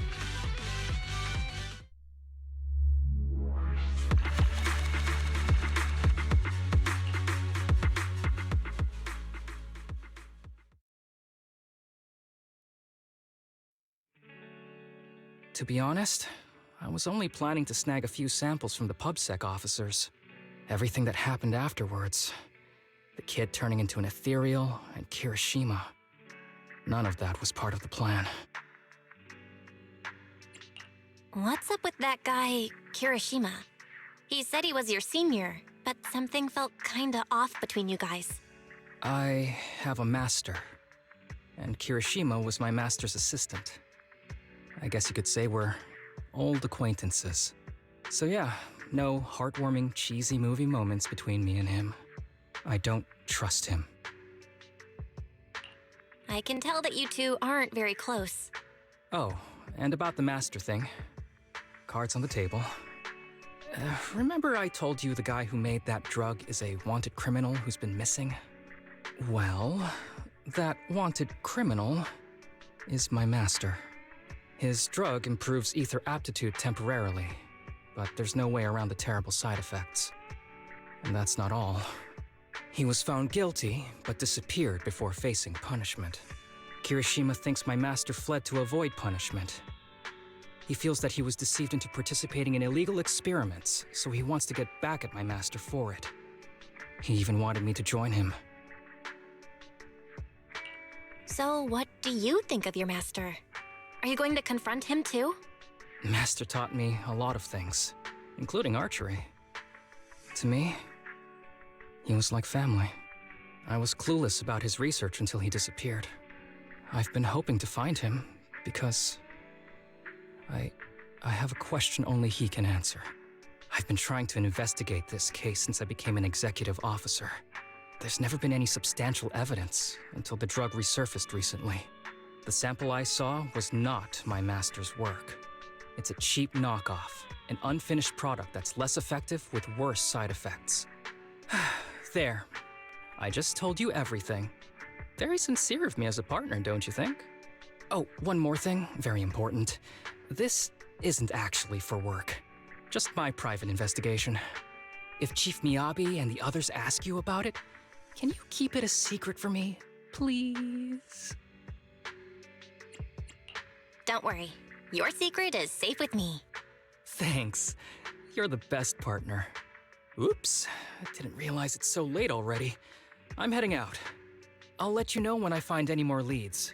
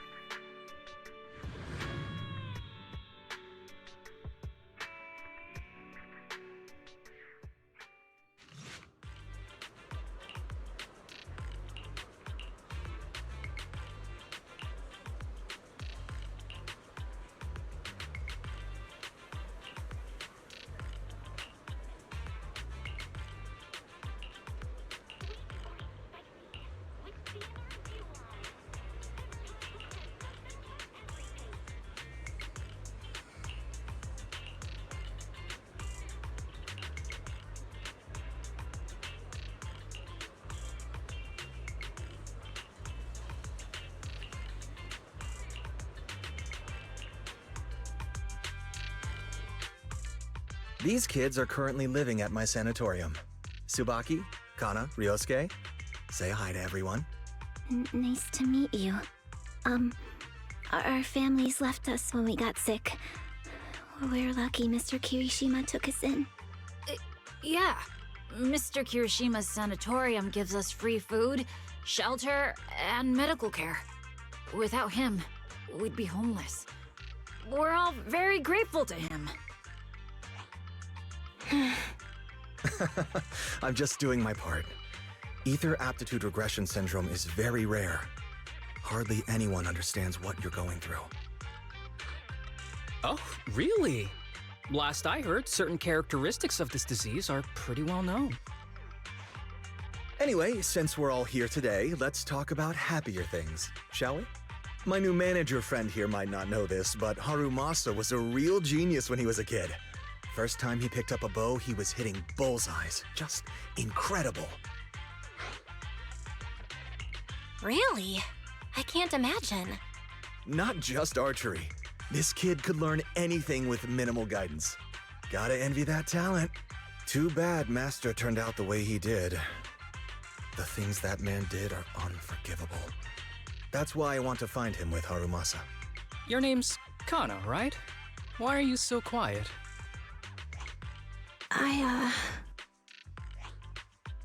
She's not used to socializing due to her health. Don't mind her. Come on, no use just standing here. Let's go inside and have some hot pot.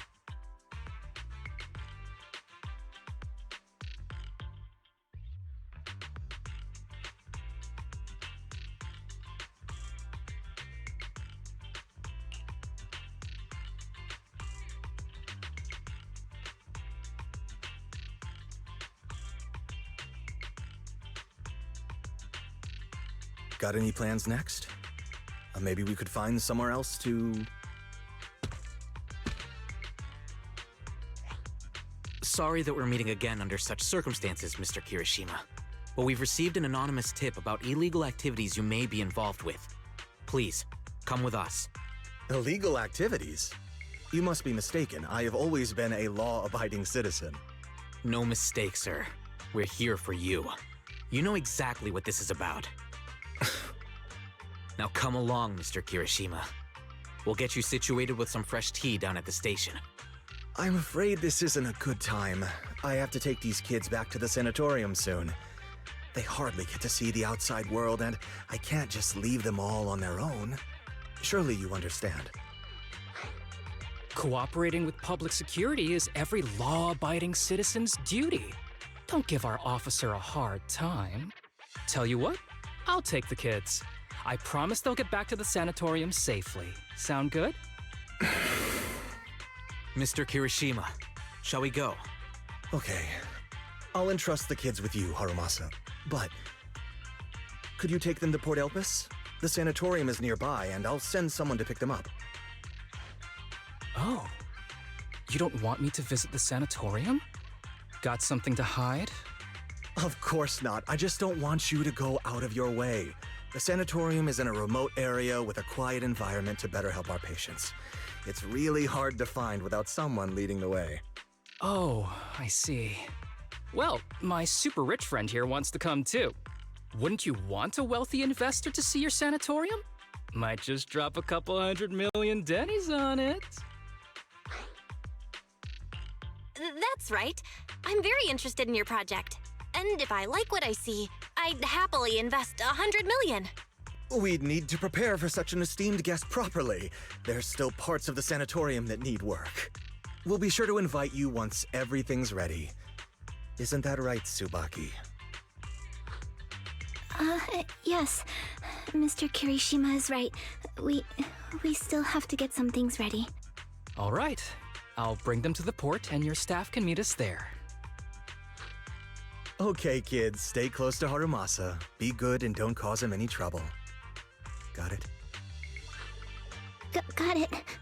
See you later. All right, everyone. Let's go. I'll take you to the port.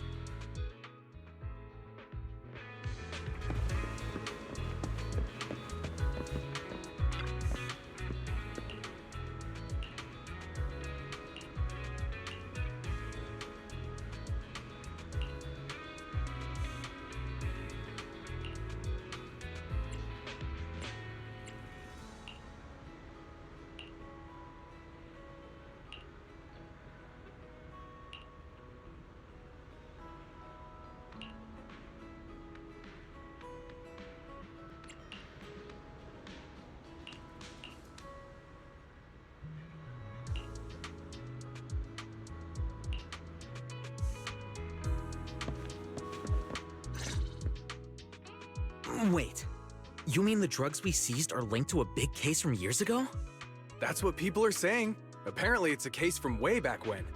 There was this researcher who invented an enhancing serum that could boost ether aptitude significantly in an instant. Even though it had nasty side effects and was totally illegal, it still caught the eye of some groups. But that's not even the wildest part. Do you know how the drug is made? They make it from living beings. Living beings? Like animals? Or do you mean live ethereals? You can't even imagine. They make it from live human tissue. Live human tissue? It's from patients with a special disease. We saw one, remember? The kid who turned into an ethereal right before us? I think it was called Ether Aptitude Regression Syndrome. It's a terminal illness. Most patients die before reaching adulthood, and the longer they live, the more dangerous it gets. They rarely make it past their 20s. The gist of it is, because of this disease, their tissue can be used to create the wonder drug that boosts ether aptitude. What wonder drug? This is straight up illegal. And using live people to make it? Do they even see them as humans? Well, it's definitely very risky for the patients. It could worsen their illness, maybe even kill them. But to be honest, if they could reduce the side effects, I'd be up for trying it. Considering we have to go into the hollows regularly, even the best of us can run into danger. If we had a drug like this, we'd feel a lot safer. But isn't that unethical? Yeah, we might be safer, but what about the patients? They deserve to live a good life too!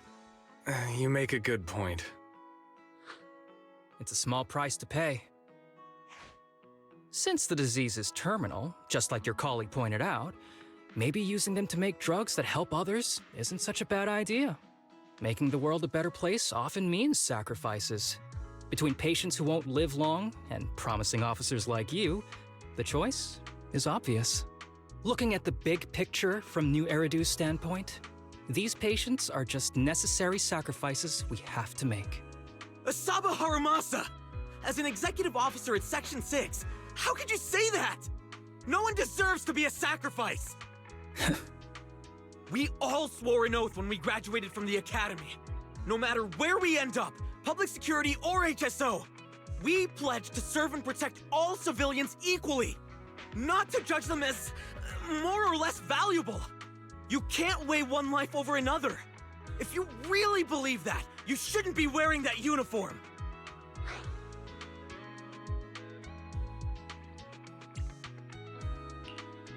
Stay calm, Harumasa. Don't be upset. Seth probably didn't mean it. Interesting. I never thought a man like your brother could have a sibling like you. Huh? What's my brother got to do with this? Nothing. Just thinking out loud. Seth Lowell. What? You want to fight? I'm not afraid of you! You're an honest man. You're going to make an excellent public security officer. Huh? Huh? Oh, and just to clarify, the drug's made from spinal fluid, not body tissue. It has to be extracted directly from the back of the neck while the patient is still alive. Well then, I'll leave you officers to your work.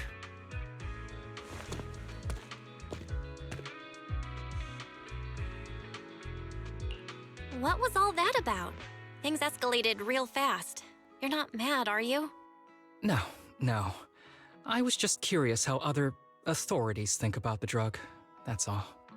By the way, what's your take on this drug? The production of this drug is messed up. What kind of civilized society would use living people to make medicine? Just like Seth said, no one should be a sacrifice. No one should be a sacrifice, huh? I see. The kids are probably done talking. Let's go check on them.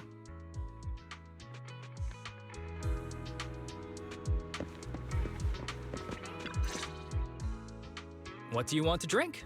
It's on me. Excuse me, can I get a bitter gourd juice first? Bitter gourd juice? That's a unique choice. You might be surprised, but bitterness can actually taste pretty good once you're used to it. When you've had to take as many meds as I have, for as long as I have, you start to appreciate the flavor. Relax. You can trust me. Not just because I'm from HSO. I've also got some unfinished business with Kirishima. It was Kirishima who killed Shinya. And others, too. A lot of kids at the sanatorium have died because of him. He's doing experiments on you, isn't he? You knew? Just a guess. I didn't see any puncture marks on your necks. He must have told you to cover them up. Yeah, Kirishima has been using us, taking our spinal fluid to make that ether aptitude booster drug. The whole sanatorium is just one big human experiment lab, but he tells everyone it's a charity to help us. Shinya died because of him. Shinya wasn't even that sick. He had the mildest symptoms among us. But Kirishima... He injected Shinya with the drug he developed himself. Just because he wanted to collect data on the side effects. Fully aware it's deadly to people like us. Even though his drug is an unfinished product, the side effects are still too much for patients with ether aptitude regression syndrome. Shinya took my place. I was the one who was supposed to get injected. I know people at public security. I'm taking you to report this case right now. We can't. He warned us that the other kids at the sanatorium are his hostages. And if we do anything, they'll die. How's your condition right now? Not great. I probably don't have much time left. Don't say things like that, Kana. We're all gonna be okay. I'm not just saying that, Tsubaki. I've made up my mind. Next time, when it's your turn to extract the spinal fluid, just use mine. He won't care whose it is, as long as it works. At the very least, I want to do something meaningful before my time is up. No! You should rest more because your condition's worsened. I'm doing okay right now. They can have my spinal fluid.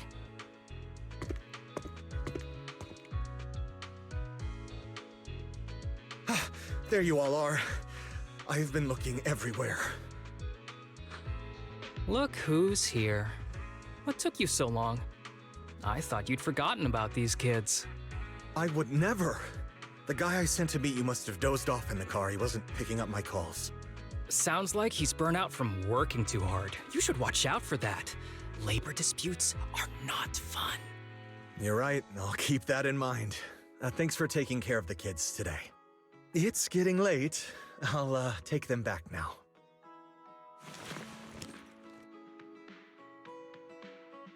Don't worry. I've talked to the kids and slipped GPS trackers and mics on them. You didn't say anything you shouldn't have today, did you? No! We didn't say anything! Good. Remember, you're just my living medical supplies. Anyone who dares disobey me will be joining Shinya soon. I could use someone to test the side effects of the latest batch.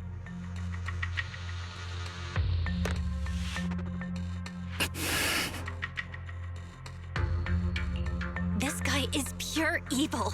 We've got to stop him.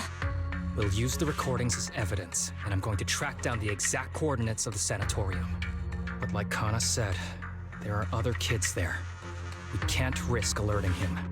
Otherwise, knowing what he's like, he'll probably kill them all and cover everything up. As for the spinal fluid, I'll figure something out. What's wrong? Are you okay? I'm fine. Just a bit worn out today. Let's head back first. Whoa, afternoon tea. Thank you, Master. Remember, Harumasa, what do we do before snack time? I know. It's time for that. I need to get the shot in my neck first. That's right. And don't forget your daily medicine. These are all necessary things to help you get better. Don't worry, Master. I'm not afraid of pain or medicine. But the medicine, it's bitter like the black coffee that you always drink. Good boy. You're going to get better soon. Then, if I keep being a good boy, will I get a prize? What did you have in mind? I want your headband. With that, I'll be as good as you. Every shot from my bow will be a bullseye. The headband isn't what does that. Very well, but you have to keep being a good boy, okay? Mm-hmm.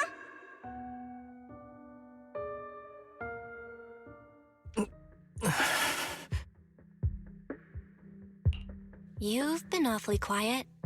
How are you feeling? Are you okay? Sorry, I got distracted. Anyway, back to what we were saying. I've been dodging this topic, but someone as sharp as you probably figured it out already. I'm just like those kids. I have ether aptitude regression syndrome. This disease affects different parts of the body for different people. For me, it's mainly my lungs and heart. As you can see, it's also caused my chronic condition. Will you turn into an ethereal like the boy we saw in the hollow? Don't worry, my condition is mild. I'm not gonna die that easily. You know what they say. The bad guys always live the longest. Don't say that about yourself. You're not a bad guy. Back when I was first diagnosed, my parents took me to the best hospital in the city. They told me they'd get some food for me while we waited. But they never came back. I was too little to even speak properly then. But even if I knew where home was, there was no going back. After that, Master took me in. He taught me a lot of things, like how to draw a bow, how to wield a blade, and how to survive in this world with this body of mine. He said he wanted to cure me.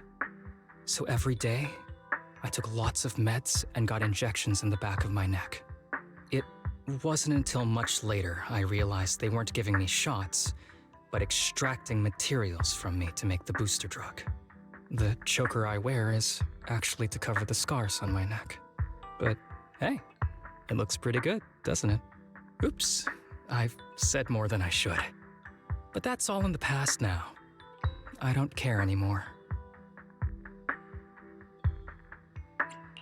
But I care. You don't have to look so sad. But thank you. Anyway, back to the matter at hand. I think I know what Kirishima is after. He said he wants to help me find Master, but what he really wants is the research data and drug samples my master left behind. But now that it's come to this, I have no choice but to confront him. Not just for my master, but for the sake of those kids, too. When the time comes, I'll be counting on your guidance, partner.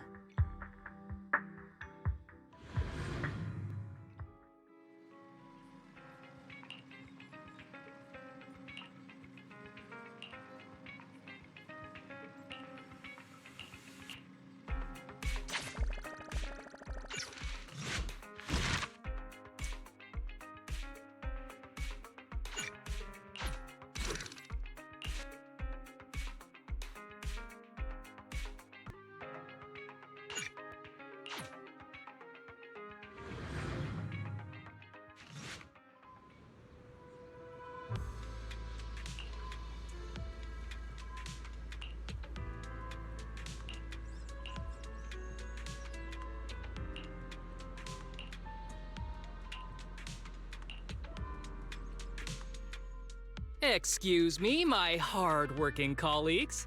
It's such a pleasure to see you all. Harumasa, you're late again. And Belle? Oh, she's with me. She mentioned wanting to join HSO, so she's here to check out the place.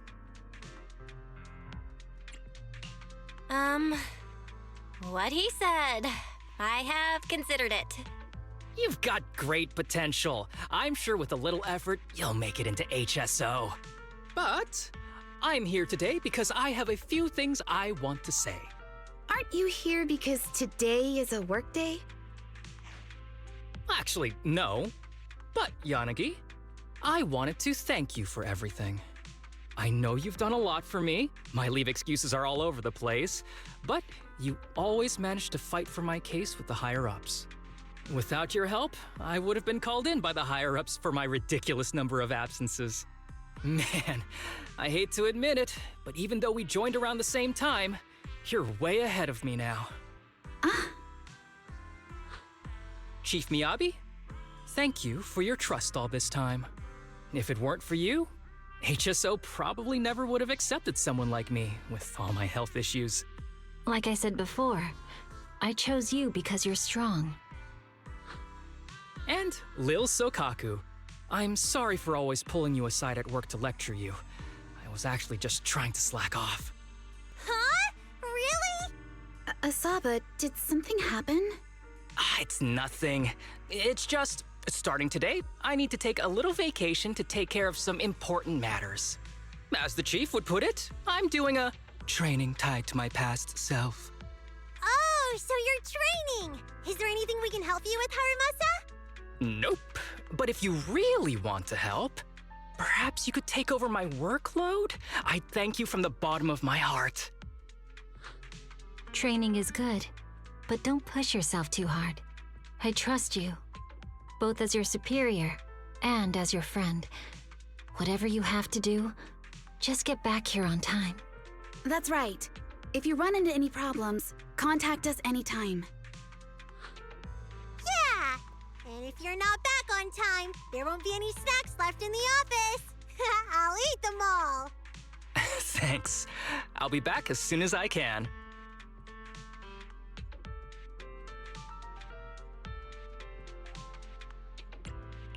You were acting a little strange back there. That wasn't a death flag, was it? Of course not. I just feel a little sentimental about having to leave my team for a while. It's getting late. Let's get ready to enter the Hollow.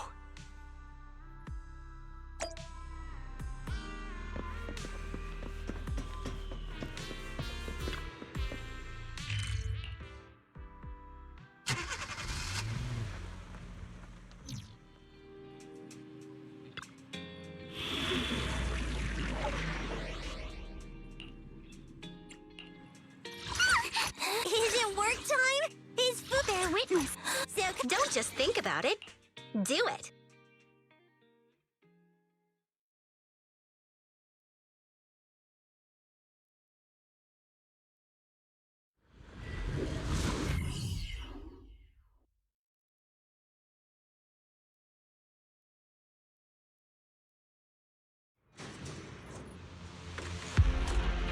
Let's see. The place we agreed to meet Kirishima. Please note, there is a mechanism here that can move containers.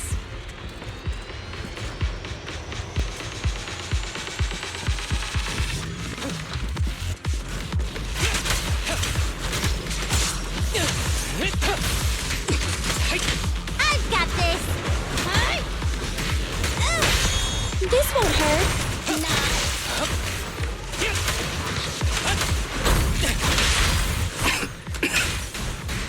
Gee, this place really is a port. There's so much dust.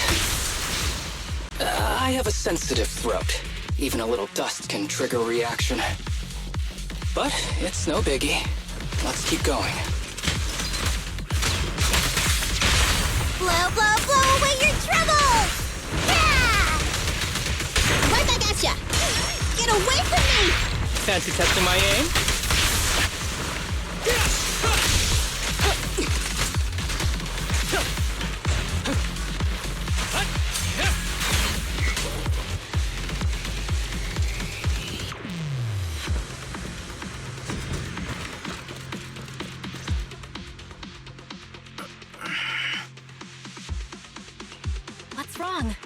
feeling okay?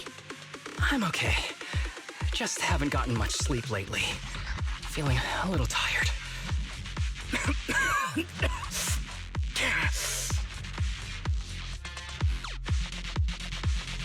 You don't look okay. Should we get out of here first? Observation. Asaba Harumasa is exhibiting hand tremors, coughing, and reduced accuracy during combat. Hypothesis. This is likely linked to his physical condition. Suggestion. Leave the hollow environment now and rest. Okay. I admit I haven't been at my best, but it's no big deal. I can't rest now. You know how much this means to me. I need to see it through. It's my last chance. Do you really need to find your master that badly? Even if it means risking your health? I need an answer. And more importantly, I cannot let Kirishima get to Master first, or obtain his research data and drug samples. If my Master's research falls into his hands, a lot of people will die. And not just patients suffering from ether aptitude regression syndrome, but many ordinary people will become his test subjects. It's like Pandora's box. Once it's open, there's no going back. He won't stop pursuing his grand ambitions, regardless of how many people he sacrifices. I won't allow it. So please, I need your help. Please, fight with me until the very end. If you insist. But promise me you won't push yourself too hard. Thank you, partner. Don't worry. I value my life highly, and the last thing I do is push myself too hard.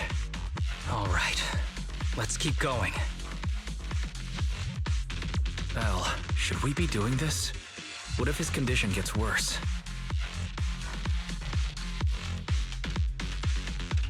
Don't worry, I've got a plan B. We can contact Section 6 if anything really does go wrong. They'll be able to get here in time. Good thinking. I'll keep them on speed dial.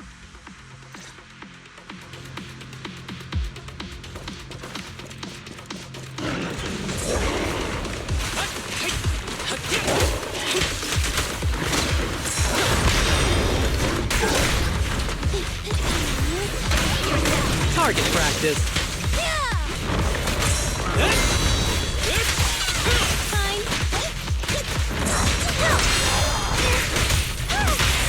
This won't hurt. I never miss, I guess.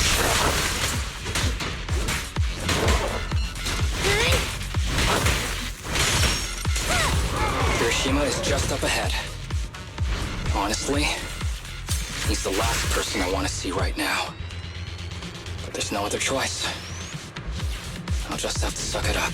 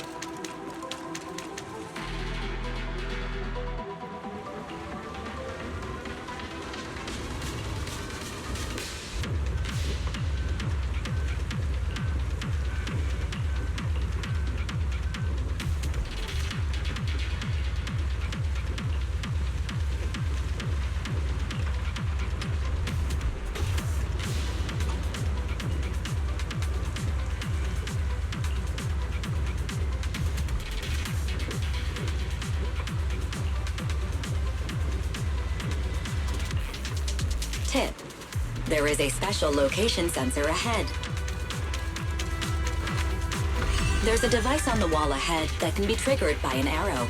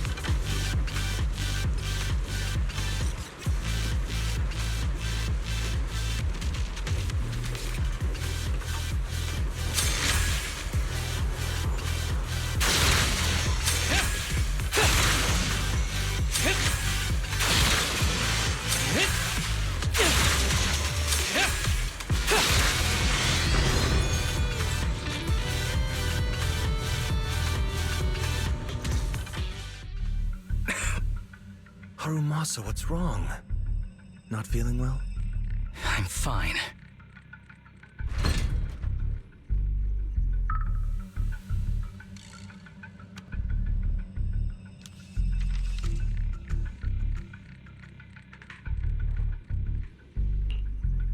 This is a letter?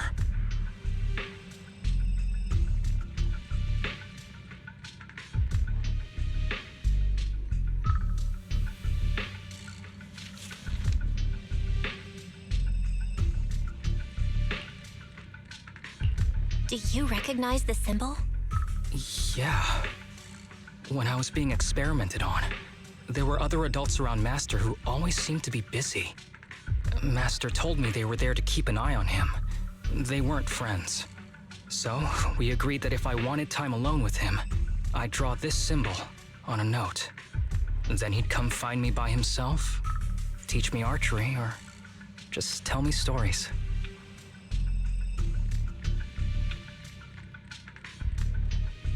Damn it, it's not here either. What are you looking for? Oh, nothing. Just seems like there's nothing here that could help us find Master. But as I thought, you're the only one who can solve this puzzle. Good thing I brought you here. You knew him better than anyone. Is that so? I used to think I knew him. Just like everyone thinks they know their family. But now, I'm not so sure.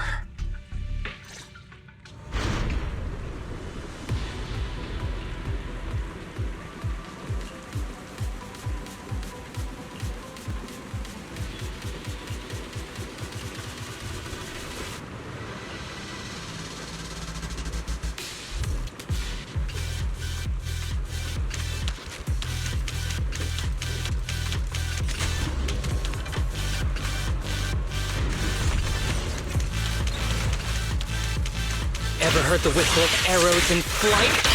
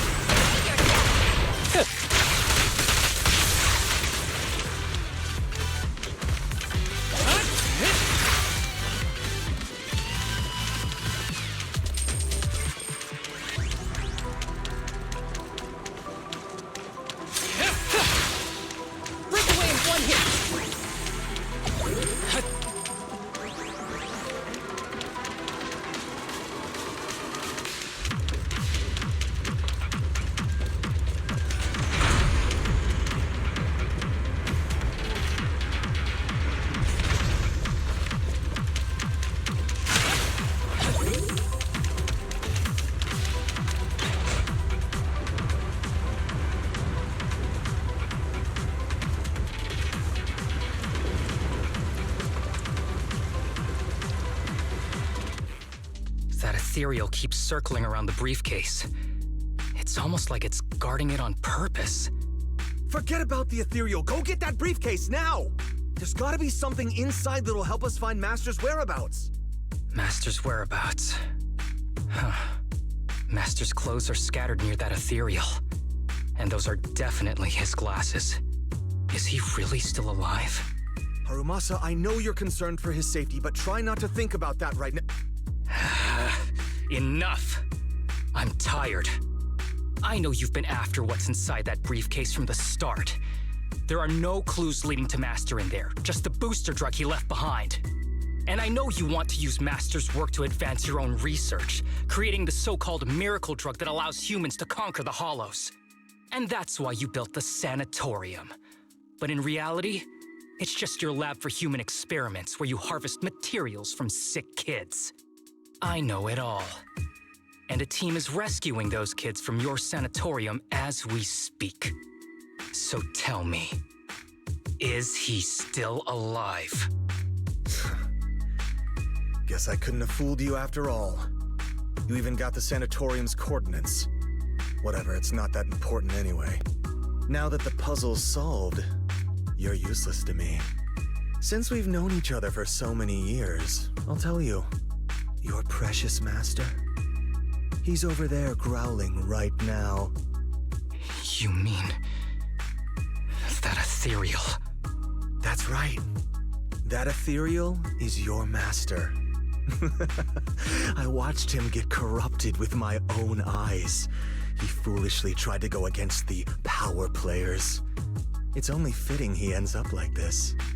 I had questions for him. I haven't...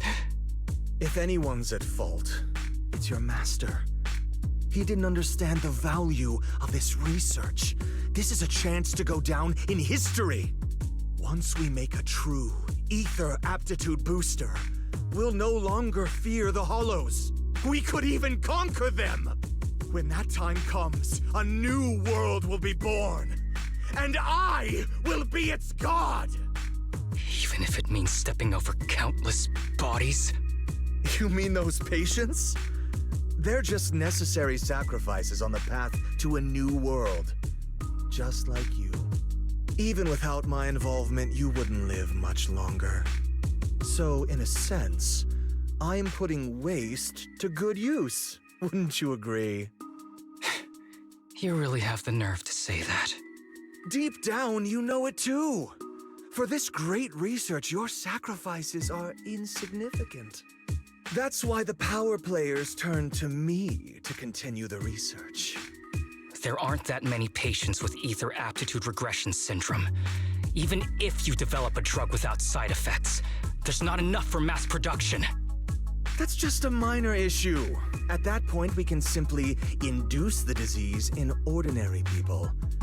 Humans are an abundant resource. This is way easier than my current research. You don't know, do you? The power players have done many experiments already, and they've used up plenty of patients like you.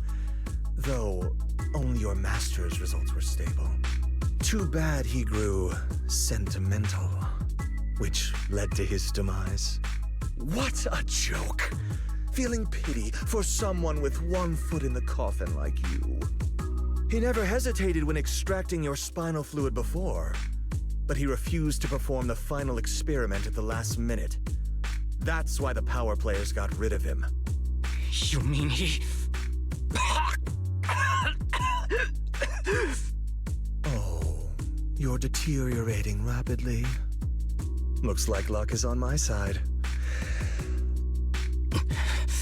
Don't get cocky.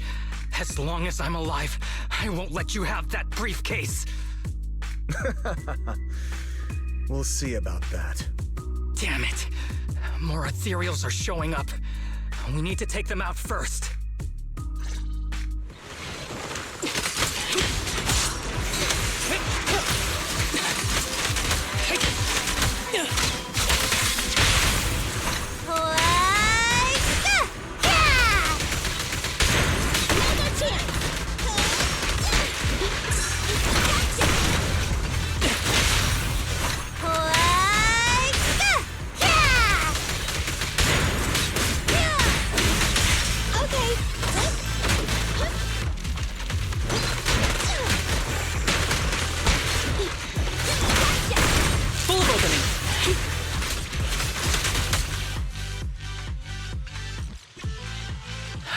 Kirishima. He must have slipped away. Who knows what he'll do next? Should we go after him?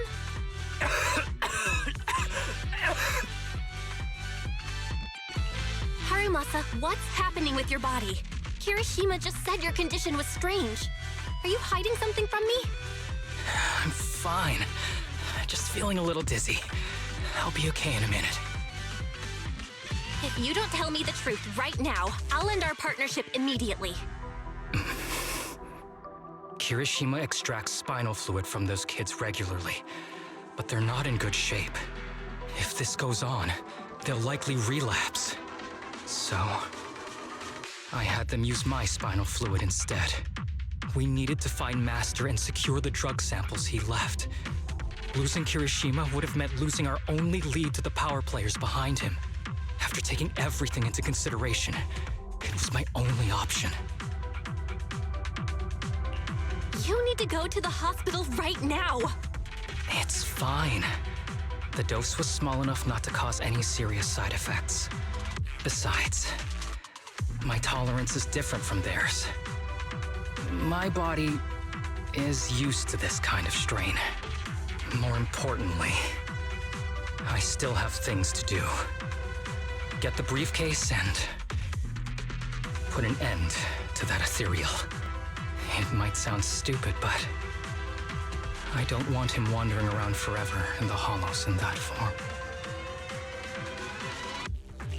You're in really bad shape, and you still want to go fight that ethereal? Don't worry. No one values my life more than I do.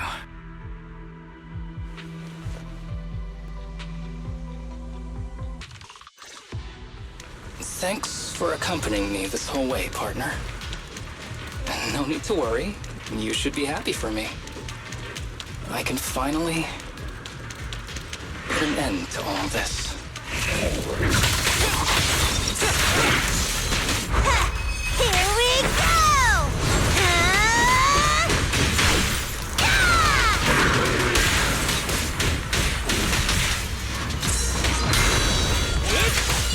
With a clear mind, arrows fly through.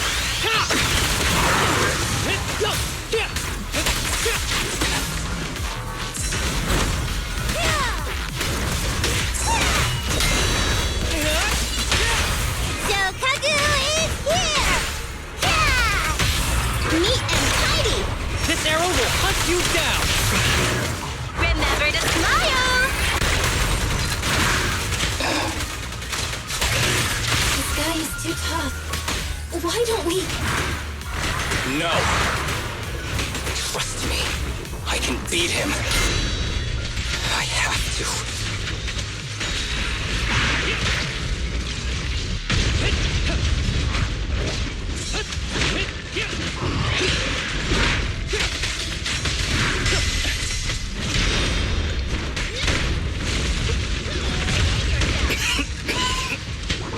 I'll detect Asaba Harumasa's vital signs are rapidly declining.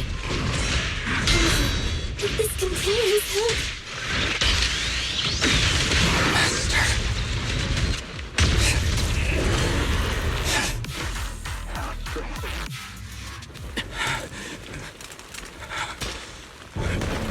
Harumasa, are you okay?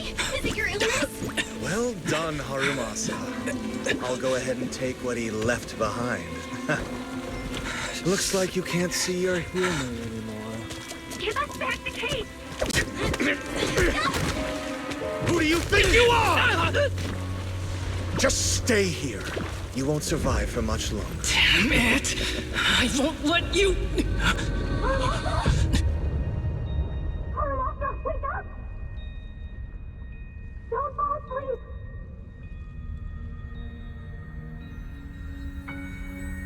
Where am I? Everyone. Tell me, will we ever get to feel the wind again? It's not over yet!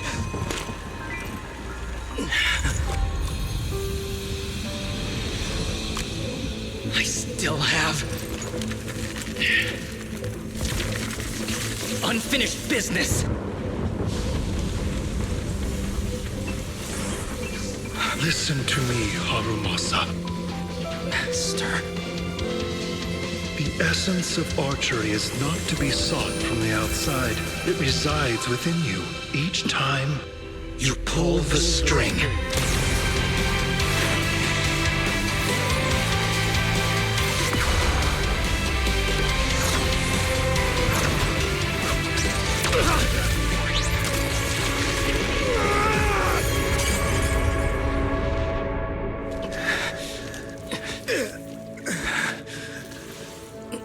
It's useless.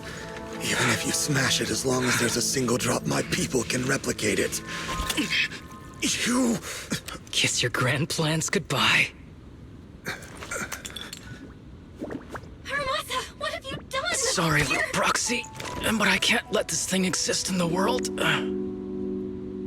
I guess this was My final vacation request. No, don't fall asleep.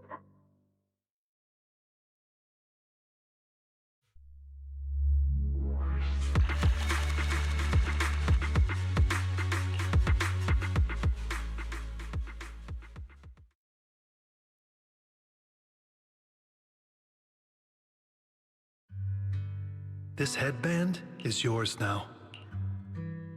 Huh? Can I really have it? As I promised. But don't think it'll help you hit 10 bullseyes in a row while wearing it. Got it! Thank you, Master! Harumasa, Huh? No, it's nothing. If one day I'm not around anymore, you must keep up with your medication and routine checkups. Do you understand? Master, are you leaving? Just like Mom and Dad?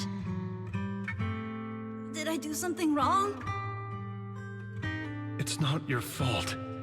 I'm just really tired. Maybe it's time for me to skip work and take a break. But not yet. I've still got a lot of work to do. And I will finish it. Will you come back after your break? If I have the chance, I will. I once thought I could save more people. At least that's what they told me. If the gods have abandoned this world, trapping us in endless calamity, then we must reclaim the power of the gods with our mortal bodies, regardless of the cost or sacrifice. But this is wrong. I can't exchange this real, immediate suffering right in front of me for a distant and uncertain possibility. And who am I to trample on the lives of others in the name of sacrifice? I have no right. One who offers salvation in exchange for sacrifice is not a god, but evil. So, Asaba Harumasa. Huh? I wish for your life to always be your own. Not a sacrifice for anyone or anything. And I'm sorry.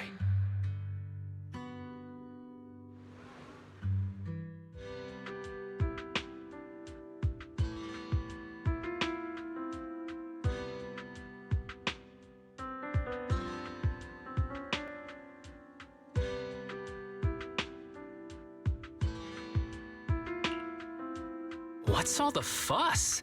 This isn't some kind of prank, is it? Not a prank.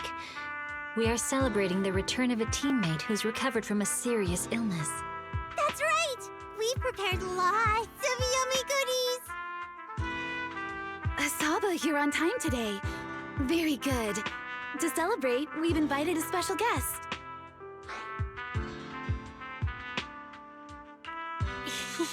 A warm welcome to our executive officer who's back on the job. Man, just hearing back on the job gives me instant work fatigue. But all jokes aside, thanks, guys. If it weren't for our smart proxy calling for backup early and my dear teammates coming to the rescue just in time, my ashes would have been floating out to sea already. You almost sound disappointed? Executive Officer Asaba Harumasa, you've done great work and saved countless civilians from the Hollows. You are indispensable to Section 6. And with you here, we can make a real difference and help more people. I'm very proud of you. Why so formal all of a sudden? You're making me blush. But thanks. What was that saying again? Those who survive a catastrophe are destined for great fortune. Guess I'll take a fortune cookie.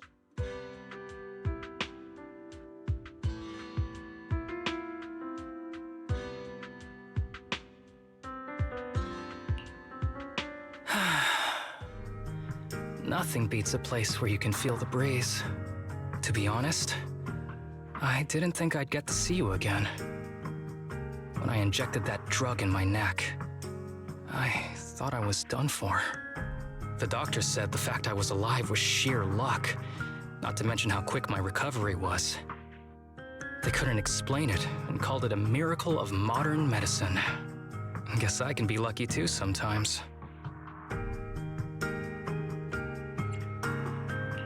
I'm just glad you're okay. So, what happened to Kirishima? The kids at the sanatorium were all rescued and taken to a specialized hospital.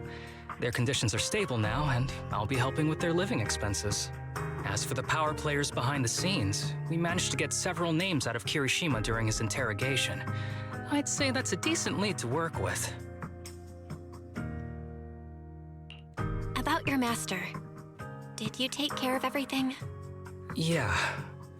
I've collected his belongings, and the funeral's next month. Though, I might be the only one attending.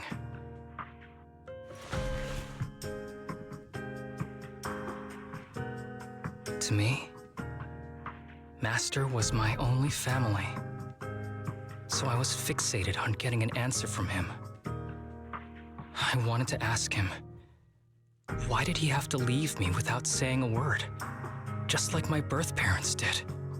But now, it just feels like none of that matters anymore. The deceit and exploitation were real.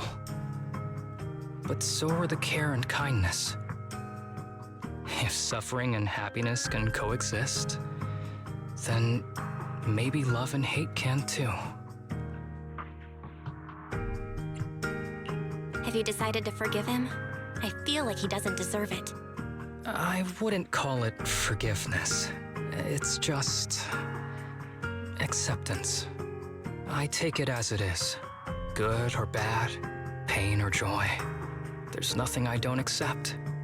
Perhaps that's what makes up life itself. There's always going to be evil. But there's always going to be good out there too. Like how I was on the brink but recovered miraculously. Even though I've lost family, I got to meet you and my amazing teammates.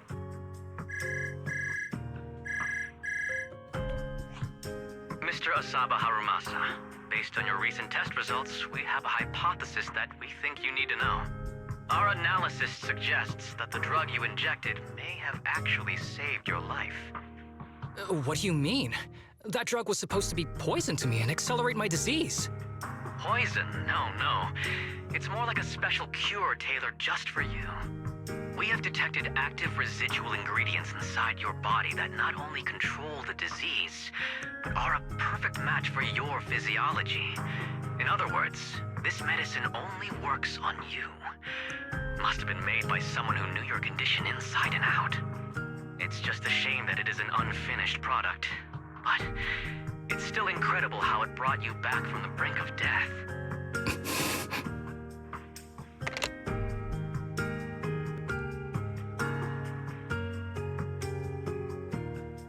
So, it wasn't a miracle.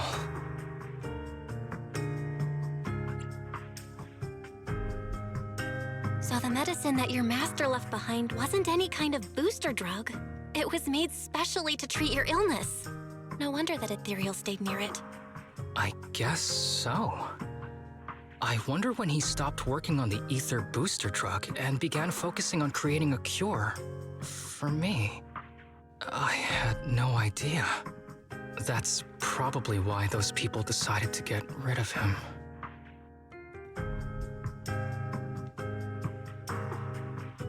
Thanks for being here. Don't worry. I'll live my life to the fullest. But if one day I become sick and turn into an ethereal, don't frown. We all know that day's gonna come sooner or later. When that happens, and if you're around, I hope you can do me a small favor and end my life. Don't leave me wandering forever as an ethereal in a hollow. Please. All right, I promise. Thank you. Though, I really hope that day doesn't come anytime soon. All right. Let's both aim to live our lives to the fullest in this messed up, wounded, yet so brilliantly beautiful world.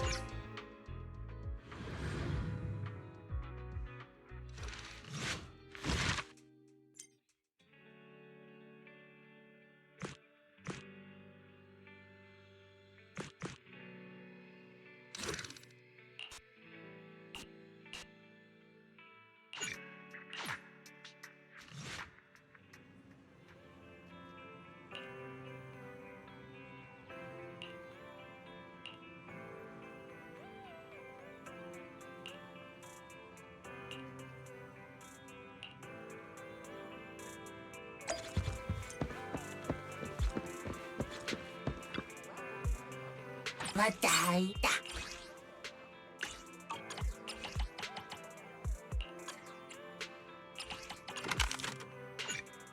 Mataina vanada.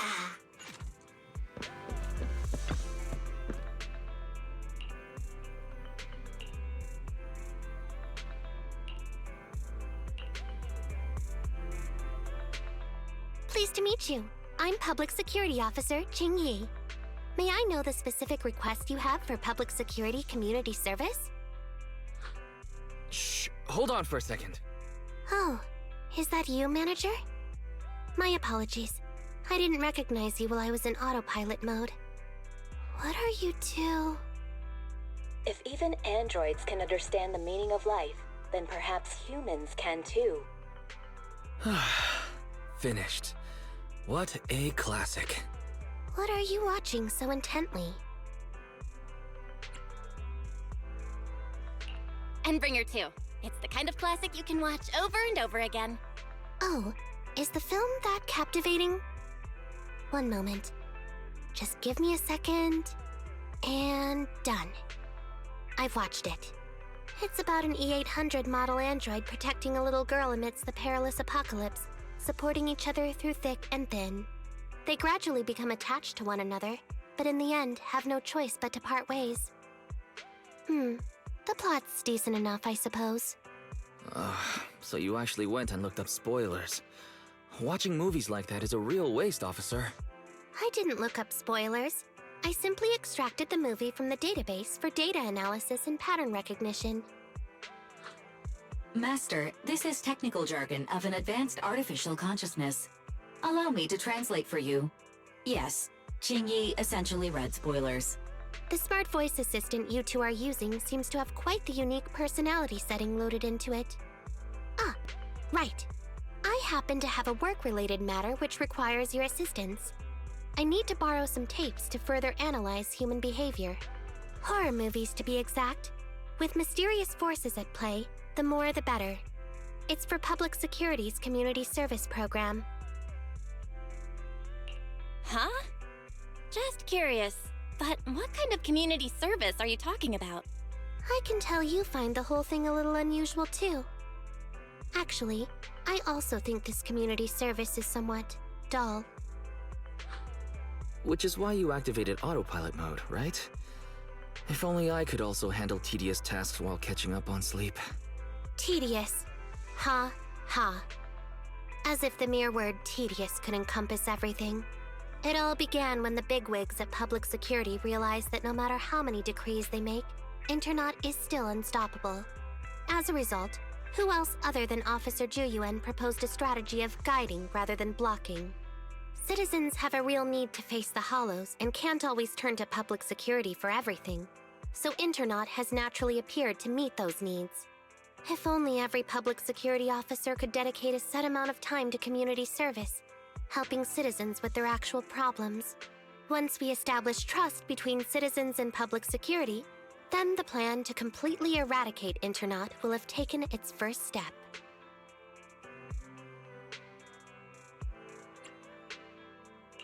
That plan would nip the problem in the bud. Indeed, Zhu Yuan proposing such a comprehensive plan is really reassuring. It is a good plan. However, for some reason, I sense that you two might not be completely sincere. Never mind. I suppose I'm not entirely sincere myself, mainly due to the absurd demands citizens are making. For example, testing whether their fiancé would flirt with other women behind their back. Or, I suspect there's some mysterious force at work on 6th Street. Please deal with it, officer. What's worse is my assigned partner today. Ugh, that guy.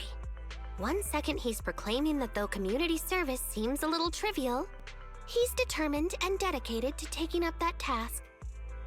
Then, before I even finished a sip of hot water, he goes bolting off on another case somewhere else, like a gust of wind weaving through the mountains.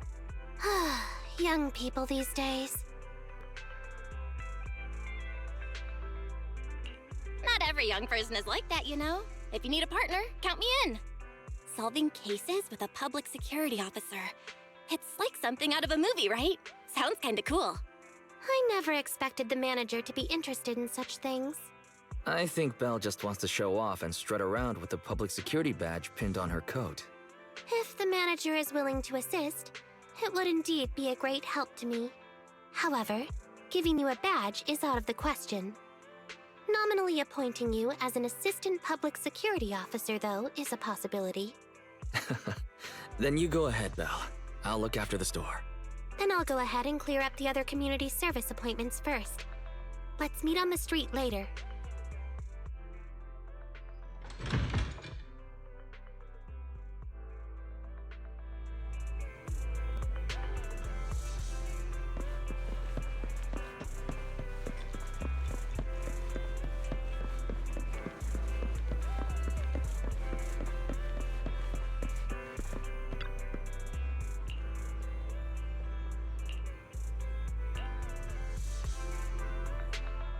No need to jump to any strange conclusions, Holly. Just tell me what's the matter. Okay. Actually, it's about my good friend Teddy. He's been missing for several days now. Missing? There doesn't seem to be any filed reports about a missing person in this area. Have you been to the Public Security office with your parents recently? No, we haven't. Dad said since we just moved away from the old metro zone, we don't have the resources to deal with Teddy right now. But I'm really worried. I've never gone so long without seeing Teddy before. Reporting it was the right thing to do, Holly. The Assistant Public Security Officer is right. A disappearance is not a trivial matter and must be handled by Public Security. Do you have a photo of Teddy? Yes, I have tons. At least I did. But during our move, because we were in a hurry to catch the evacuation train, all our luggage was... Not a problem. Now, I will ask you a few questions. You must think carefully. The more accurate your answers, the higher the chance we will find Teddy. Understand? Let's start. Height? Weight? Teddy is exactly 20 centimeters shorter than me, so he's 101 centimeters tall. He's heavier than me, about 32 kilograms. Can you describe the color and style of clothes Teddy was wearing when he disappeared? A blue shark onesie.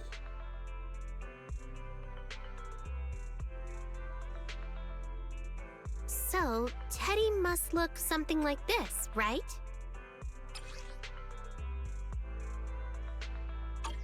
Whoa, you can really draw, Miss Officer. That's Teddy. But he's been gone so many days. Do you think we can still find him? Your case is now accepted, Citizen Holly. Oh, thank you so much. Dad told me that the officers at Public Security wouldn't have time for this sort of thing. Don't worry, Public Security Officer Ching-Yi will be on the case. But there's one last question I need you to answer. Can you do that for me? Okay. When and where did you last see Teddy? It was at the Gravity Cinema. I wanted popcorn, so Teddy went out to buy some. I waited until the movie was over, but Teddy never came back. Gravity Cinema? That's right next to the branch office, and yet a disappearance happened. That does seem strange. Let's go investigate. Good. But first, I need to escort Holly home. Let's meet later near Gravity Cinema in Lumina Square.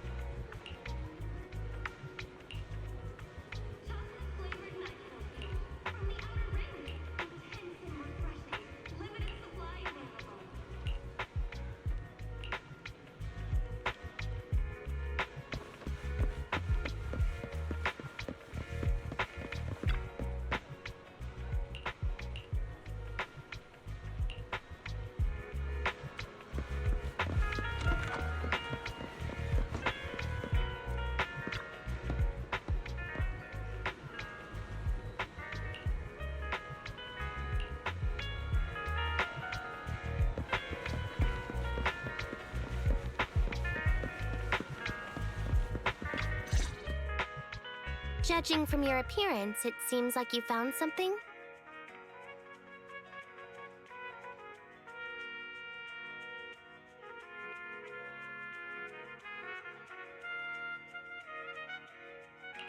I found a bunch of suspicious items. Pretty impressive, right? Please assess them, Ching-Yi. Manager, why did you pick up so much trash? Don't tell me you thought all this was evidence. Huh? So it's all useless? How could that be? And I was even thinking about how to respond to the compliments. Completely normal for a first investigation. After all, evidence doesn't just fall from the sky, you know? Let me analyze these videos, then together with... Wait a minute. What's that in your pocket?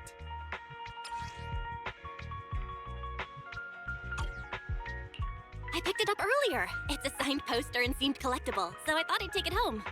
It has value as a collectible? then it shouldn't have been discarded so carelessly for you to find like that. Without the manager's deep knowledge of films, I might have overlooked this detail.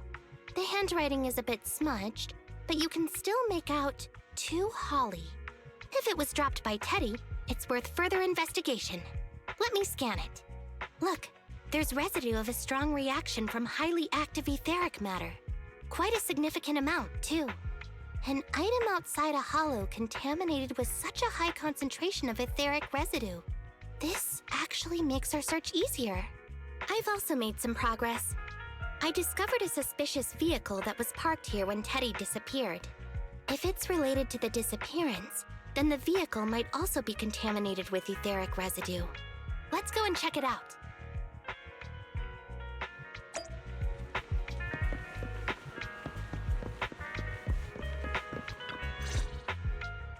Very good, Assistant Public Security Officer. We quickly tracked down the suspicious vehicle. As I suspected, there's residue of a strong reaction from highly active etheric matter on the rear wheels.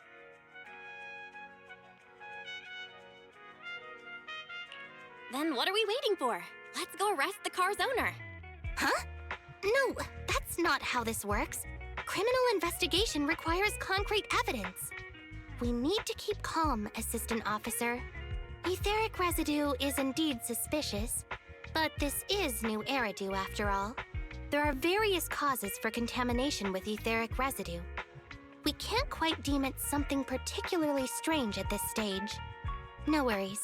I'll handle surveillance of the car. I don't need to sleep anyway. Are you sure you'll be okay if you don't rest at all, Qingyi? Zhuyuan always expresses the same. It's just unnecessary concern. Everyone is acting like this. Zhuyuan, Holly, and now even the manager. Humans are indeed an interesting species, projecting so much emotion onto things that are not even alive. Though helping citizens is part of a public security officer's duties, Teddy is just a bamboo. In the end, the existence of intelligent machines is to be discarded in place of humans when danger arises. Take me, for example. Despite being an advanced model known as a 01NG6 criminal investigation automaton, I'm essentially just a bamboo with more complex functionality. And regarding life and death, I believe Teddy and I are identical. Neither of us actually cling to it. I really didn't expect Holly to be so upset. We humans haven't become that cruel. A most interesting species indeed. Don't worry. Bamboo or automaton, we are not as fragile as humans. Today's investigation was very fruitful. With these leads, we can apply for an official search warrant from public security. If there's anything I need help with in the future, I'll be sure to contact you. I'll be leaving now.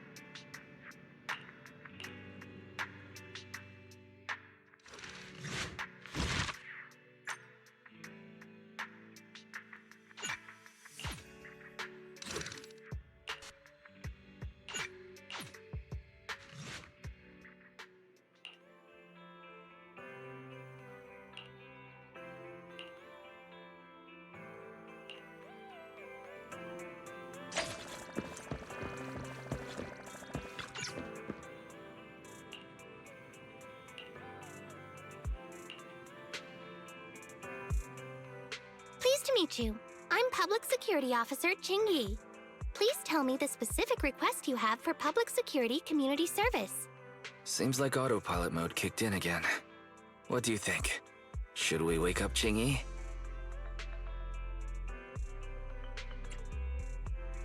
Congratulations on becoming the head of public security!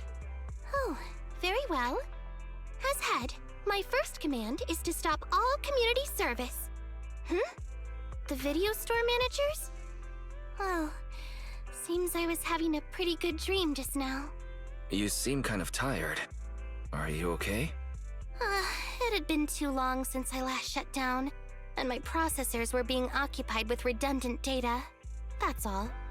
It matters not.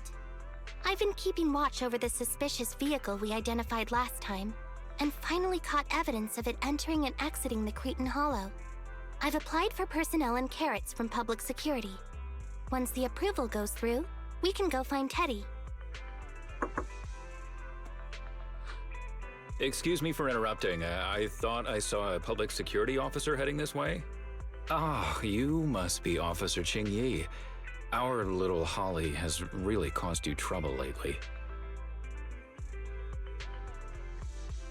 What is this for?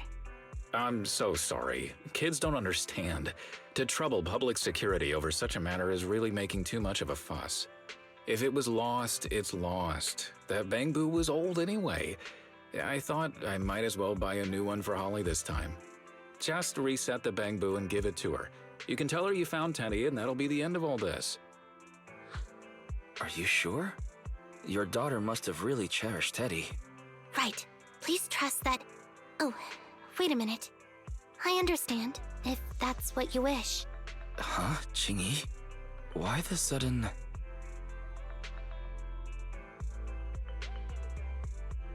He left quite decisively. Qingyi, what's your plan? Are we not gonna rescue Teddy now? The original Teddy, I mean.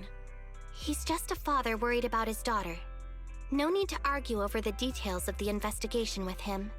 Moreover, I just received a message indicating that it's unclear whether this Teddy number 2 will be able to help.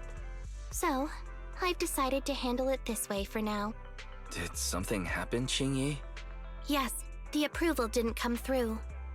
Bangbu can't be classified as people.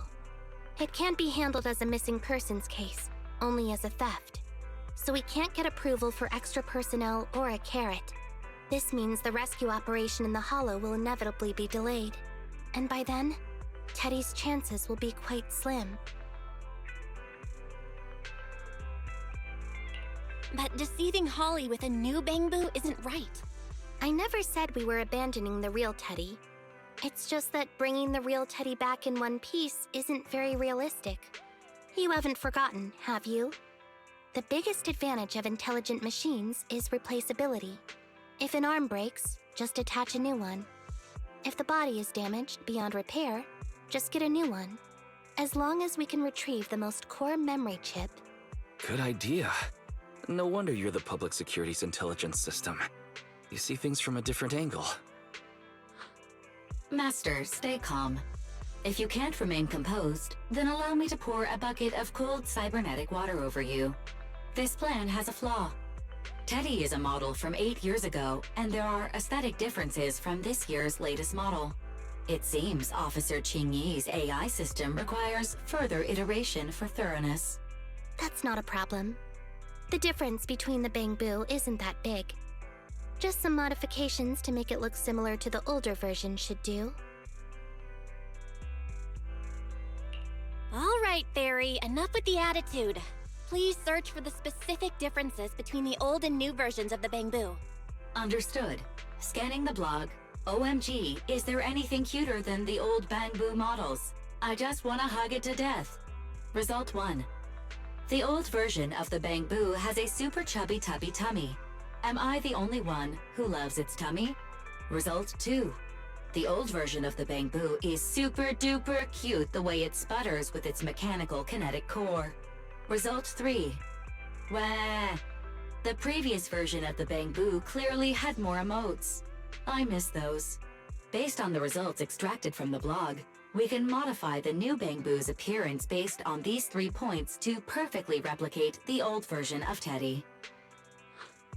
Sounds like you found some weird posts to read out loud. But thanks, Fairy. You're very welcome. I am a smart voice assistant dedicated to showing you different perspectives. In that case, the task at hand is quite clear. Let's start modifying Teddy number 2.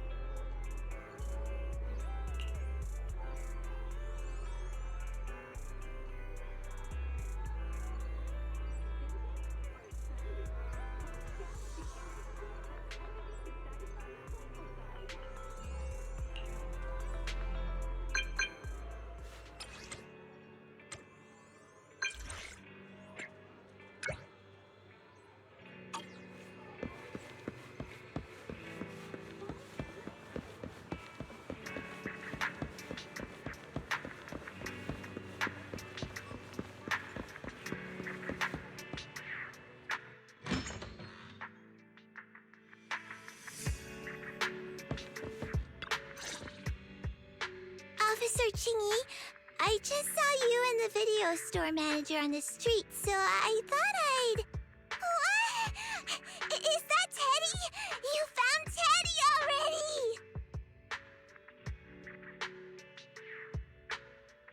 This isn't Teddy. Officer, did you find the wrong Bamboo? Are you sure, Holly?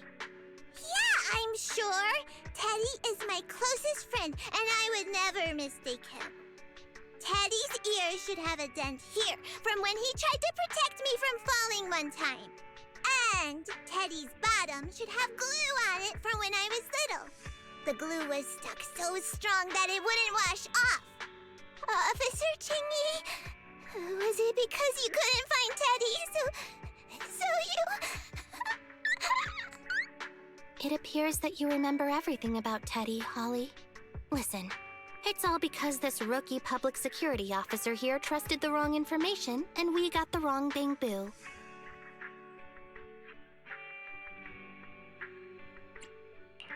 Huh? You're blaming me? Let's not forget that I'm a very experienced public security officer, and that I wouldn't make such a rudimentary mistake.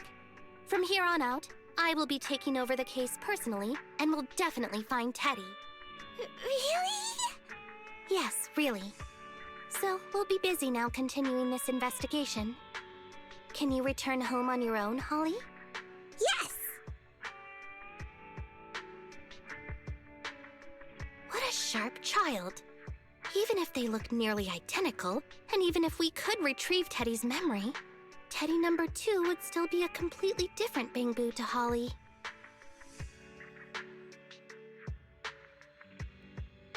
The most treasured moments in life are those shared experiences that cannot be replicated. Okay. Like I've always said, humans are indeed an interesting species. Thank you for helping me cover up the lie just now. The next step is to venture into the hollow to rescue the Bamboo. It'll be much too dangerous for you, Manager. I'll figure something out by myself. See you later.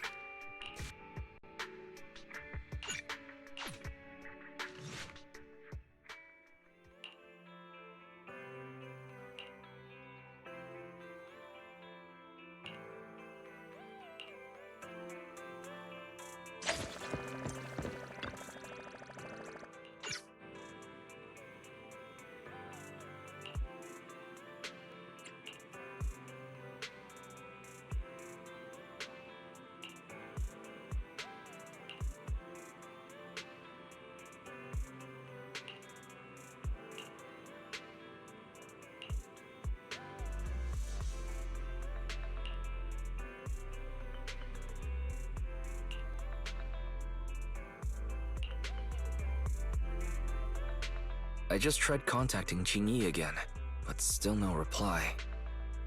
I've got a bad feeling about this.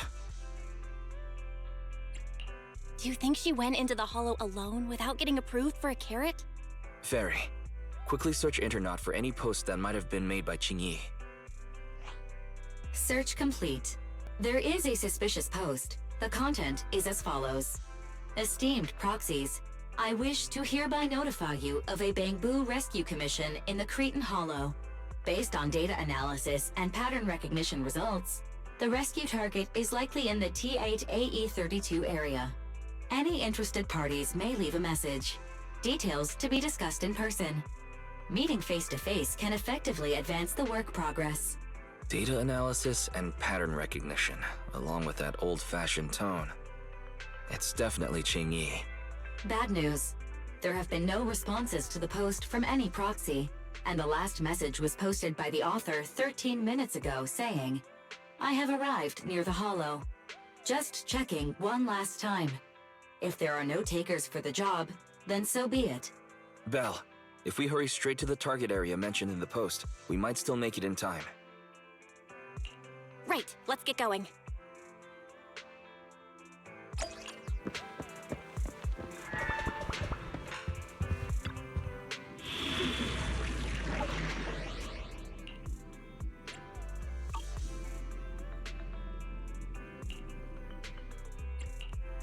Bear witness to the noble principles of the Timefield family. You have my complete support. Did you standing mock? Good day. How can I? Come on! Hey, don't look down on me! Man. Pick me. Is it working? Tsukashiro Yanagi, awaiting orders.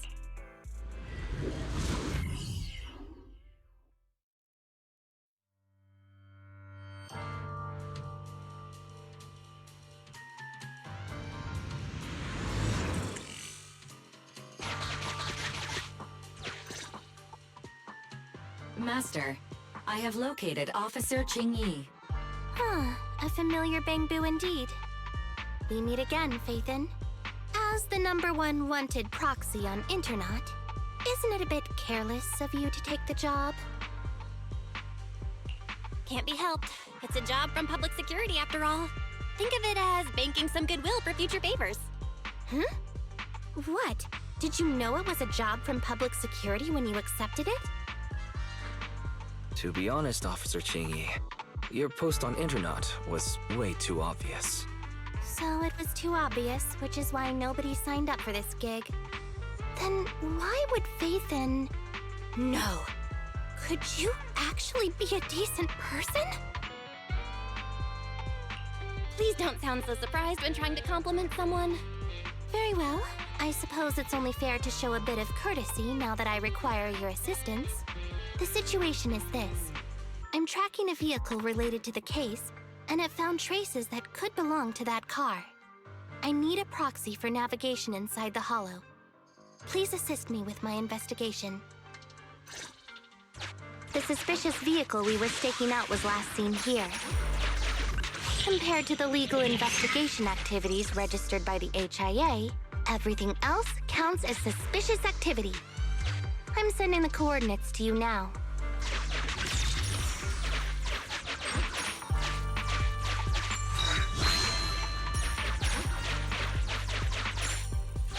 Master, high ether activity detected coming from this forklift.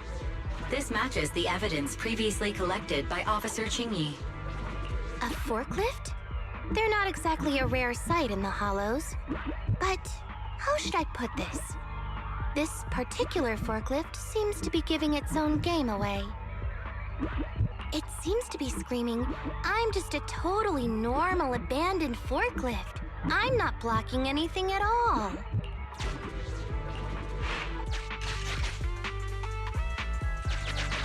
Master, unknown distress signal detected. Analysis complete. The distress signal is coming from a Bangbu. A route to the source of the distress signal has been identified. Officer, we've detected a Bangbu search and rescue signal. You certainly know what you're doing.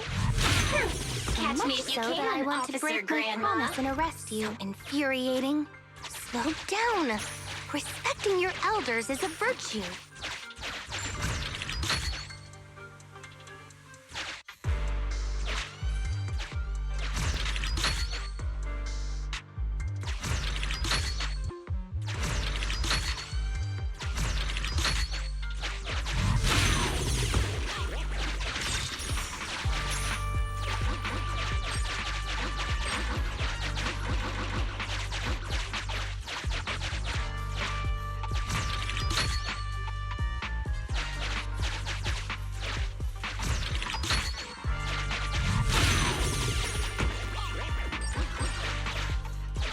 A route to the source of the distress signal has been identified.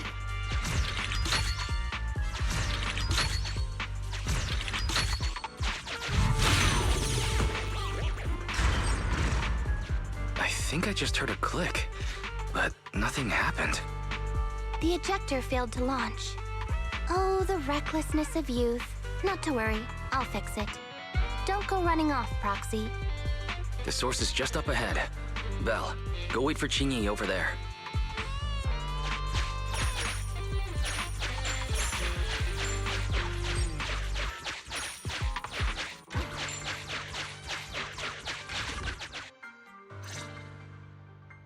strange. The signal should have been coming from here. Teddy, is that you? Bing Bong's here! The Bangbu Boonappers strike again! Who's this? I already said it! I'm Bing Bong from the Bangbu Boonappers! Oh, what do we have here? A little Bangbu that can talk! Don't see that every day! Gonna be sure to nab this one! Speaking of which, that emergency signal device that we took off of Bangbu, it is really coming in handy! Seems any Bangbu would fall for it. Something's off about this guy. Let's get out of here and find Qingyi. Oh? You're not going anywhere. You're property of the Bangbu Boonappers now. Here, have a taste of this special Bangbu spray.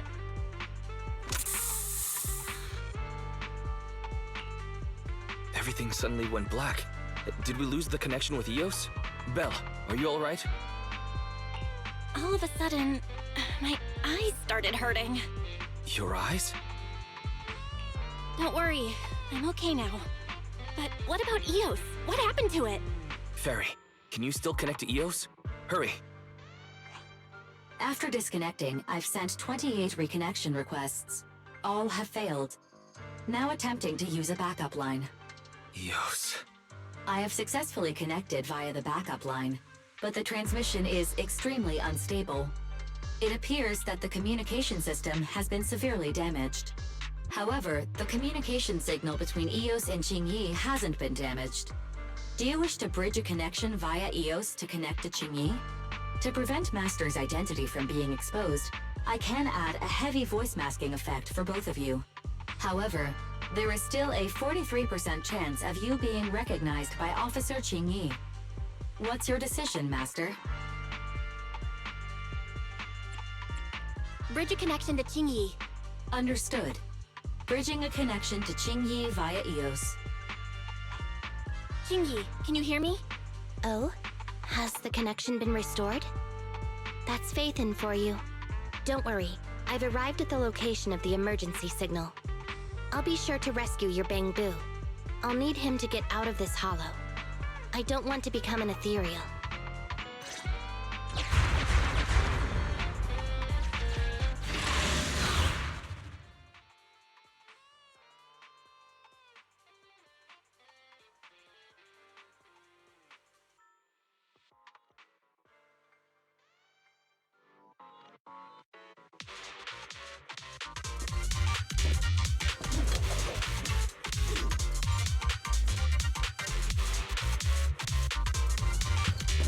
Officer Qingyi here. I've arrived at the scene. Let's go save your Bangbu. Dance!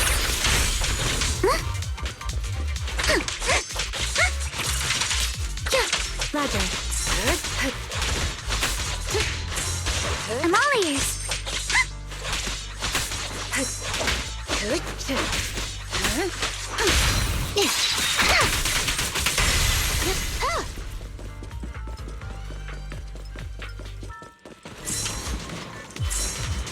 Keep a lookout.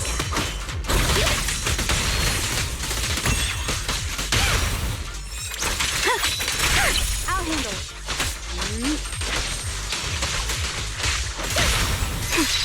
Yeah! Move again.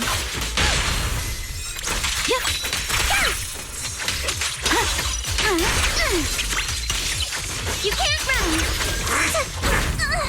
I'll show but no go.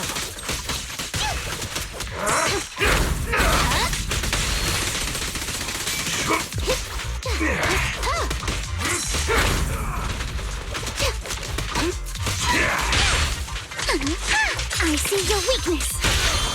Weak spot located.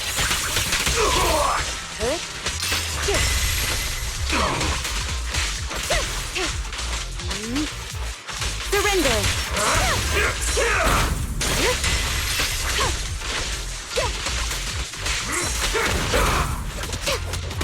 Following order.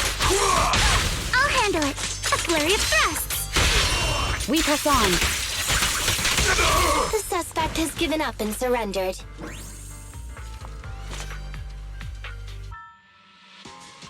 No! I've had enough! Please, go easy on me, officer.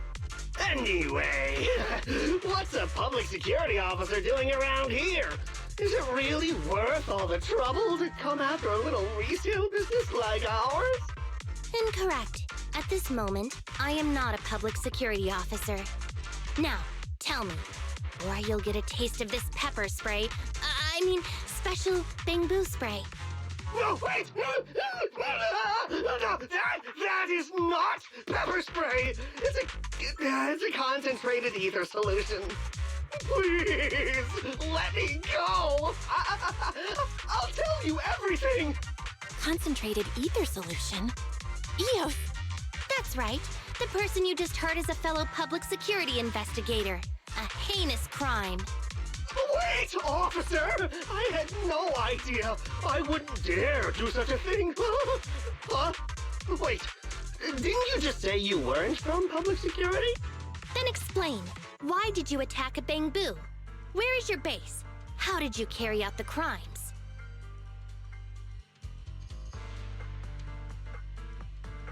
I see. So you would use the concentrated ether solution to instantly corrupt the bamboo and cause its systems to malfunction, disrupting communication, self-recovery modules, and other functions. If that's the case, then Teddy wouldn't be able to send out a distress signal to public security. But kidnapping bamboo just to dismantle them and sell off the parts? How could he have embarked on such an unreliable path of crime? By the way, how is your bamboo doing?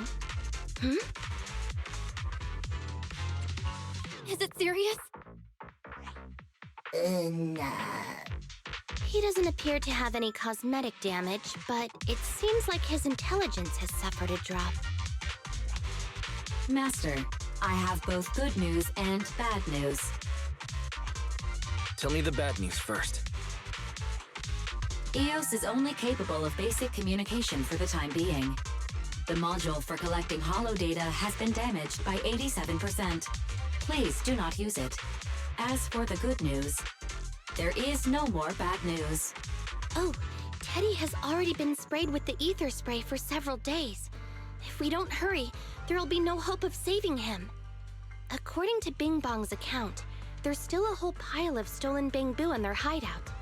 We've detained Bing Bong, but if we don't act now, it'll alert the others. But no matter what, we must continue the rescue. What do you think, Faithin? Agreed, but Eos has been damaged. What should we do? Officer Qingyi, I believe it is time to use that technology, if you know what I mean.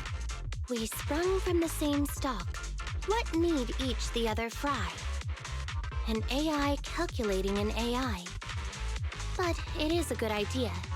You mean that technology, right? Very well. Let's proceed. Very well. Let's proceed. Wait, you AIs. Mind explaining in human language so we can all understand? Affirmative.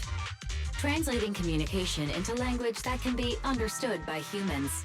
Using distributed computing, a portion of EOS's functions can be installed onto Officer Qingyi's system. I still don't quite understand. Understood.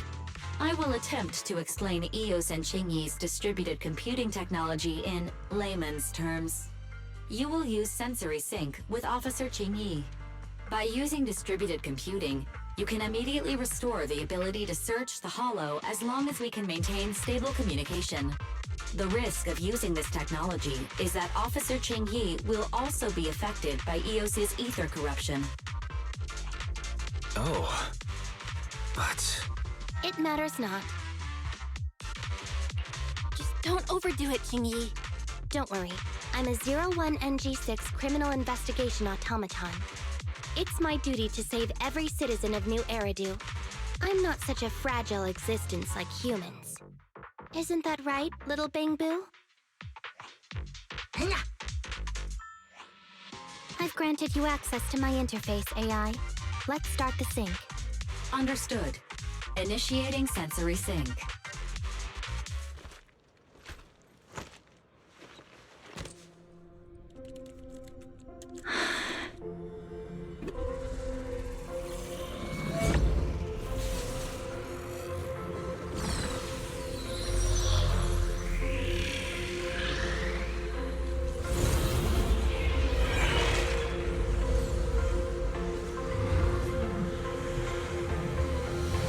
Packaging distributed virtual interface. HDD unidirectional control on standby. Activate the connection.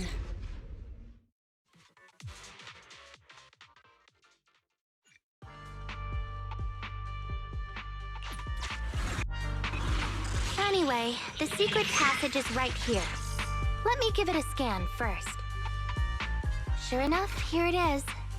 Looks like Bing Bong wasn't lying after all.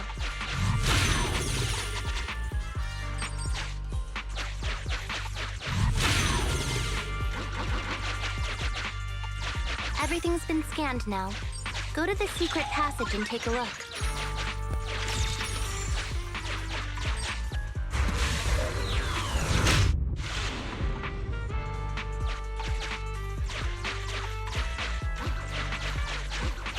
Oh, it's a shark boo. The chance of it being Teddy is...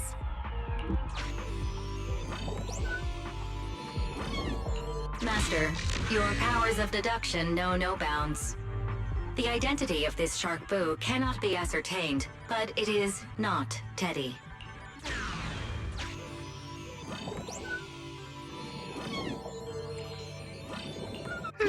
It's all in a day's work for a public security officer. Proxy, I suggest you turn away. I don't want your Bang Boo to see what happens next. Oh, is this a memory chip?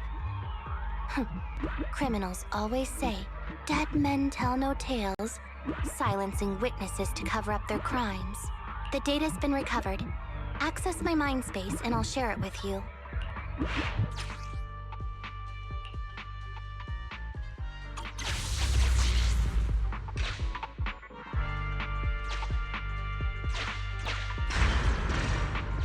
They've used the shark boo as a switch to open up the secret passage.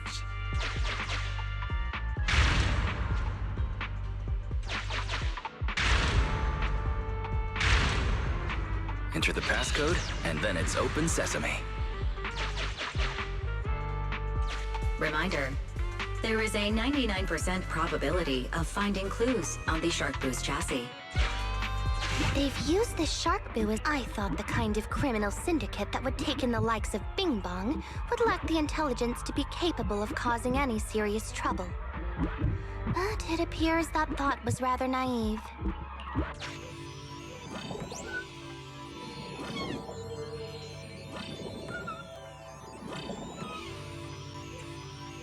Although you fell victim to the shark boo's reflexive bite, fortunately, it has resulted in the discovery of the switch for the secret passage. Press it to open up the passage. Although you fell victim, there are 4 distorted numbers etched beneath the sticker. It's probably not the passcode for the secret passage. Is this agreed? Officer Jingyi is We've pieced together the clues. Time to exit the mind space.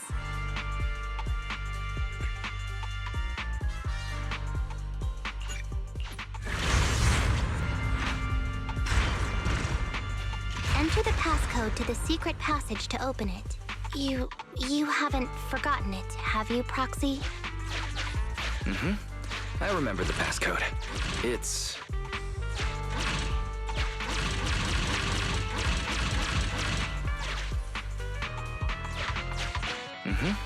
I remember the passcode. It's...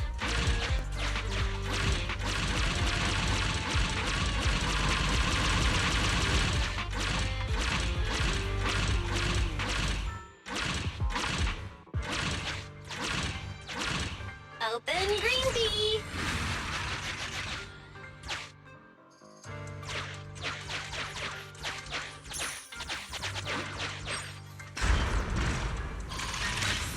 So many Bang Boo. and they all need rescuing.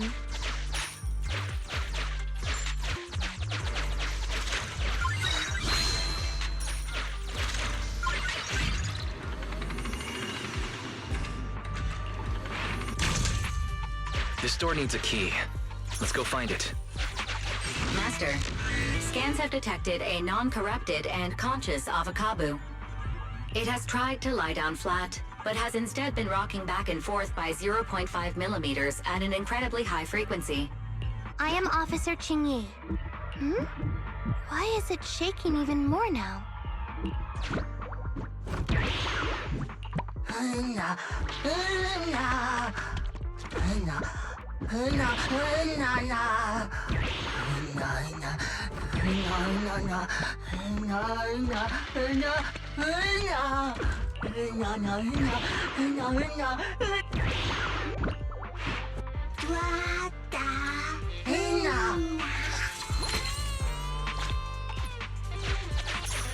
Please note, the following information is not suitable for Bangbu. For the sake of Eos's well-being, I have changed dismantling to petting, and vital signs to final baseline.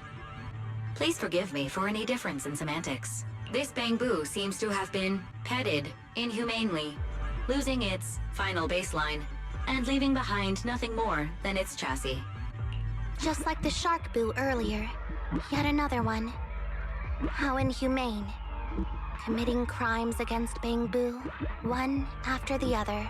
Also, they can take their bodies for their own and flip them for a profit. Oh, human desire, how could you have ever become so twisted? It's completely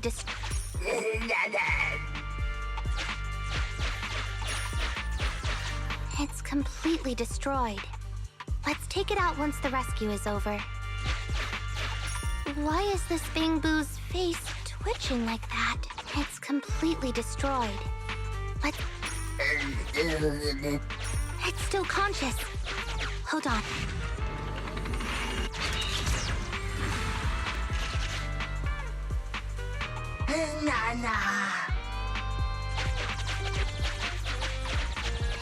Master, one of the thugs from the bank, your small size plus their limited suggestion. Factoring in Officer Qingyi's current state and the 78 points.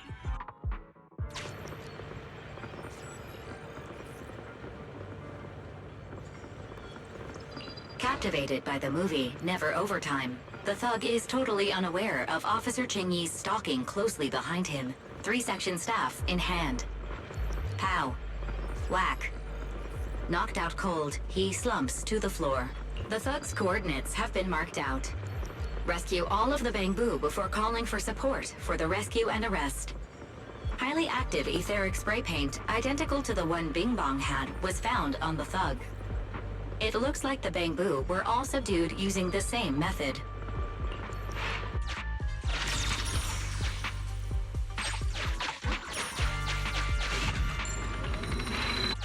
Sufficient gear coins paid. Authentication successful. Opening valve.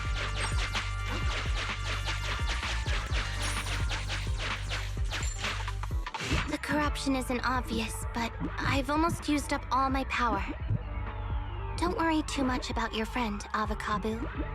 It'll wake up once it gets out and is all charged up. Link up to the Electroboo and read its memory chip.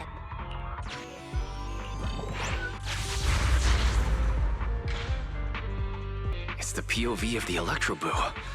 Looks like we've successfully accessed its memory. It shocked its way through the door lock using high voltage. That's no small feat. This is deep inside the Bangbu Boonapper's base. It's enormous. There are the guards, just as expected. I heard something. Huh? What's the Bangbu doing here? Is it an escapee? Don't move!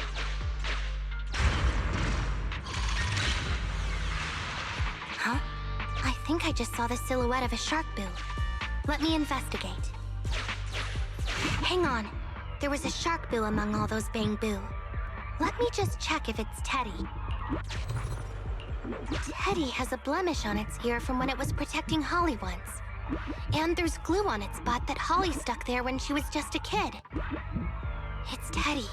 We did it! The corruption is starting to show now. We have to hurry.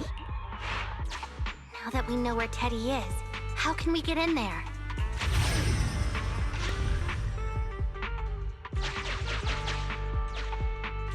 We can't let an evil Bangboo get away! This guy really knows how to fight. Incredible.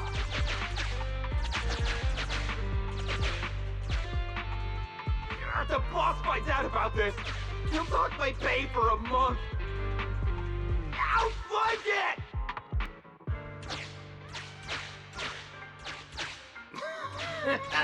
Oh, nowhere to run now.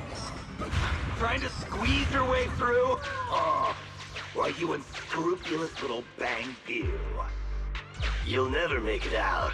Just give up.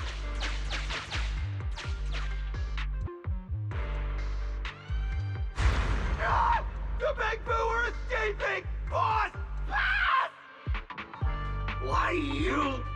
What do you think you're doing? Shouting for the boss over this? The data's been corrupted. Go and manually recover it at the Electroboo's last known whereabouts. The Electroboo should still be mobile. If I'm not mistaken, we can follow it in, and we should run into it while it is making its escape. There's still some information missing. Keep looking for the last part. The data has been recovered. This should be the Electroboo's memory of when it was attacked. Oh, the shocked Bangboo have started to come too.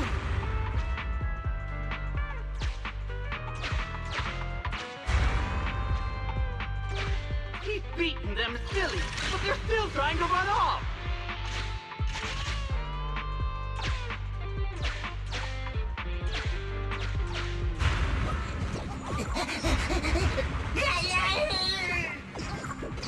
If you're not going to do this the easy way, we'll have to do it the hard way. That must be the boss. This thug is their boss. He's both stronger and smarter than any of the thugs we've run into so far.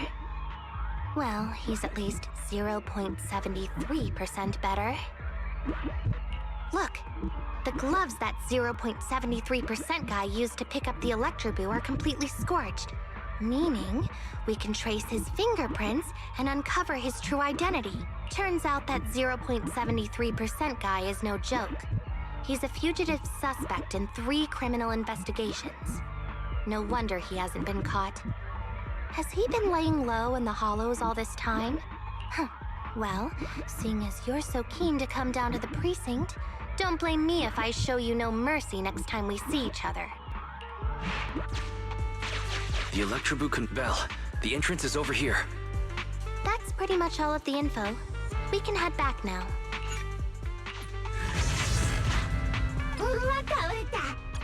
The Electroboo has been a real help.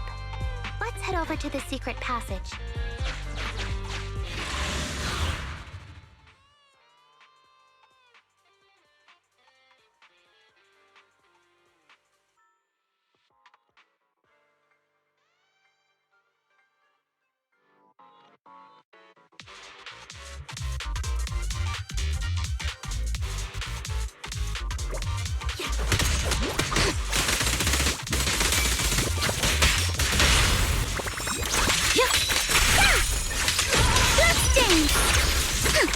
A flurry of thrusts!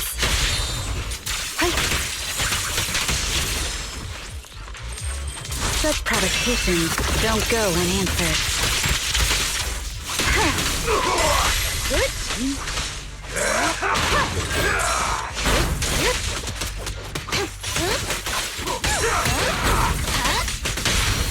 You'll regret choosing me as your opponent. A preemptive strike. Surrender. Understood. Got you red-handed.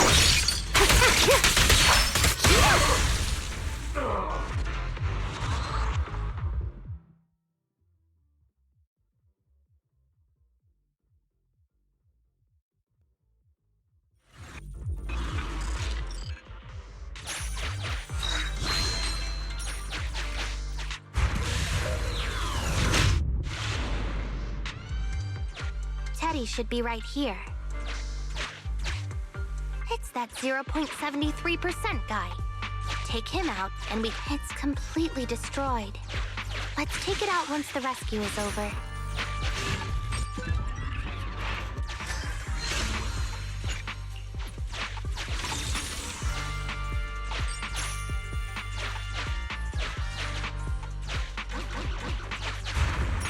Out of the way. I'm in a hurry.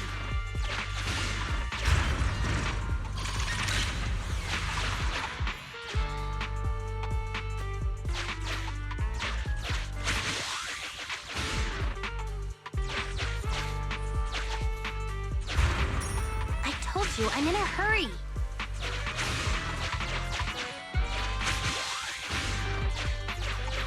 It's completely destroyed. Let's take it out once the rescue is over.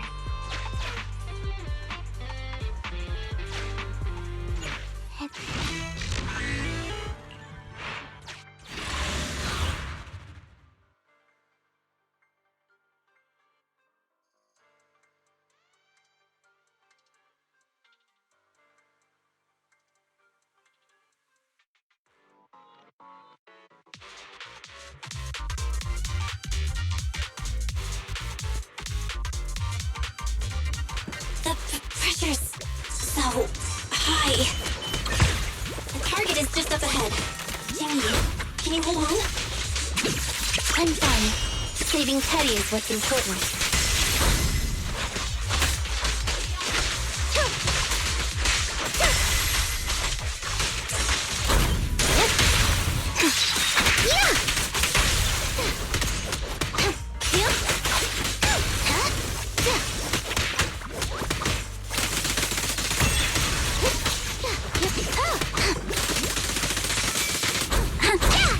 Behold, the most symmetrical swordplay!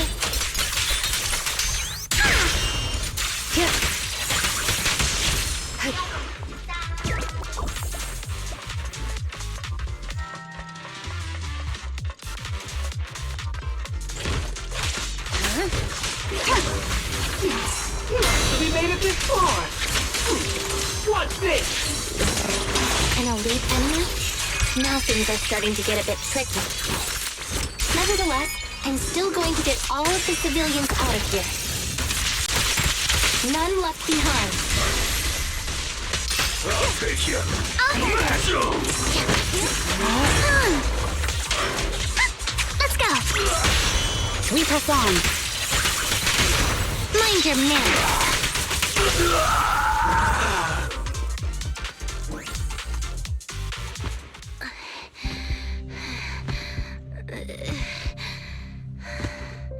Less than 50 meters. The hollow exit is just up ahead.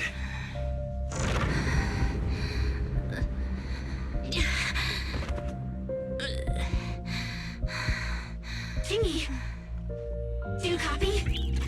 Can you make it? Humans. Such an interesting species. These aren't living creatures. Yet they won't abandon them, no matter what. This obsession, longing, and suffering. Is that what life truly is?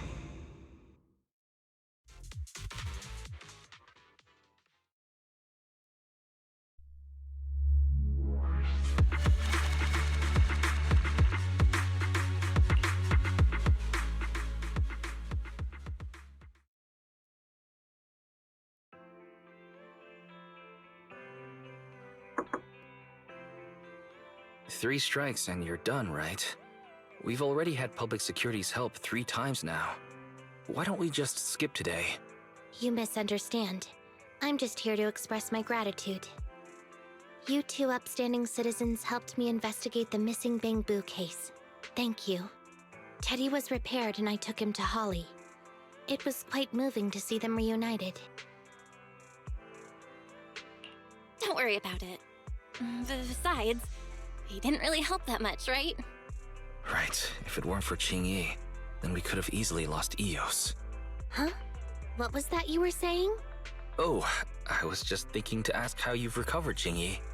My body is fine, of course. After some maintenance, I'm feeling even better than before. If anything, the real headache is that Juyuan and her constant nagging about how reckless we were. Zhu Yuan is probably just hoping that you will take better care of yourself. Actually, I'm not a person who doesn't look after myself. I've always known how important I am. It's just that as automatons, our views on life are quite different from those of humans. In the end, the purpose of intelligent machines is to be discarded in place of humans when danger arises. However, you could say I felt a certain weight inside the hollow this time. Huh? What do you mean by weight? Did you pick up something heavy? Well, I guess I could say that I understood the weight of life. I don't know. Maybe I've been affected by humans somehow. Actually, it doesn't matter if we're talking about a Bangbu or you, Jingyi. We've never thought of you as something that could just be discarded in a moment of danger. Right. Both of you are important and irreplaceable partners. A friendly reminder, Master. If you are handing out compliments, then please, don't forget Fairy. I suppose this is a similar feeling to what happened inside the hollow. And yet, you still haven't actually told us what happened in the hollow. If you're so curious, then perhaps you'd be interested in applying to become an assistant public security officer. Join public security? As cool as that sounds, the community service work is way too... Speaking of which, after Julian heard the whole story, she decided to put the plan to completely abolish Internat on hold for now. As for the local community services, unfortunately, that will become a standardized project in the future. It's a real headache. By the way, I also brought the horror movies I rented for community service last time. I figured now would be the best time to return them. I felt like the scenes where someone was possessed really resonated with me. Oh, what do you mean? How would an intelligent machine empathize with that?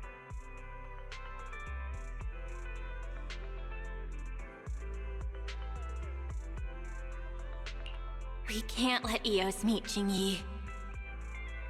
Huh? When did you get here, Eos? I mean, Bangbu 01? The feeling of being possessed is indeed unbearable. But it really does seem to make you stronger, doesn't it? Yeah.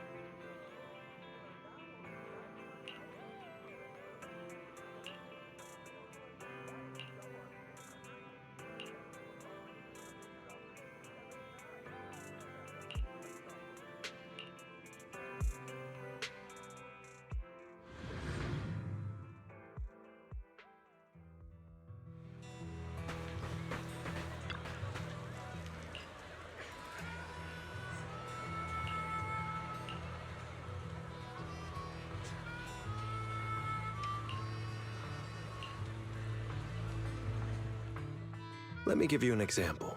Say your gang gets into it with another gang, and you get sucker punched.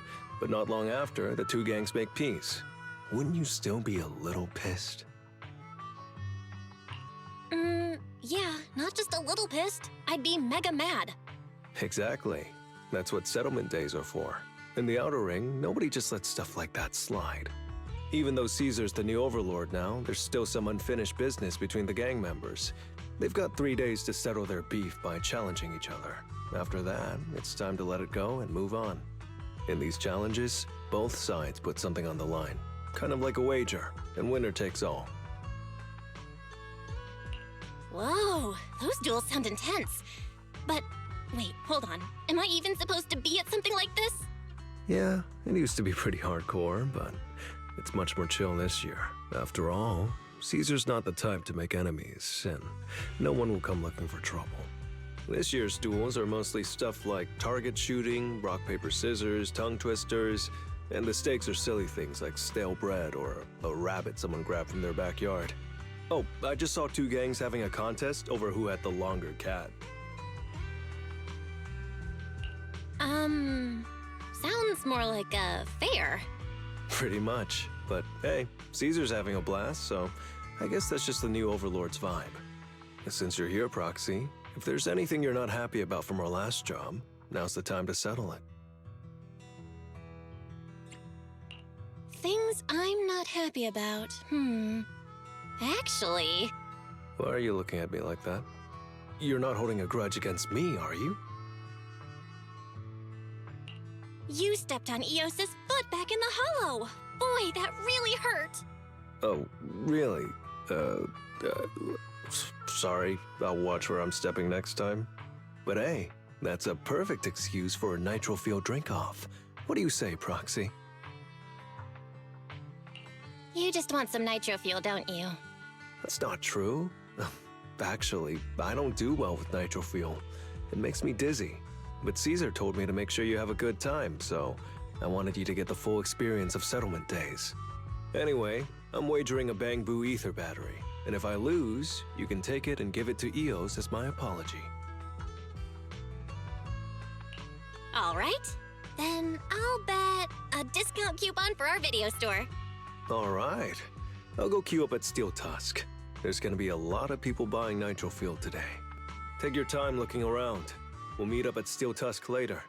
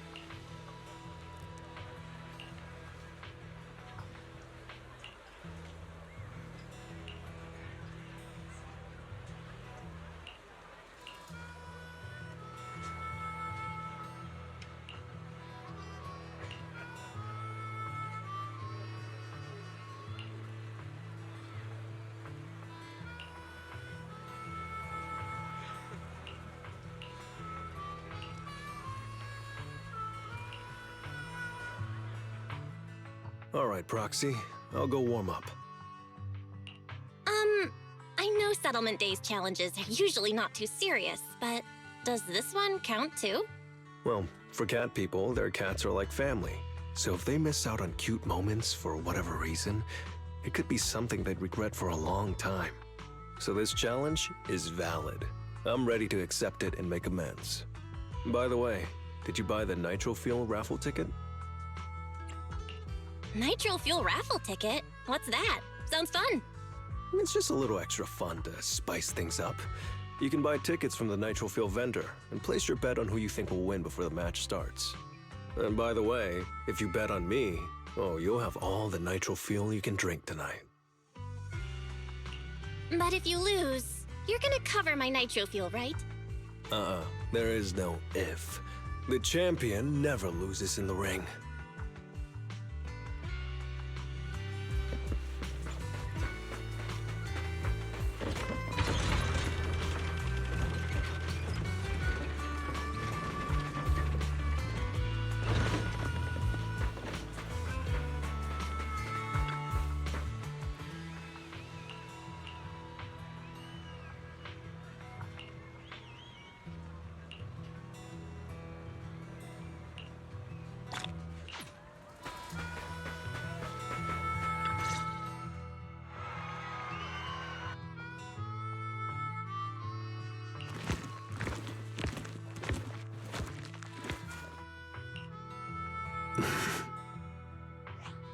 So, you're the one sent by the Sons of Caledon, huh? I'm challenging you, and I'm betting this brooch. What's the matter? You scared?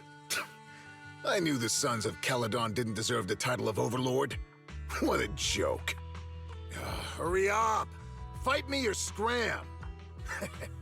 If you're afraid, say something nice to flatter me. And I, Andreas, might let you off easy. Does this brooch mean a lot to you? Of course. Pompey gave it to me himself years ago. It's my badge of honor in the outer ring. But whatever. A pup like you won't get it. To wager something so precious. You must be ready to fight like your life depends on it, yeah? Huh? It's just a stupid brawl for kids. So stop sounding so dramatic. I'm not losing to you. Don't wager your honor if you're not serious about this. Oh, quit stalling. You're just scared. How about both of you bet something else? No need to risk something so valuable, right? What do you think, Lighter? I'll bet my boxing gloves. And if you match me with something similar, then we've got a deal. Then, I'll match you with my gloves. I'm gonna teach you a lesson either way. All right. I, Lighter of the Sons of Caledon, accept your challenge.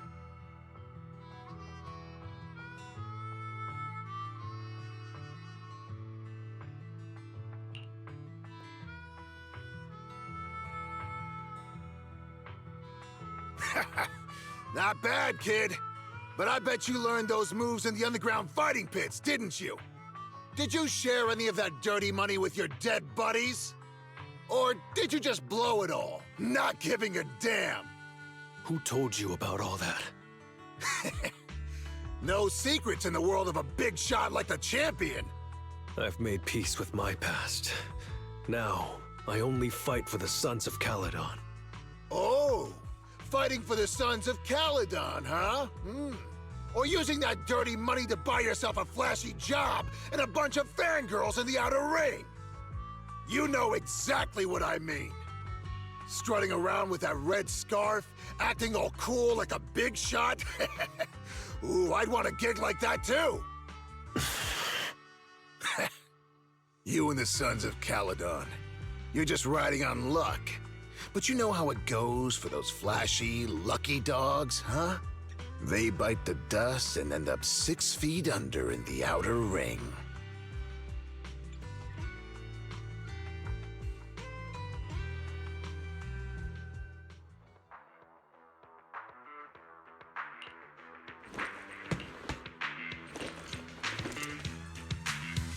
You don't recognize the new Overlord, so taking your bet doesn't mean anything. I'll give you 3 days. If you want a rematch, I'm game.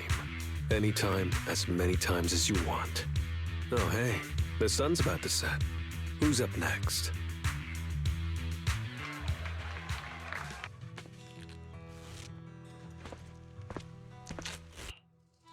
Didn't think you'd stick around till the end, Proxy.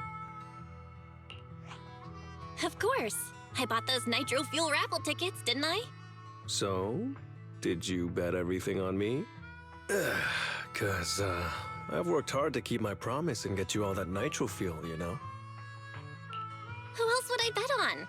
But seriously, how am I ever gonna finish all this nitro fuel? Come on. I went all out to win this for you, so at least enjoy yourself tonight. I promise I won't say a word to your sibling. Wanna join me later? I've got something I need to check on first. I'll be back later. Go ahead and grab your drinks from Bernice. I'll catch up if I finish early.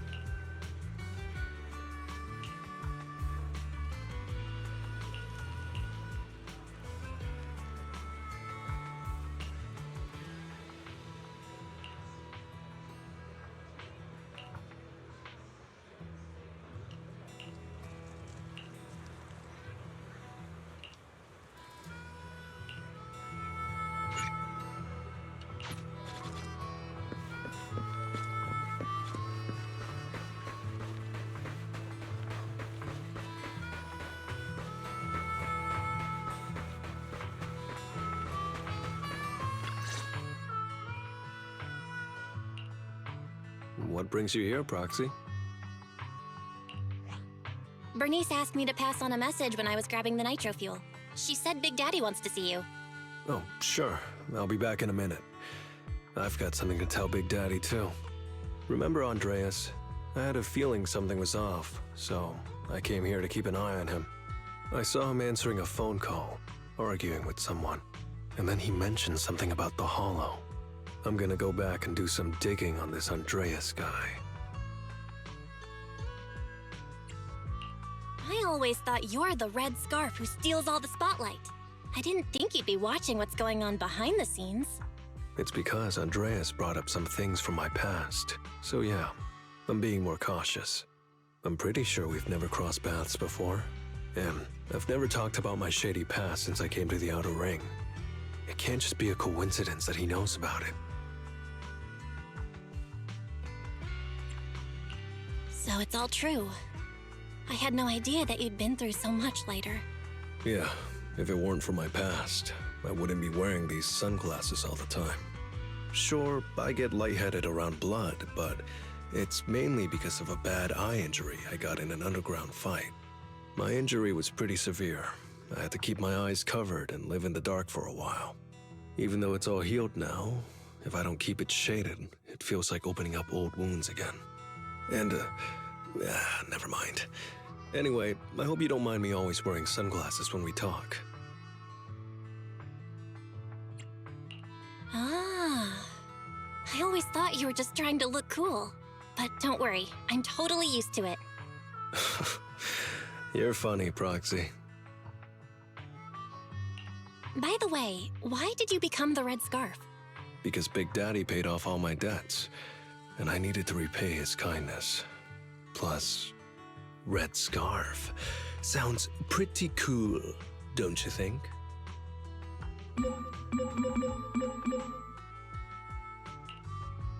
It's Piper. Some guys I beat today are at Steel Tusk. They're up for a Nitro Field challenge. I'm gonna talk to Big Daddy about Andreas, and then go kick some butt. Oh, and Piper wanted me to tell you that the other proxy has arrived in Blazewood too. You two should crash here tonight. The Sons of Caledon will make sure you're well taken care of.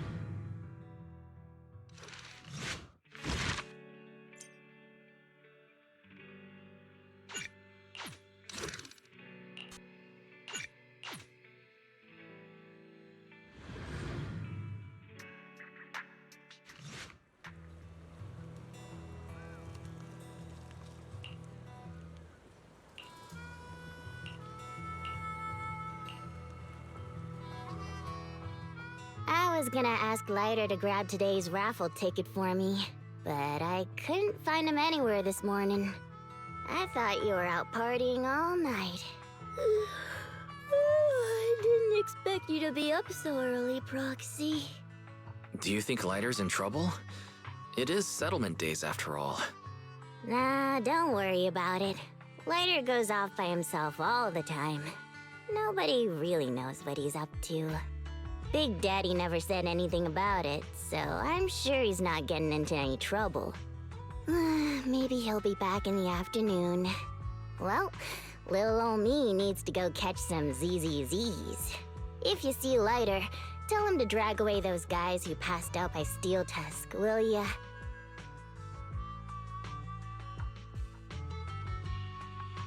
Belle, you said that Lighter was looking into Andreas yesterday, and he mentioned the Hollow, right?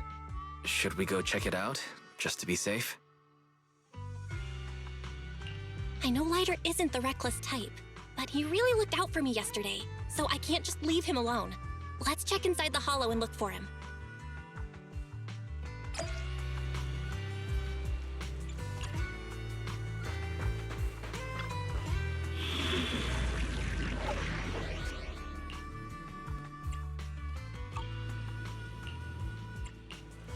Bear witness. I promise. I'll spare no effort.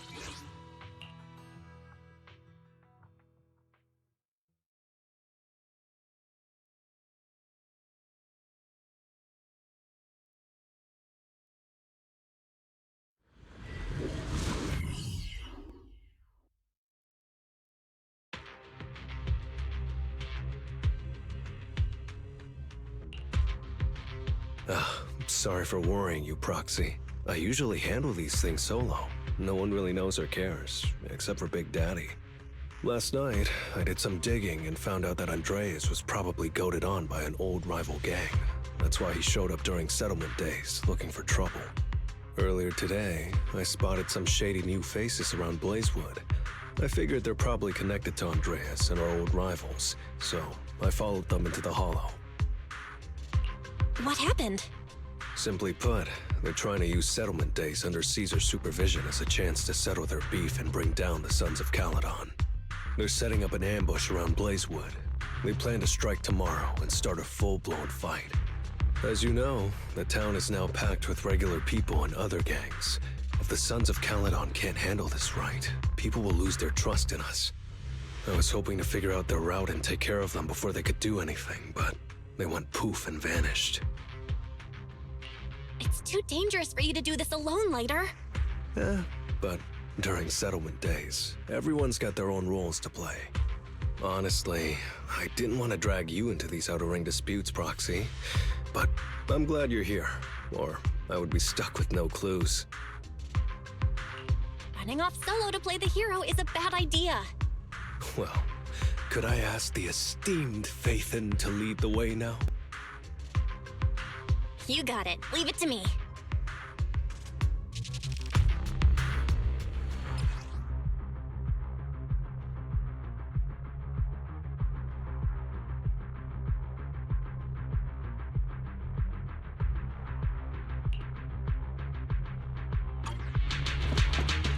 Warning, there are a few enemies ahead. Watch.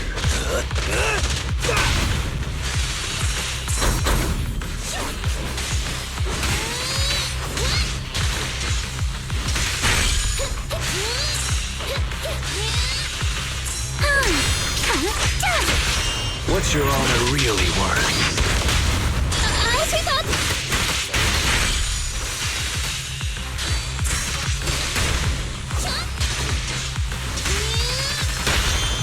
You're exposed now! It's the emblem of our old enemy's gang. Let's go after them. Please continue onwards.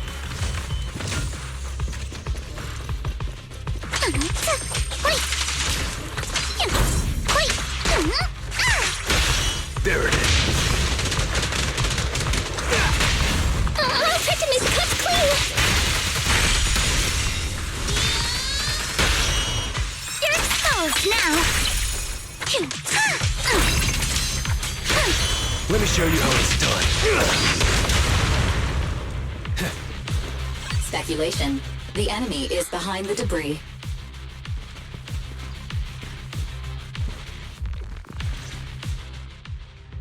You went back on your word! That's not how things work in the Outer Ring. Pompeii would never stand for this! We said from the start we'd teach the Sons of Caledon a lesson, and you were all in for it! But you never said anything about putting the regular folks and other gangs in danger! You're just like the former Overlord. That sentimental old loser. He got backstabbed by his right hand. What a fool. Backstabbed by his right hand? But didn't you say it was the Sons of Caledon that were behind it? Oh, did I say that? When you asked about Pompeii's death, all I said was, why don't you ask the Sons of Caledon instead? You? You're all... Go on, keep shouting! Soon you'll reunite with that good-for-nothing old boss of yours! This is the Outer Ring, where the strong reign and the weak fall. It's Andreas. Turns out he really was tricked by them. Roxy, you better hurry.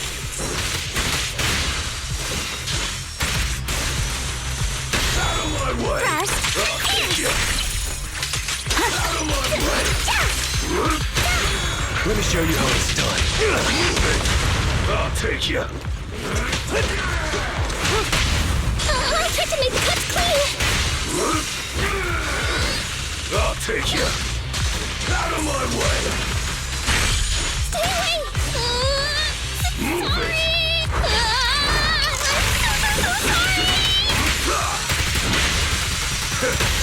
Thrust and pierce! Things are about to get violent.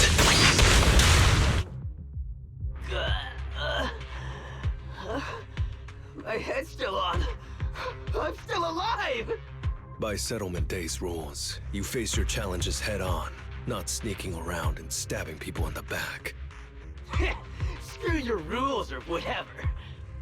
Tomorrow, those losers in Blazewood and the Sons of Caledon will meet their end!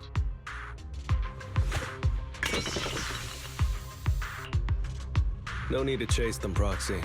Nailing a few minions won't change much. Their main force isn't around here. If only we knew which direction they'd be coming from tomorrow. Even if you did, what difference would it make? The Sons of Caledon will be out in full force tomorrow. With all the gangs around, some of them might try to pull something. Who knows? The Outer Ring plays by its own rules. It's all survival of the fittest. And backstabbers are a dime a dozen. Even Pompeii didn't make it. And neither will your new overlord. So, you know their plan? Did you hear anything I just said? If I hadn't misunderstood you guys, I wouldn't even bother explaining all this. I challenge you. Huh? You can just punch me if you're pissed. Now that I know you're not tied to Pompeii's death, I'm not interested in wasting my time on you guys. If you lose, you tell us everything you know. If you win, well, I'll tell you the last words of the late Overlord. You know Pompeii's last words? Mm-hmm. So, will you accept my challenge? Out of my way! Andreas, the challenge isn't over yet. You don't have to tell me! Take that! 4. Strike in an instant. Behold, the most symmetrical swordplay. Out of my way!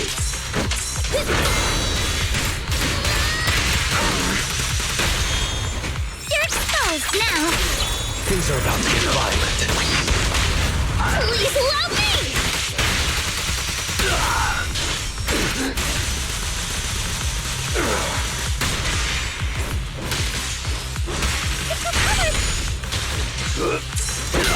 Make way for the undefeated champion! I'll try to make the cuts clean. I'll take this chance to score. Watch and learn! Let's attack the... I'll give it my best shot!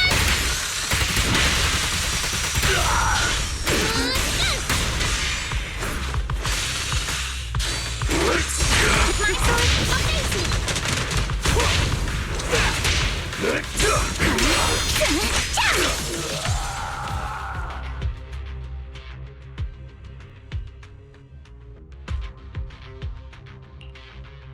Whew, man. It's hard not to envy you. You're so young, but you've already reached the top so easily. Winning effortlessly with style, and being the one everyone looks up to. I gotta admit, you're a better fit for the outer ring than I ever was. Let me ask you something. What would you do if you found out someone was plotting against Cinder Lake, and you had no backup? What kind of question is that? Of course I defend Cinder Lake with my life. No second thoughts about it.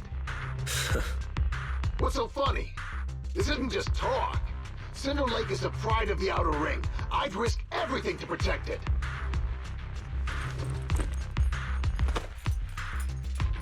You must protect Cinder Lake. Nothing. I'm not doubting you. Pompey would be glad to hear your steadfast response. Huh? What do you mean? It's not about who's a better fit for the outer ring. You've been here longer than I have, and your ties to this land are deeper than mine. I might have the upper hand in a spar now, but who knows who will win next time. It's anyone's game. I'm always down for a rematch, but on one condition. If you're not prepared to put your life on the line, don't bet something you see as your highest honor so easily.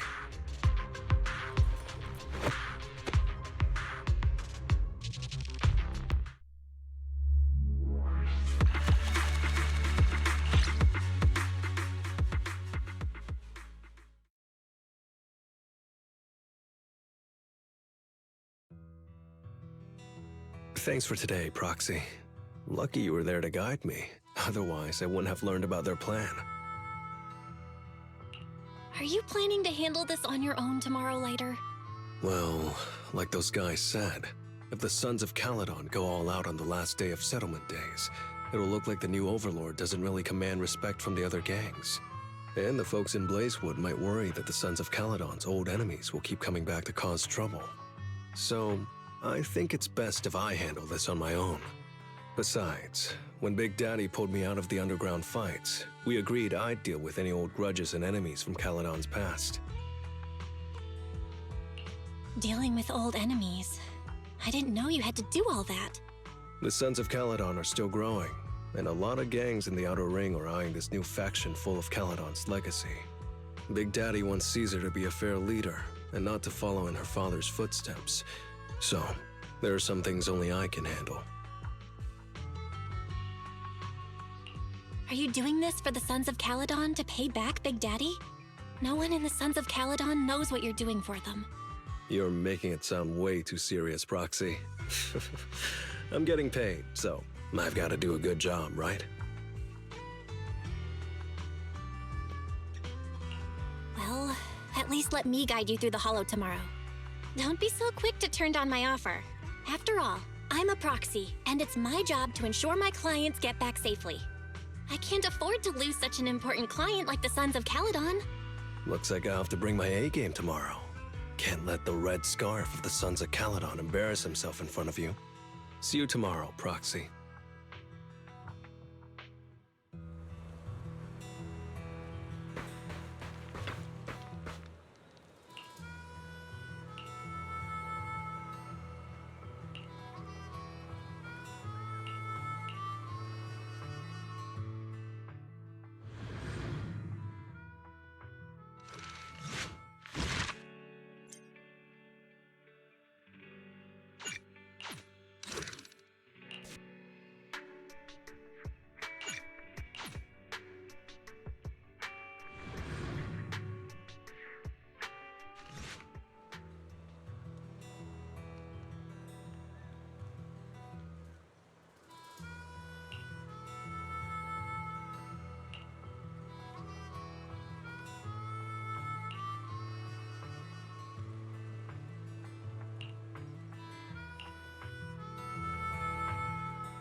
Never mind. They're gathering to cross the hollow now. We should intercept them before they cause any trouble in Blazewood. Sure thing. I'll get you the shortest route through the hollow. And, thanks, Proxy. Did I miss something? We're just getting started, but you're already thanking me? No, just felt like saying thanks. Don't jinx it. In movies, when someone says stuff like that, things always go south. Got it. I won't say it again, but just know I mean it. Let's head out when you're ready.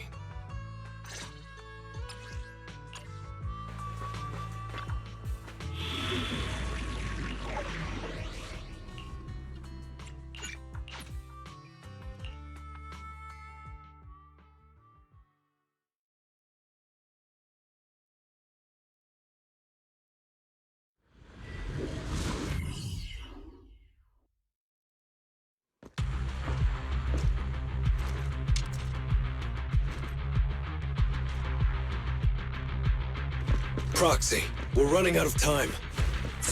We have to stop those guys in the hollow. I'm relying on you to find the shortest route. What a drag. Take the shortest route, and I'll handle any enemies along the way.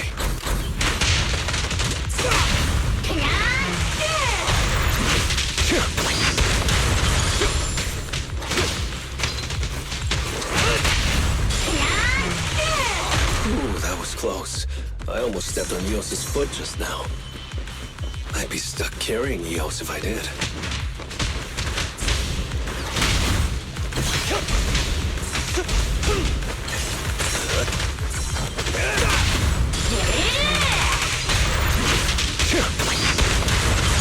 Dodge.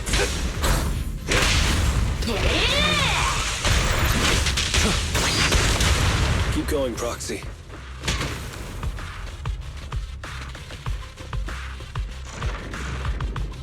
Target enemy has entered the fissure. The main force should be over there. By the way, Proxy, thanks for guiding me.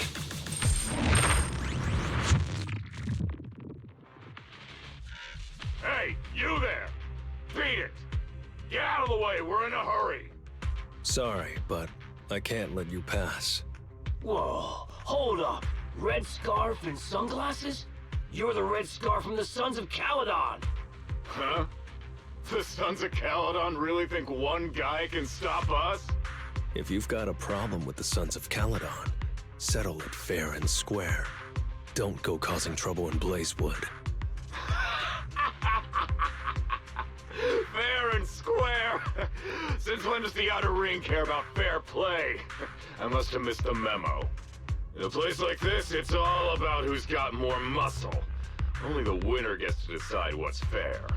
The Outer Ring doesn't need any more pointless fights. Caledon. That's all history now. Today's the last day of settlement days. By the rules, if you've got beef, challenge us properly. So, what's it gonna be? Rules? You guys playing house or something? Enough talk. Take this!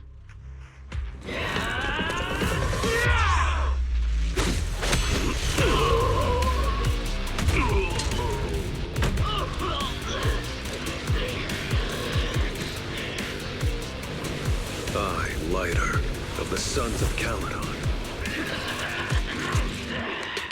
I'm here to issue a challenge to all of you. All of us? What are you putting up?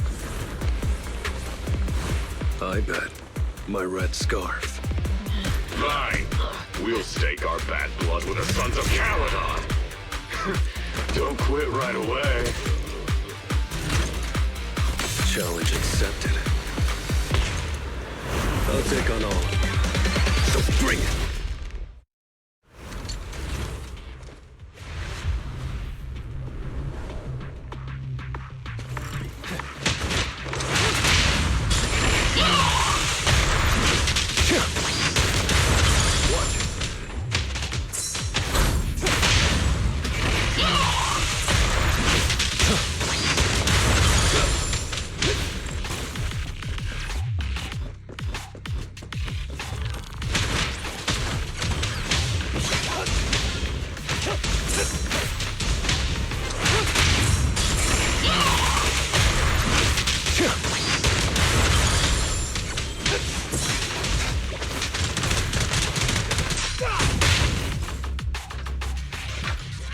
Out of my way!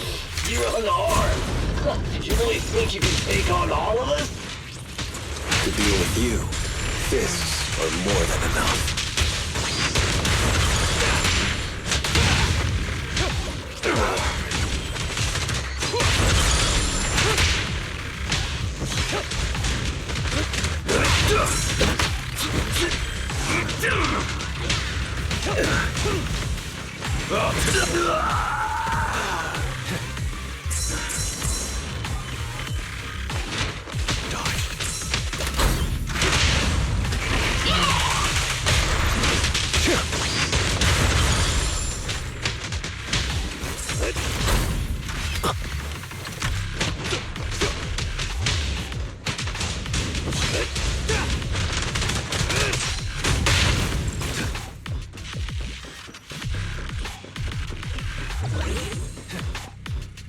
Move aside! You're in bad shape. You still put those fists up. No one to talk? Cowering all the way back there. Well, I'm done warming up. I hope you can make my red scarf even brighter.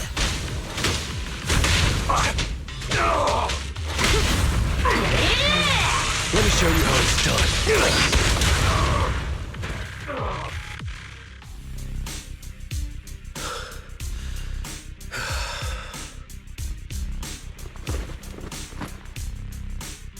I, Lighter of the Sons of Caledon, have completed the challenge as promised.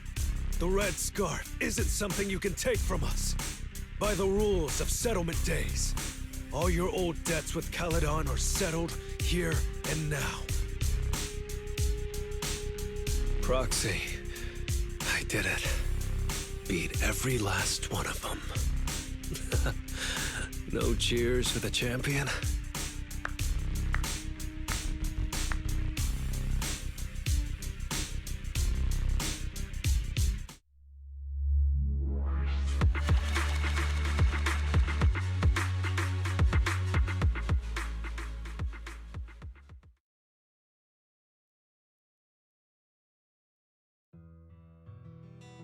Oh, I'm so tired. Gonna take a breather here. You're in no rush to take Eos back, right? Even if I was in a rush, there's not much I can do about it, right? Well, I could always lower the seat and Eos can hop on my bike and drive me back. Still cracking jokes, Lighter? Sounds like you're not that tired. Maybe you should join me on another commission. No. I'm seriously wiped out. Please, give me a break. Not gonna lie, seeing so many of them today was pretty scary. Wait a minute. You thanked me before we went into the Hollow. Were you planning on doing something reckless then? Nah, I wouldn't call it reckless. I wouldn't be betting this red scarf if I wasn't ready to put my life on the line. Why would you go that far, Lighter? Remember what Andreas brought up the other day, Proxy?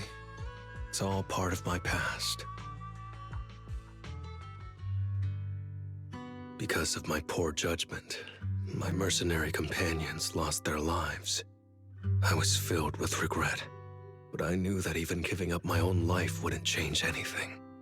I took out a huge loan to support their families. Those were some tough times. Then, the debt collectors threw me into an underground fighting ring to work off what I owed. I didn't have anywhere else to go, or any other options, so I just went along with it.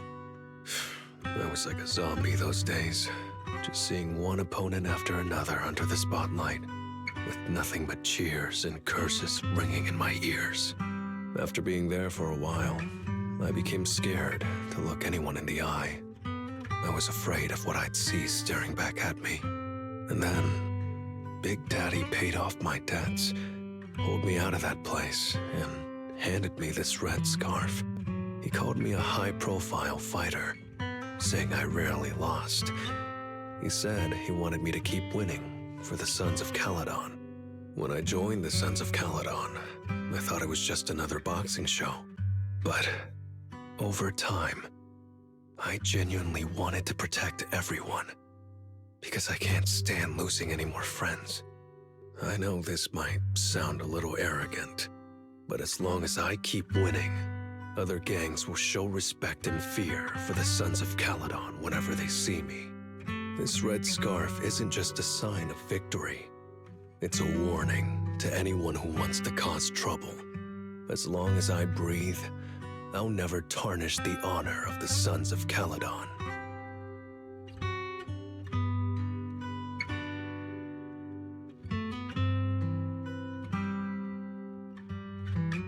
I have my people, and a home I want to protect.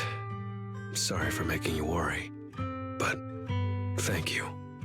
I'm glad that besides this red scarf, you've also gotten to witness my small moment of glory. I handed Eos over to the other proxy. Thankfully, it didn't get scratched or dinged up.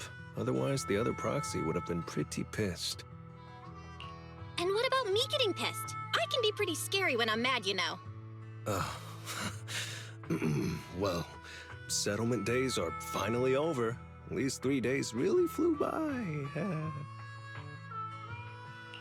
You're terrible at changing topics later. Yeah, well, I never know how to react when my friends are upset. Oh, just kidding. I'm not angry. Whew. It's getting late. Are you heading back to 6th Street, Proxy? Oh, I'm not trying to shoo you away or anything. Just saying, if you're planning to come back and visit the Outer Ring again, give me a heads up next time. I'll pick you up from the video store. Now that I think about it, it's always been Eos that's been riding with me. But next time, I want you to see our sunset with your own eyes.